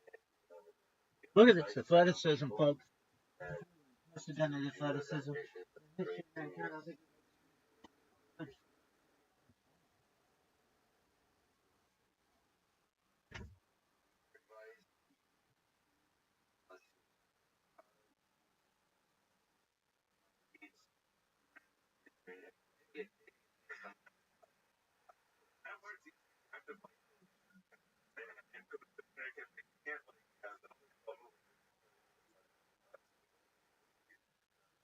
No, that I actually spent a lot of time writing advice on my blog about like pages of advice. One of the reasons I never got that was when I grew up, I went to like a really good state school in Canada called Waterloo. I loved it, but people didn't go on the trajectory that I went there. I had some good advisors there, but I never got the kind of advice I needed to like pursue.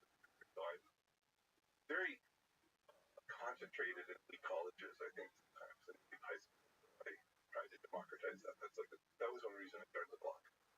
But a lot of that's really particular because every week like I have people come in my office wanting to know how to do international development work, and I spend a lot of time with that. That's what a lot of the posts are about. They have very specific, like the country by country kind of question. The thing that they're all trying to do that I think is I don't have to give them basic advice because they're trying to find a vocation. They're really interested, and what I mean by that is it's like a career where where work is almost because like they would do it for free, and they're passionate about it, and they really find and then it becomes a little bit all consuming. So scientists do that in their own way. International development, humanitarian workers, people who are doctors and nurses, like we all do our careers for other reasons, right? But they find meaning in their career. So I don't have to tell them whatever you do, find meaning. a vocation, something that you would do for free amongst all of many options. That's what I would tell. That's what I would tell high school students and young people in college. Sometimes it's hard to find. Well, that's the other thing. It took me a long time. So I actually started off as an accountant. I was an accountant for a few years. So I did not. That's wake up in the morning excited to be alive. I was miserable. I found it.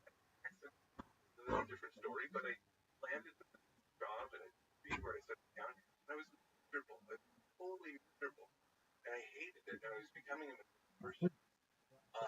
And so I eventually just quit. But I was that. I was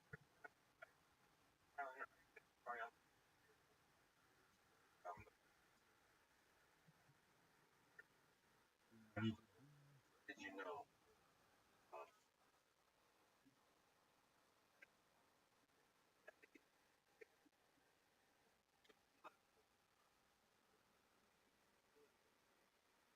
I said one hair, but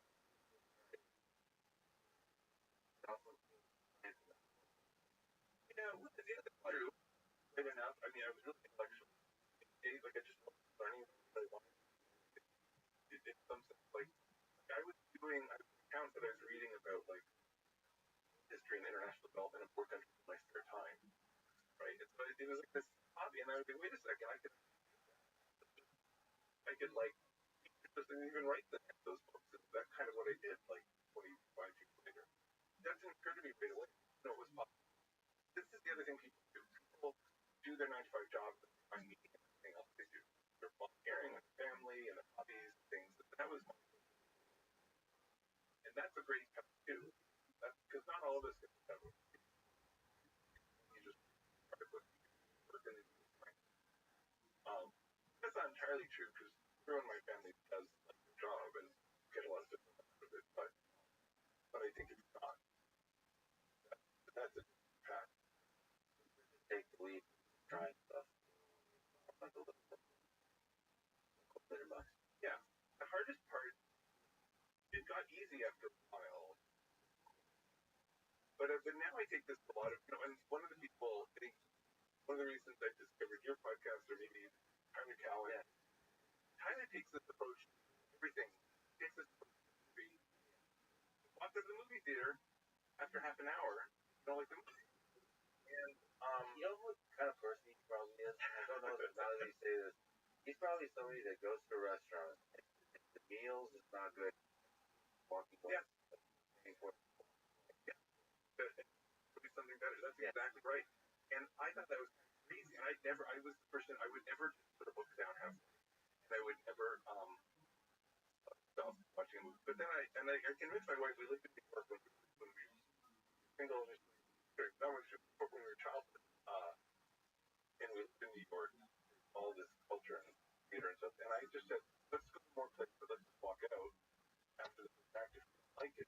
She thought that was crazy. I said, no, here's the logic, here's what Tyler says. And then we started doing it, and it was so freeing and glorious. It's so many more chances on things. And if we didn't like it, we were walking out stuff all the time. And so This guy sucks. I'm realizing that's how I job.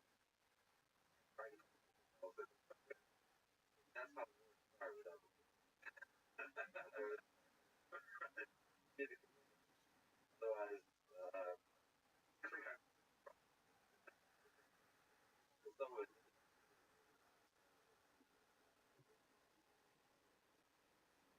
some value.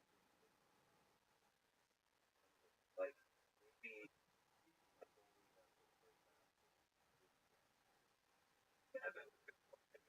Yeah. Well, I don't know. So when I met a relationship, I hadn't had a relationship for 11 years. And so she thought this. And when I said to her, because I didn't believe him, I just, after 2 or 3 months, you have a good but and I so and I walk away. So I took this approach to being like, I thought it wasn't, and then I decided with her that this was it, it's gonna work, and then like, and then she didn't believe how she finally got it right. Okay, so incredible conversation. Work is so fascinating. Big picture, like how time train for. I really, really, really appreciate it. Calmly about something like that. Help me have this conversation. Thanks for listening. Conversation with Black. Support this podcast. Check out our sponsor. Now, let me leave you with well-known words of Albert Einstein. I know not what weapon World War III we fought was six. Thank you for listening.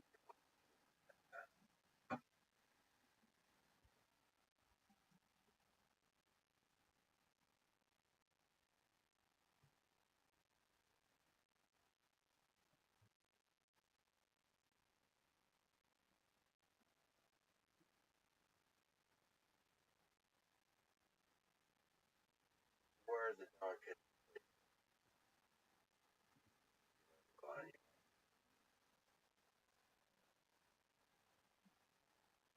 Following conversation with Carl Dijsselhoff, professor of engineering, psychiatry, and neurosciences at Stanford University, one of the greatest living psychiatrists and neuroscientists in the world. Also fascinating to discuss both the darkest mind. He explores this book called Projection, Story of Human Emotion. I highly recommend it. Written masterpiece. This Lux Human podcast supported. Check out our sponsors description. And now, friends, here's Carl Dijsselhoff. Your book called Projection, a story of human emotion. Few beautiful words that summarize all of humanity. The book draws insights about the human mind, psychiatry, and neuroscience. Okay, we read a few sentences from the open. You gotta give props to beautiful writing when I see it.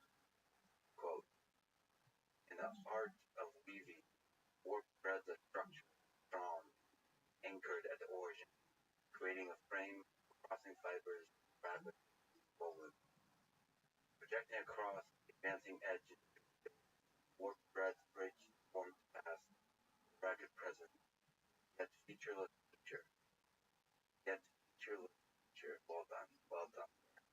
The tapestry of the human story has its own warp thread, deep, gorgeous East Africa, connecting the textures of life over millions of years, spanning pictographs backdropped by creviced ice, by angulated forestry, by stone and steel, and by glowing rare earths. The inner workings of the mind get formed threads, creating a framework within us, on which the story of each individual being. Personal grain and color rise from cross threads of our moments and experiences, the fine weft of life, embedding and obscuring the underlying scaffold with intricate and sometimes lovely. Here are stories of this fabric fraying or ill. The minds of people for whom the warp is exposed, raw, and revealing. What have you learned about human beings, human nature, and human mind? Suffer psychiatric malady. Those whom fabric is woven. One thing we learn as biologists is that something breaks, see what the original unbroken part was for. And we see this in genetics, we see this in biochemistry. You know, that when you have a mutated gene, sometimes the gene is turned up in strength. Oh, dude, it almost played at the same time. And that lets you see what it was originally. And this is a theme that I thought needed to be shared.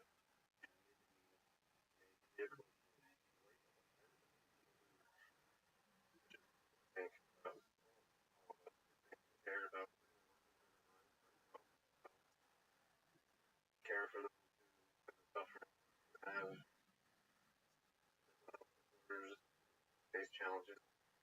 And more broadly, it's a very much larger story than the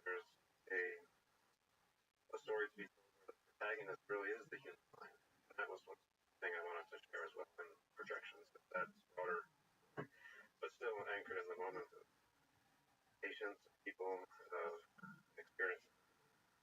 Is there a clear line between function and function, order and order? Always stated in psychiatry, probably more so than any other medical specialty. I'm a psychiatrist. I'm a patient still. People who come to the emergency room where there's no doubt that this is not something that's working well, where the manifestation of disease is so powerful, the person is suffering so greatly, where they cannot continue. But of course, are closer to the realm of being able to work okay in their jobs with all dysfunction and everywhere in between. In psychiatry, we're careful to say we don't call it a disease or unless there's a disruption in social or occupational functioning. But of course, psychiatry has a long way to go in terms of developing quantitative tests. We don't have blood draws. We don't have imaging studies that we can diagnose. And so that line ultimately that you're asking about order and disorder, function, operational components, how are things functioning? Can we just run the terms a second? I'll care for conversation. Technical perspective, but also human perspective. How should we be in saying that schizophrenia, depression, autism, like we kind of go down the spectrum of different maladies, like use the word function. I would say give ourselves license to capture the whole spectrum, let's say, because that captures truly, I think, the essence of it, which is you need to talk about it when it's not working, when there's disorder, and that's the fairest. Most growing up. So is it fair to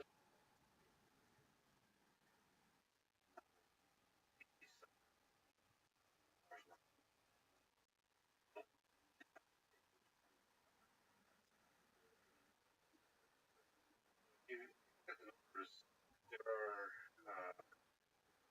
how our mental health disorders are currently defined. You can look at population prevalence values for all these disorders, and you can come up with estimates that somebody will have a lifetime prevalence of having a psychiatric disorder that approaches 25% or so. And so that's, in some studies it could be more, some studies it could be less. Now, what do we do with that number? What does that mean? In some ways, that's the essence of what I'm hoping to approach with the book, is to reflect on this spectrum that exists for all the disorders. It's taking nothing away from the severity and the suffering that comes at the extreme end of these illnesses, but nearly every one of them exists on the spectrum of severity, from nearly functional to completely dysfunctional, life-threatening, and even fatal. And so that's number 25%, more or less. It doesn't capture that spectrum of severity. figure that number? Where do those numbers come from? Where is it show up and say, I need help? Points down that person. Go beyond that. Ask for help or something quietly. Look at self-report numbers, then those numbers get even higher, beyond 25% or more. The most rigorous studies are done with structured psychiatric interviews, where people who are trained carefully do psychiatric inventories of individuals. And these are time-consuming. Baby blue sky. They're done there. I love blue sky. But these Rabbi Rothschild bots are annoying. Fuck you. This. Very high numbers.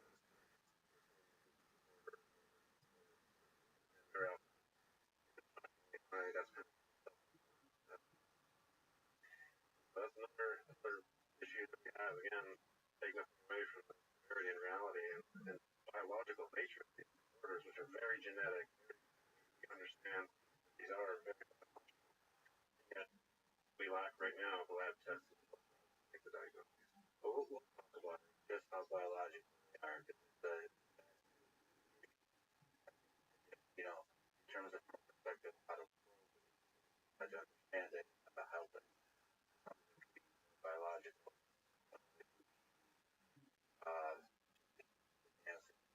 emotion, the interaction, and it's like it's love when it works, when it breaks down.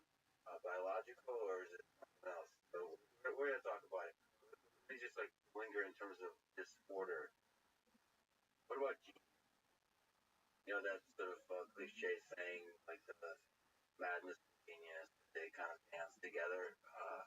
What about if the thing we see as disorder is actually genius, unheard, or misunderstood?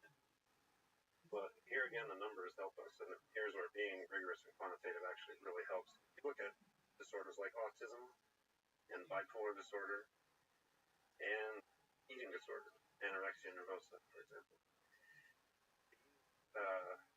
particularly bipolar and anorexia, these can be fatal. They can cause immense suffering, but they are heavily genetic, all three of these. And what's very interesting is each one of these three is actually correlated positively with measures of intelligence, of educational attainment, and even of income. So you look at this, severe disorders in many cases causing quite immense morbidity and mortality, and yet they are positively correlated at the population level with positive. Did the three again, autism, anorexia, bipolar disorder, bipolar, name, but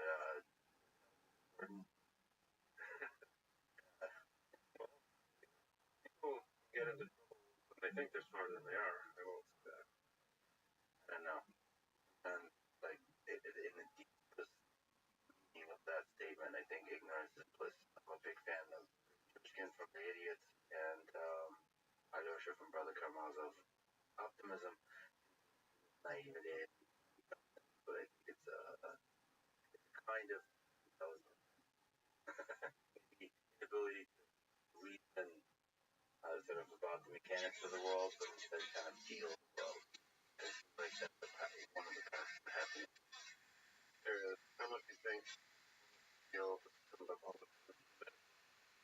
You kind of time when you're day after day you encounter a bit.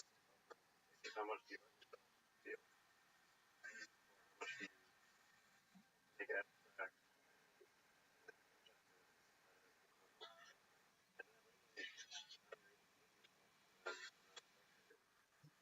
Doing something for survival. And the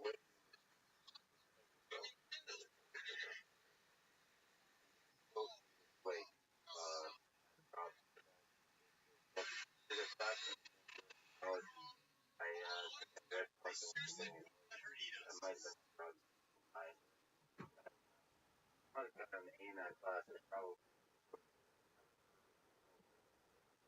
the only thing I really enjoyed is that I think people know kind of got against language open. For people who haven't looked at it, maybe you can elucidate it better, but I felt like I was reading words, and the words made sense, like standing next to each other. But when you kind of read for a while, you realize you didn't actually understand anything that was said. Right? But did you have a feeling? That's one thing I found interesting about thinking is like I never fully understood it, but the words caused feelings in me, which I found fascinating. And sometimes I couldn't predict it from the semantic black and white context I was seeing in front of me on the page. But the rhythm or the melody would make me feel certain ways, and that was what I always was intrigued by with Joyce. Of course, that was his. He existed on the spectrum. He wrote more accessible works. I learned a lot about Irish history from the portrait of the artist as a young man. He could be as objective as he wanted to be, but then when he let himself, he was in this realm where words had their own purpose separate from from their dry in the dictionary.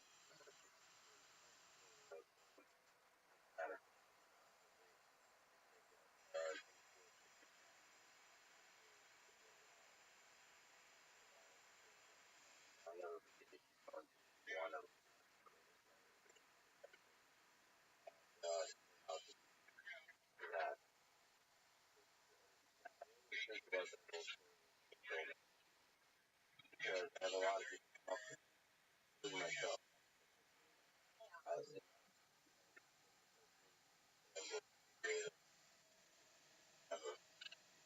like people tell you this, young people, and kind of, and it makes you feel all kinds of that sort of that, like people like the creative writers of the 21st century tell me that, like don't believe in this. One of the people that almost a condition farmer, farmer. I think what tells you that it's one sees an opportunity, and the tragedy captured, right? So then some motivation. I think the mind, I guess that's what like books like the books, whatever. I mean, book The Secret plugs into. They kind of make a whole reality. But there is something about the mind, something making it a reality. Time and time again, job, your yourself, idea, embracing the world, embracing the madness of this idea, and making it a life, more reality around it. For some tiny fraction of the population. For everybody else, you descend into all the beautiful ways that failure materializes in our life. You mentioned love earlier. I mean, that's a great example of how belief in something makes it real, right? It's not reasonable on the face of it, but because you believe it's reasonable, then it actually does become reasonable, and then it is real. And so that's a good example. That doesn't happen. I'm also in the bioengineering department. We don't imagine that a bridge is soundly built, and then it is soundly built. That's something that doesn't come up in too many realms. Love is one. And the ability to have a fixed idea, it's true. A bridge is trying to love something. It can break down like Chernobyl.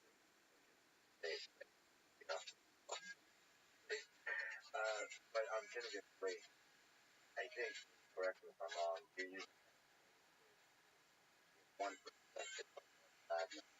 of what's going on in the mind. How much of that is that we're simply unable to communicate with the person on the other side of their mind? A little person inside the brain has some circuit motion, ideas to the outside world. There's something about that circuitry that makes it difficult to communicate the world. If you look at what shows up in many cases, we call thought disorders, call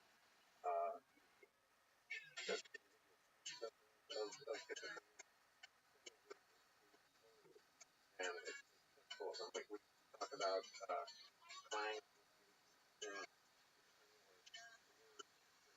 and echo from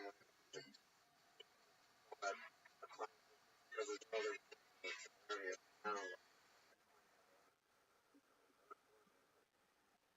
as a it's sometimes a word and we call that a neologism, new of course, all that, and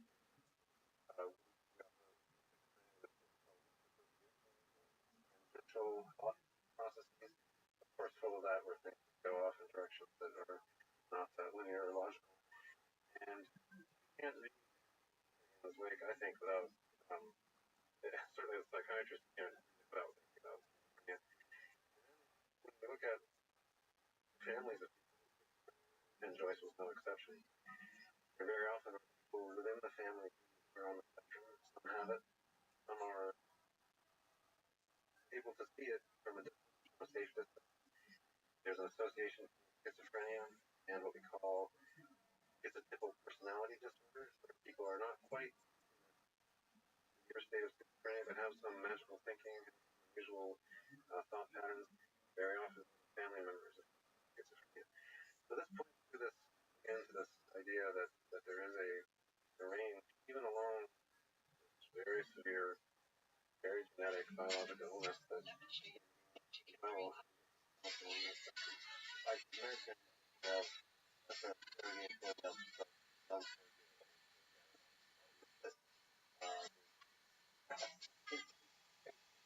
I keep bumping from I think it was on Instagram or something. These are early drafts or just random paragraphs and writing all over the stuff out. It's great to see that voice himself is taken in a kind of way. As um, how much do you think about this writing? I think a lot. I think no, that is our stuff. It's pretty. Growing up, gang signs like the pimp of the years. Felt self some level was able to access the non-linearity of or had seen enough that he to reflect on the paper. But he was able to quite of course I don't want to pigeonhole he was doing much more than that, much more than talking about altered human process thought disorders, but that was an aspect that he was so good at representing. It had to be intentional. Tiny tangent. What does your own writing look like for this book?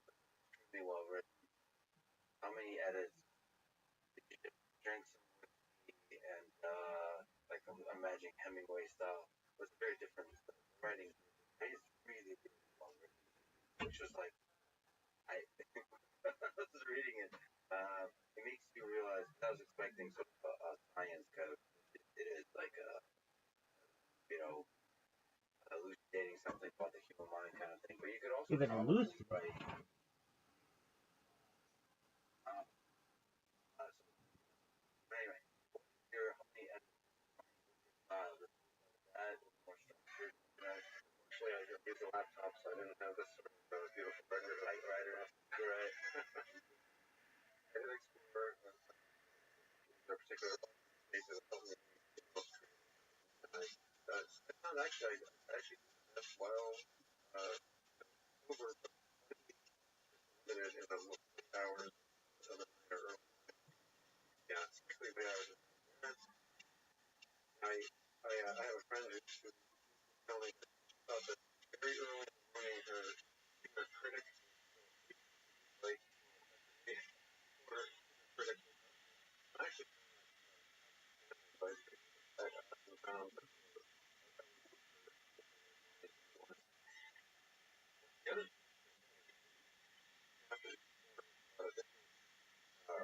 being different classes like after order after the acronym like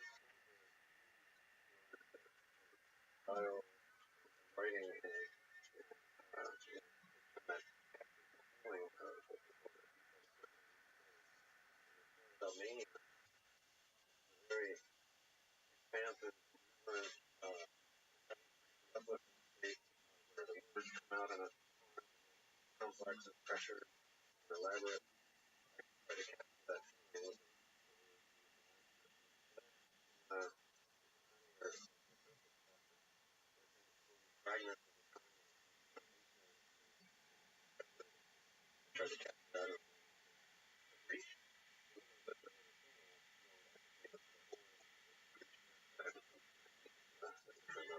capture you know,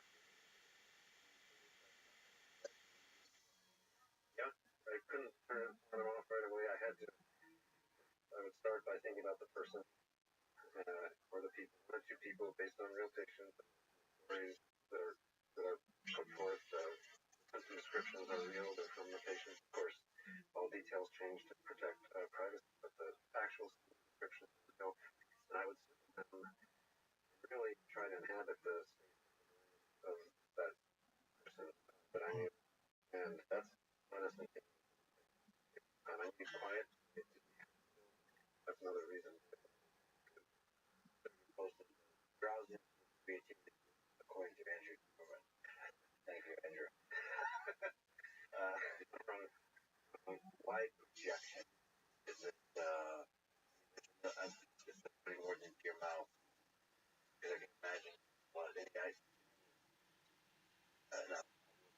towards the mouse.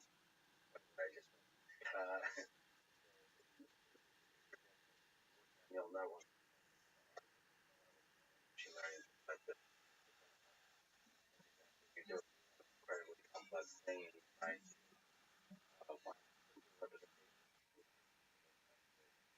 Kind of thinking incredibly complex neuronal network, kind of projecting itself onto the world, low bandwidth expression of emotion, all that kind of stuff. In a way, it's we only have that window here, the eyes and so on, so that in that way, when there's any kind of disorder, we get to only see that disorder through that narrow window. Like distortion. The word projection definitely serves that purpose here, but it's got a few other appropriate other connotations as well. The first thing is projection in comparison is long range connection that goes from one part of the brain to the other. Binds two parts of our brain together. There are projections, connections, and axes showing threads that connect one part of the brain to another part. There's a projection that links, for example, auditory where we hear things to reward where feelings of pleasure and reward are initiated.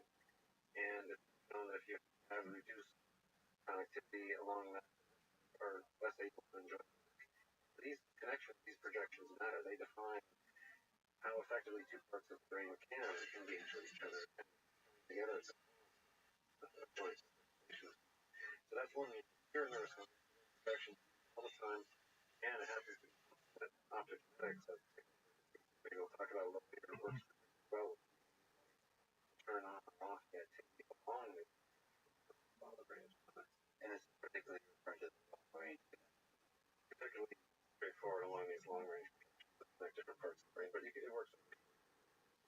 But then there's this other meaning of projections which you were bringing up, which is very relevant, which at some point you can reduce something from one level of dimensionality to another, and you can project down into lower dimensional space, for example.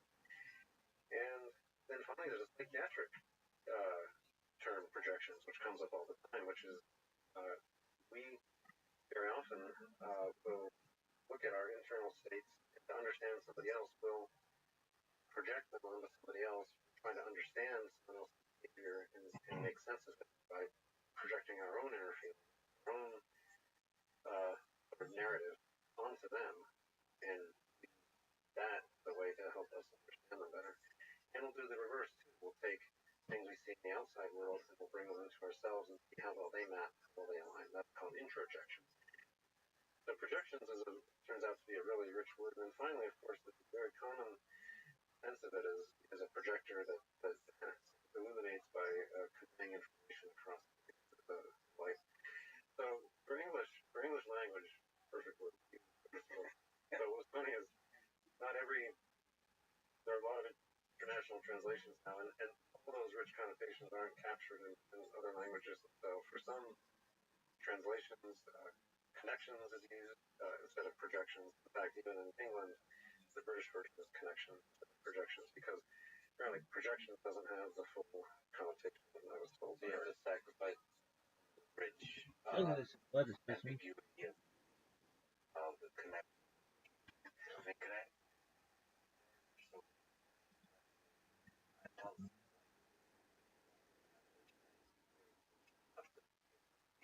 Not good. By life circumstance, learn two languages, Russian, English. It's just so interesting to watch culture, how much the history is lost. The poetry, the history, the pain, the way scientists express themselves. Funny, just it's so sad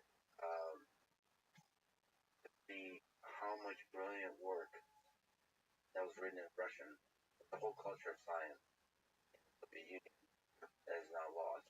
Makes you wonder, in the modern day, how much incredible science is going on in China that is lost in translation. And that makes me very sad because I'll never learn Chinese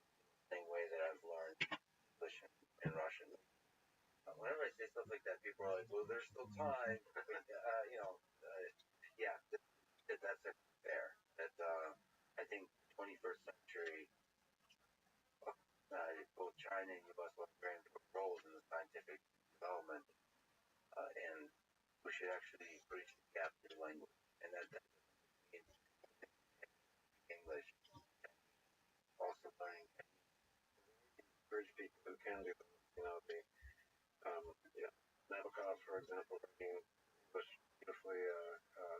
One of my favorite poets, Borges, earlier, he wrote both in English and Spanish. I think, beautifully both. You need those people who can serve as cross culture. Really can do that. You mentioned Borges, so in your book, lines from a poem by Borges, I'm going to read parts of it. Damn good poem. It's called Swinging Poem. I mean, I'd like to understand why you, and the parts, interesting. When I read the full thing, but I think you used it as a sort of beautiful description of what it means to develop understanding, offering yourself the task of understanding another human being. But if you look at the full context of the poem, it's also damn good being hit by love and overtaken by it,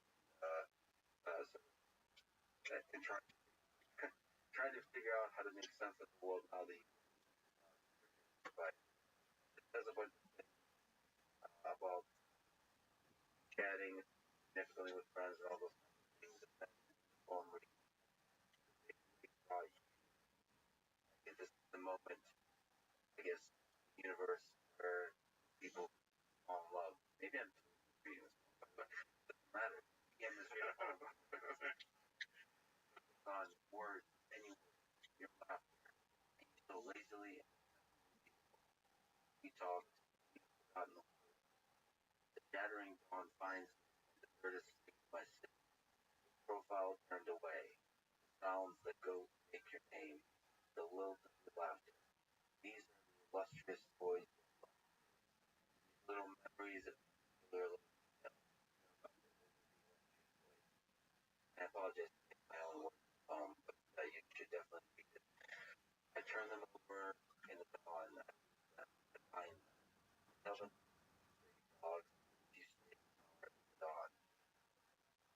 Your dark, rich life must get at you somehow. Put away those illustrious toys you have left. I want your hidden look, those smile, that lonely, mocking smile your cruel mirror knows. I want your look, smile. And this is the first part of the poem, and then it goes on, just the part reference part. What can I hold you? I offer you just and it's offer you and long, long and lonely moon. Offer you my ancestors, my dead men who go to live and honor in bronze. My father's father, Buenos Aires, fullest of songs and swan. I offer you whatever insight my books may hold. Manliness in my life. Never been loyal. I offer you that kernel of myself that has so hard that gives not in words, traffic, not with dreams, untouched by time, my joy. I think for the part that you put in the book. I offer you the memory of a yellow rose seen at sunset. Years before you were born. Damn, it's good line. Okay. I offer I offer you the place of yourself, theories about yourself, authentic surprising yourself. Give you my love, the hunger of my heart. I'm trying to drive you to danger. That is a man's love and longing. If I've taken, I just want to go back to why you want to home, but also your dark, rich light. I must get it. I put away the lust, you have one. I want you hidden, real smile, only talking. And I just, it's it's like I did a double take. Like, who are you? Have we met before somewhere? Who's that person behind there? And I want to get at that, whatever that is. Of course, maybe that's maybe that's like a lifelong pursuit of that person, like that insatiable curiosity. I don't know. That's the description of what you moment. You want to dive deep. Wants to know. Way. Also, it's a bit of how scientists refuse to share the stage without your dream. That's three events. It's almost like again where the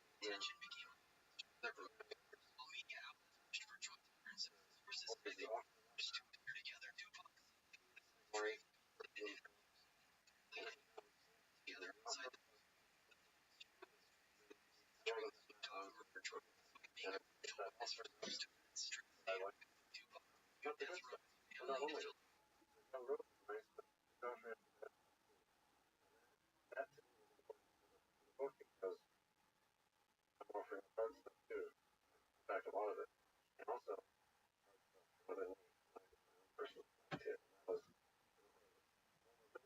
that love that comes from writing.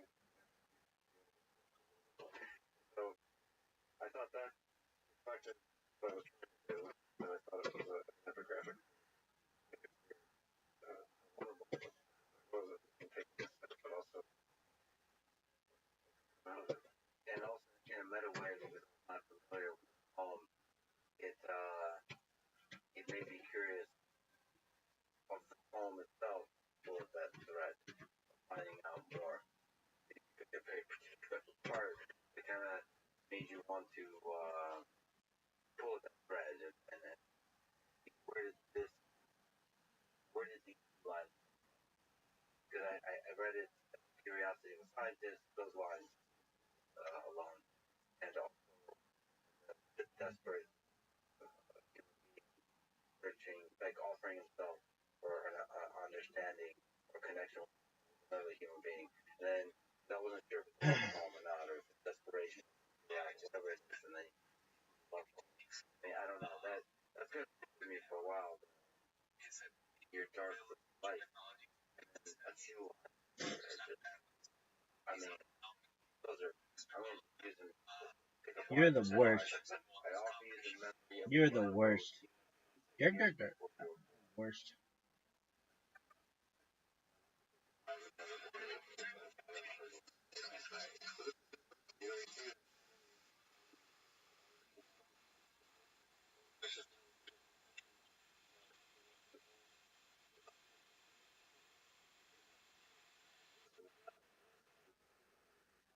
I hope it matters. But it's very cool. Beautiful land. Feel the hurt coming from the dark stuff they write off of my ancestors. Men, ghosts, living men have honored in bronze. About 2 on bearded and dead, wrapped by his. Why is the mailman wearing a bucket? Mother's grandfather were heading in charge of 300 men of ghosts. All of them. There is a. What do you think about love, Carl? Love and talk about the dark stuff, but maybe we'll lose the dark stuff too. I mean, it's the most powerful connection we can form. That's it. That's what makes it so important.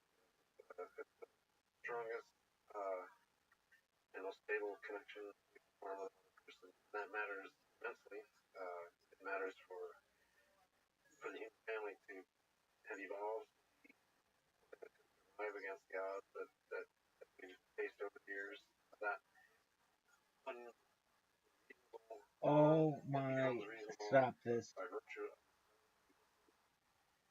and I'll enjoy with that.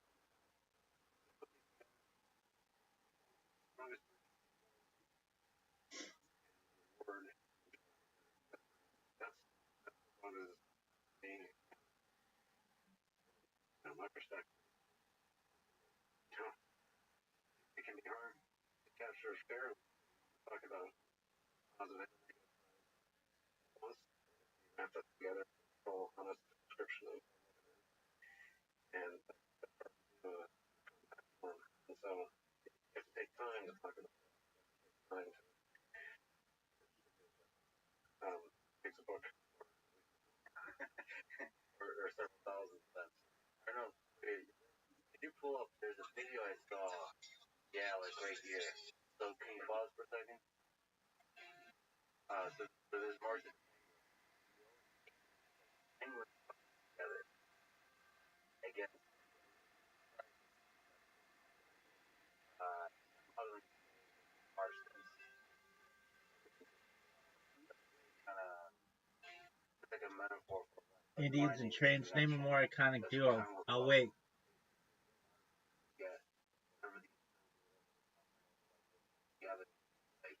Corn shucking.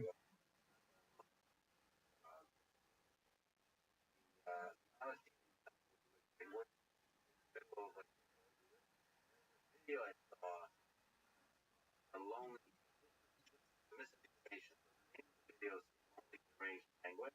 I don't know if he play it. So he left it back. Look at this athleticism. And then there's a nice like voice over it. For some reason left it back and journeyed out into the mountains.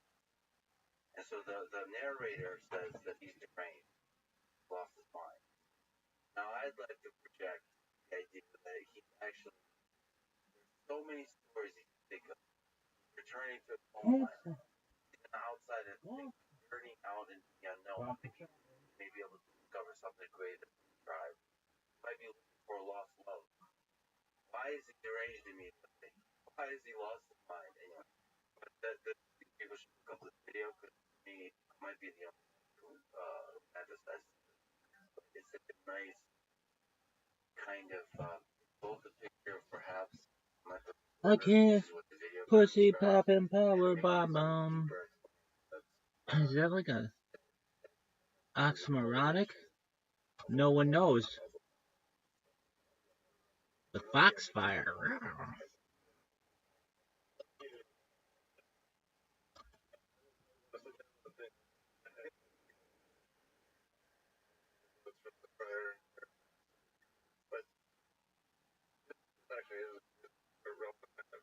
Can't stop. Penguin's motivation. We Won't have stop. very clear situations where there are both within individuals periods of time when we stay in one place and we reap the benefits from what we built. Then we go through periods of foraging, wandering. Even if there may be resources where we are, we have periods of time in our lives where we wander, where we go and explore and different people express that. Can't stop. Won't stop. Rockefeller.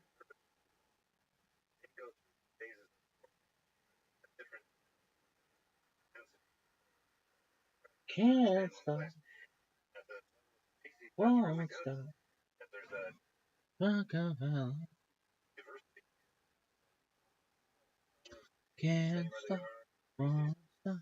Rockefeller.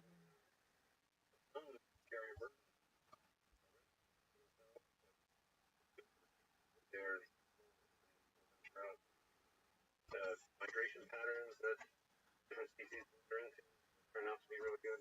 They weren't derived. They started from like this, an exploration. Humans do, and we do it. In fact, we do it extremely. Let's talk about psychiatry. Let's talk about this dick in your mouth.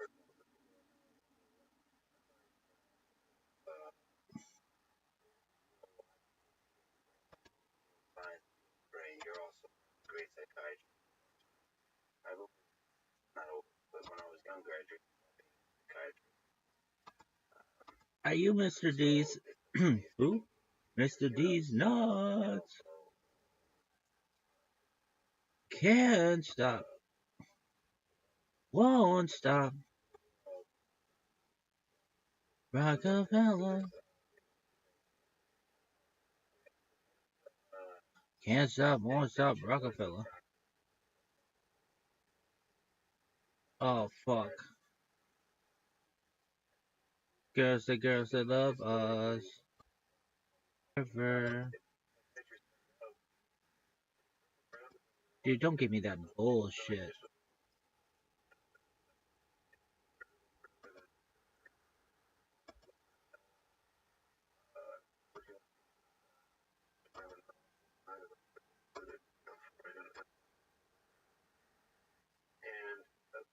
But they rapidly discovered that what they could work with at the level of cells and microscopies was so far from the realm of what they could get from a human being, and what they were getting from the human being was more interesting and had mysterious and so unknown that many of them just said, we're going to inhabit this domain, we're going to work with the people with their words, and understand what we can based on verbal communication, because that was the only tool that people really had.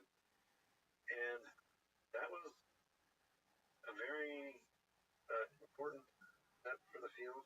I would say one of the interesting things that came from the early decades of psychiatry really was this distinction between the conscious and the unconscious mind, and paying particular attention to the unconscious mind is something that was worthy of consideration, that might be important to explaining people's actions, and that perhaps even insight into that was valuable.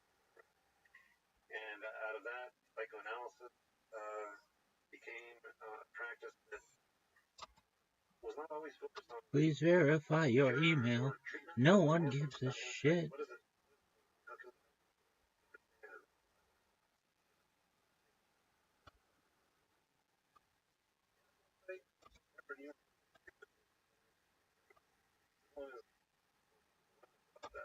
And we're understanding maybe it's just the thought of psychoanalysis. Like, what do you make of the idea? You mentioned taking the unconscious, subconscious seriously. That's like step one. That there could be worlds we do not have direct access for, and we probe with them, or Can't stop. Won't stop. Rockefeller.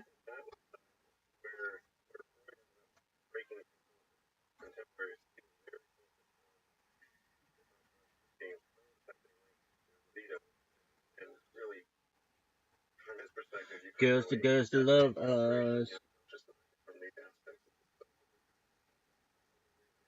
Girls that love us.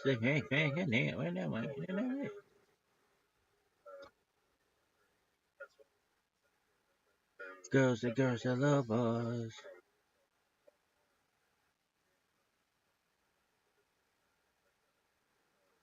Can't stop, won't stop, Rockefeller. Rockefeller. Rockefeller. Yo, yo, yo. Can't stop, won't stop, Rockefeller.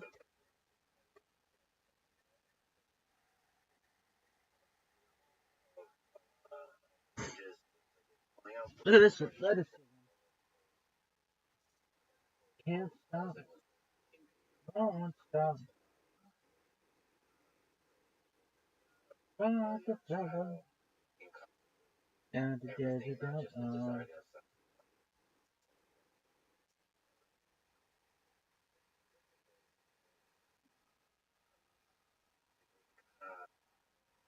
Like, actually, really find motivation. Not even like necessarily Can't also stop. doubles as the methodology for helping Won't people, stop. but it's almost like a kind of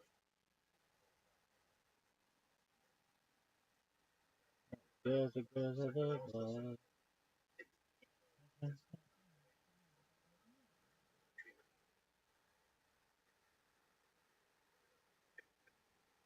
gives people second Can't stop. was on return Won't stop. and Riding down. This guy's tie sucks. Did I? Why do they keep showing me this garbage?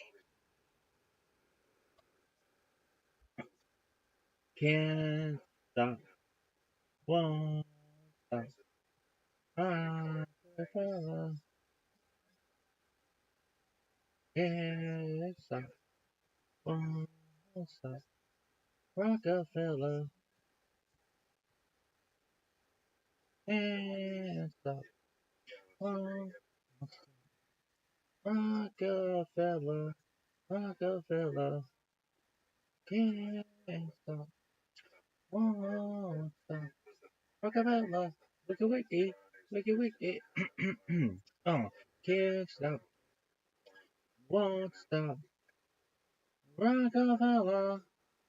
Rockefeller. Can't stop. Won't. Can't stop. Won't stop. Rockefeller.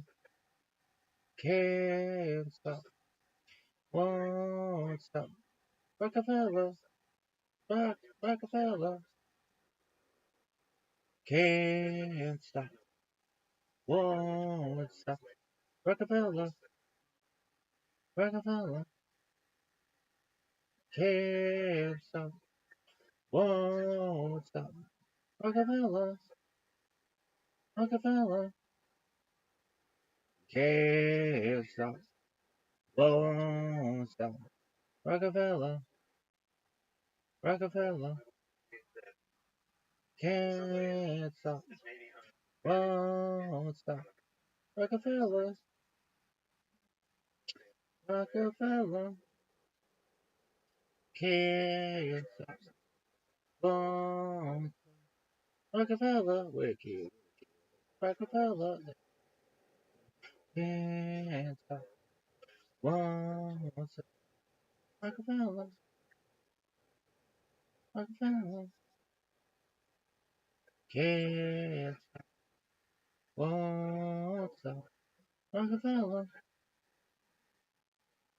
Rockefeller. Are you fucking serious? Can't stop. Won't stop. Rockefeller. Rockefeller. Can't stop. Rockefeller. Rockefeller. different aspects of the brain and the Can't person. stop. Won't stop. Rockefeller. Rockefeller. Can't stop. Won't stop. Rockefeller. Rockefeller. Can't stop. Won't stop. Rockefeller.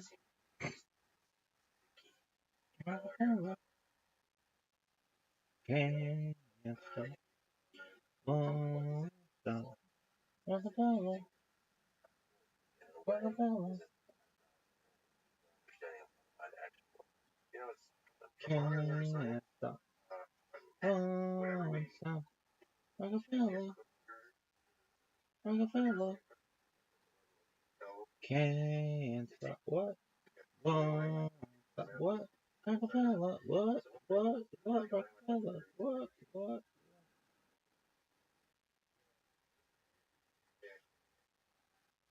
were you when you found out Biden had cancer? Oh man, I was streaming.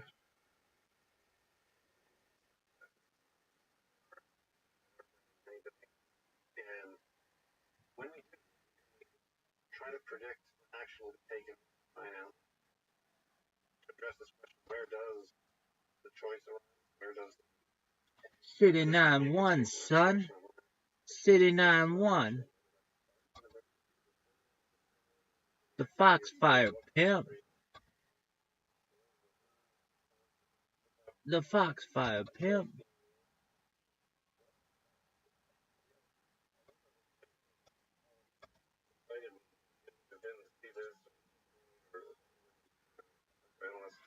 Can't stop. Won't stop. Rockefeller. Rockefeller.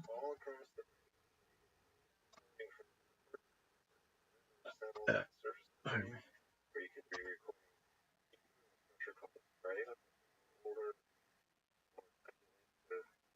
Action, and then structures called the thalamus, other parts of the brain, and if you record from these, all represent action, choice, more or less all at about the same time, very close. So you can't point to a particular spot and say, here's where the choice or the action originates. That's a person finding the free will neuron. It's relevant to that question. Nobody is close to being able to put it. Well, close relative term, and nobody. What I tweet today, journals wrong. So include. Let's actually talk about that. So the study of individual cells, you're on your sense that as you get closer to that understanding, it seems like you're getting farther away. Why is that? Because that often feeling Rockefeller. Rockefeller. like can't stop. And I know Won't stop. Rockefeller. Rockefeller. Can't stop. Won't stop. Rockefeller. Rockefeller. Can't stop. Won't stop.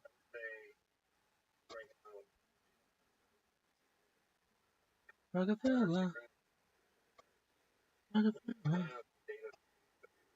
Can't stop. Won't stop.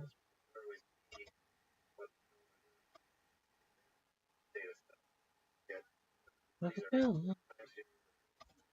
Rockefeller. Can't stop.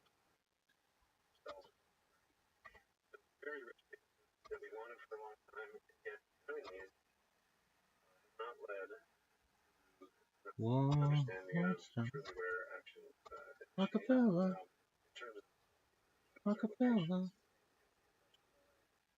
is the answer by your intuition, the answer with data or different Can't stop. Won't stop. Rockefeller. Rockefeller. Alright. Sitting on X, son. Sitting on X.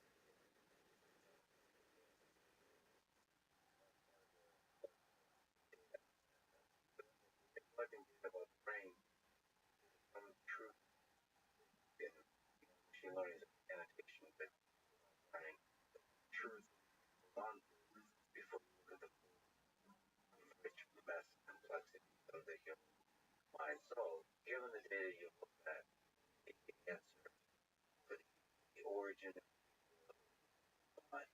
Somebody hook a brother up with the shit. Somebody complained about me. Oh, this fucking rabbi sucks. No.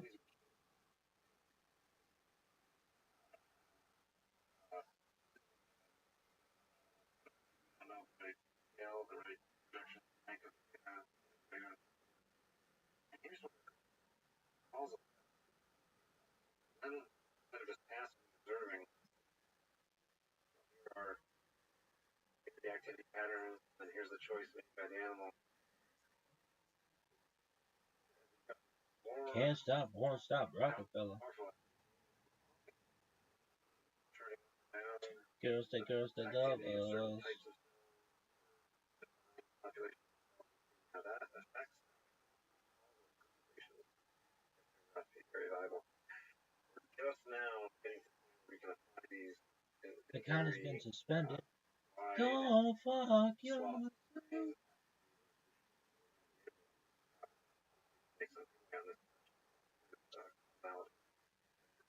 That's an optogenetic way of using it to develop control cells. This is an untapped, relatively untapped broad brain. I want somebody to be like, dude, this rabbi is the worst. I'd be like, oh, dude, what's up? Gangsta, gangsta. I've gotta take a shit, baby. I've gotta take a shit. An S-H-I-T. One of the biggest shits of all time. You want me to sing the song? It goes like this. I gotta take a shit. One of the biggest shits of all time. It's a potato poop. I gotta take a potato poop. I gotta take a potato poop. I gotta take a potato poop. I gotta take a potato poop. I gotta take a potato poop. Oh baby, baby, baby, I've gotta take a potato poop. I've gotta take a potato poop. Potato poop. I gotta take a potato poop. I gotta take a potato poop. What is that fucking shit, dog? Why would it do that? I've gotta take a potato poop.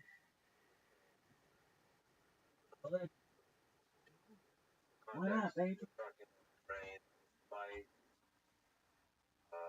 monkey, human, and then the goal is to try to control accurately the behavior of a single cell, and then monitor a single collection of single neurons. Say, well, you can draw some deeper insight about the origin, first of all, the function, parts of the brain, different neurons, different kinds of neurons, but also the origin, the flap of the butterfly wing leads actual behavioral thing. So you could turn on or off the brain, parts of the brain, or cell types, or individual cells at the natural rate and rhythm and timing of normal brain activity. That would be immensely valuable because you could determine what actually mattered, what could cause complex to happen, and what could prevent complex from happening in a specific way.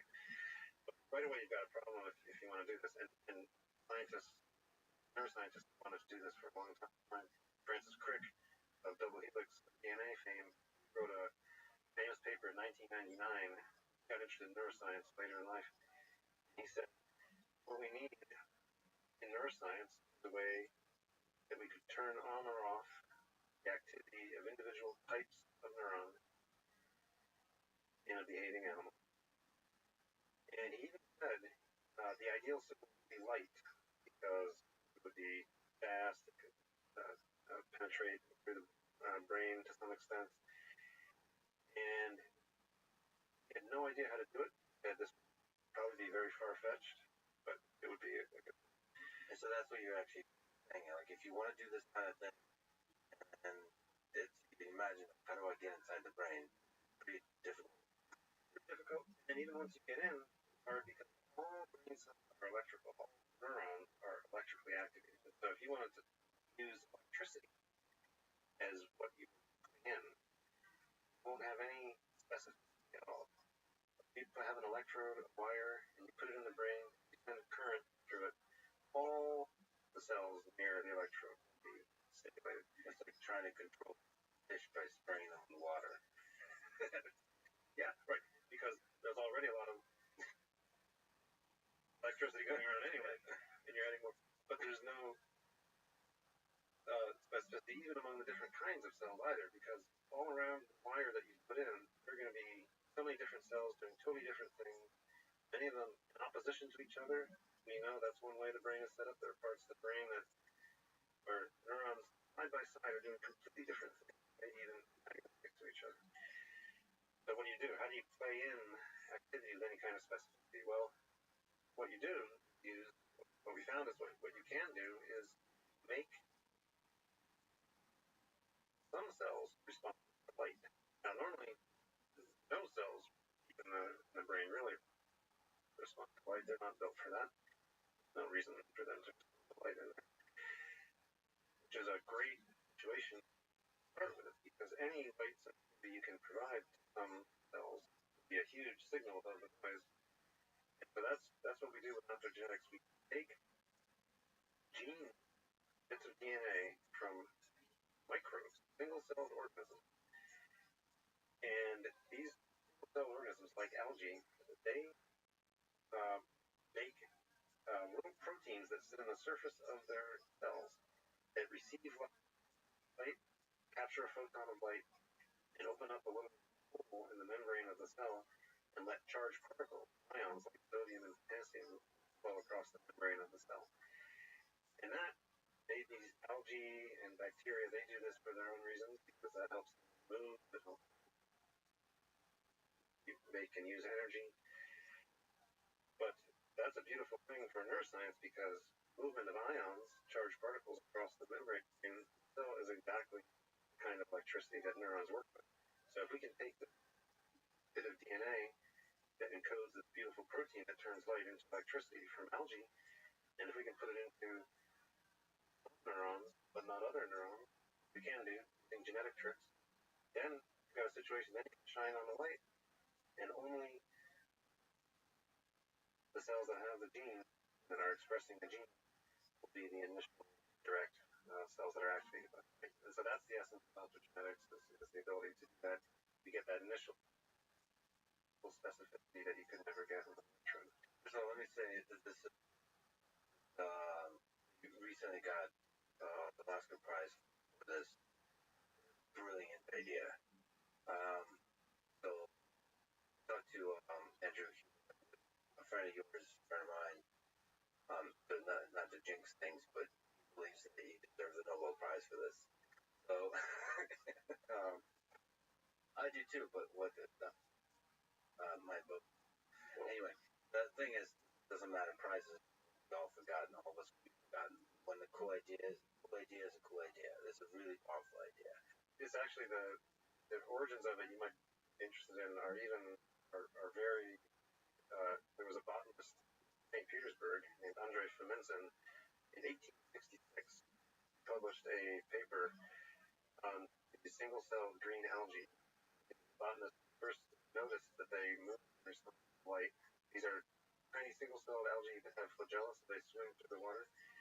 And he noticed this. He was a botanist, and he published this. It was a paper. He wrote in German, but he published it in a French journal. He was from St. Petersburg, so it was a very international effort.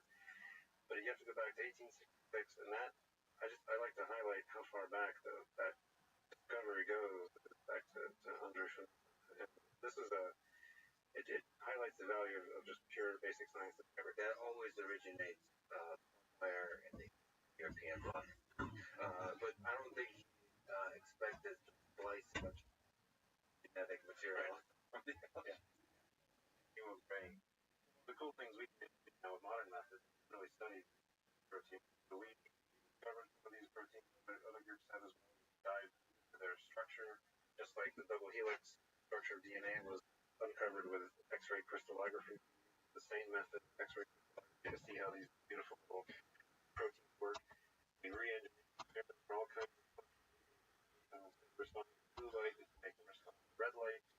We can heat them up, slow them down. Genetic engineering, we can make them have different ions flow through them. And so it's this convergence, as you said, like the botanist couldn't have predicted with this. Exactly been able to discover how these beautiful proteins work, and then apply them to neuroscience. It really is. It's really Scale being greater, like the progress in the next years, and your books like in terms of precision, scale, control, like it's going so fast. It's hard to predict. I'll give you a sense of it though. In paper, we published 2005, that was just in cultured neurons. By 2007, that was in addition. By 2007, we had it work behaving. By 2009, we had it pretty general, so we had methods to make it a versatile method to be applied to actually any cell. By 2012, we could get single cell resolution. We light guidance strategy to target individual cells in the brain of a living mouse. By 2019, we were able to control up to 20 to 50 individually specified single cells in the brain of a mouse in ways that typically change its behavior, that could bias its decisions one way or the other. In fact, we could take a mouse and without any visual signals at all, we could make it act as if it had seen a particular visual signal by putting in cell resolution optogenetics a specific pattern of activity into 20 or 25 individually specified cells. In 2019, your question of scale now in 2022, we're controlling hundreds of individually specified single cells over all the visual cortex of a mouse, all of the part of the brain that is the initial direct target of the incoming information from the retina. Are you constrained to currently, like you mentioned, long range? There's constraints on which cells? Now there really isn't. Now that we have this cell guidance, target individual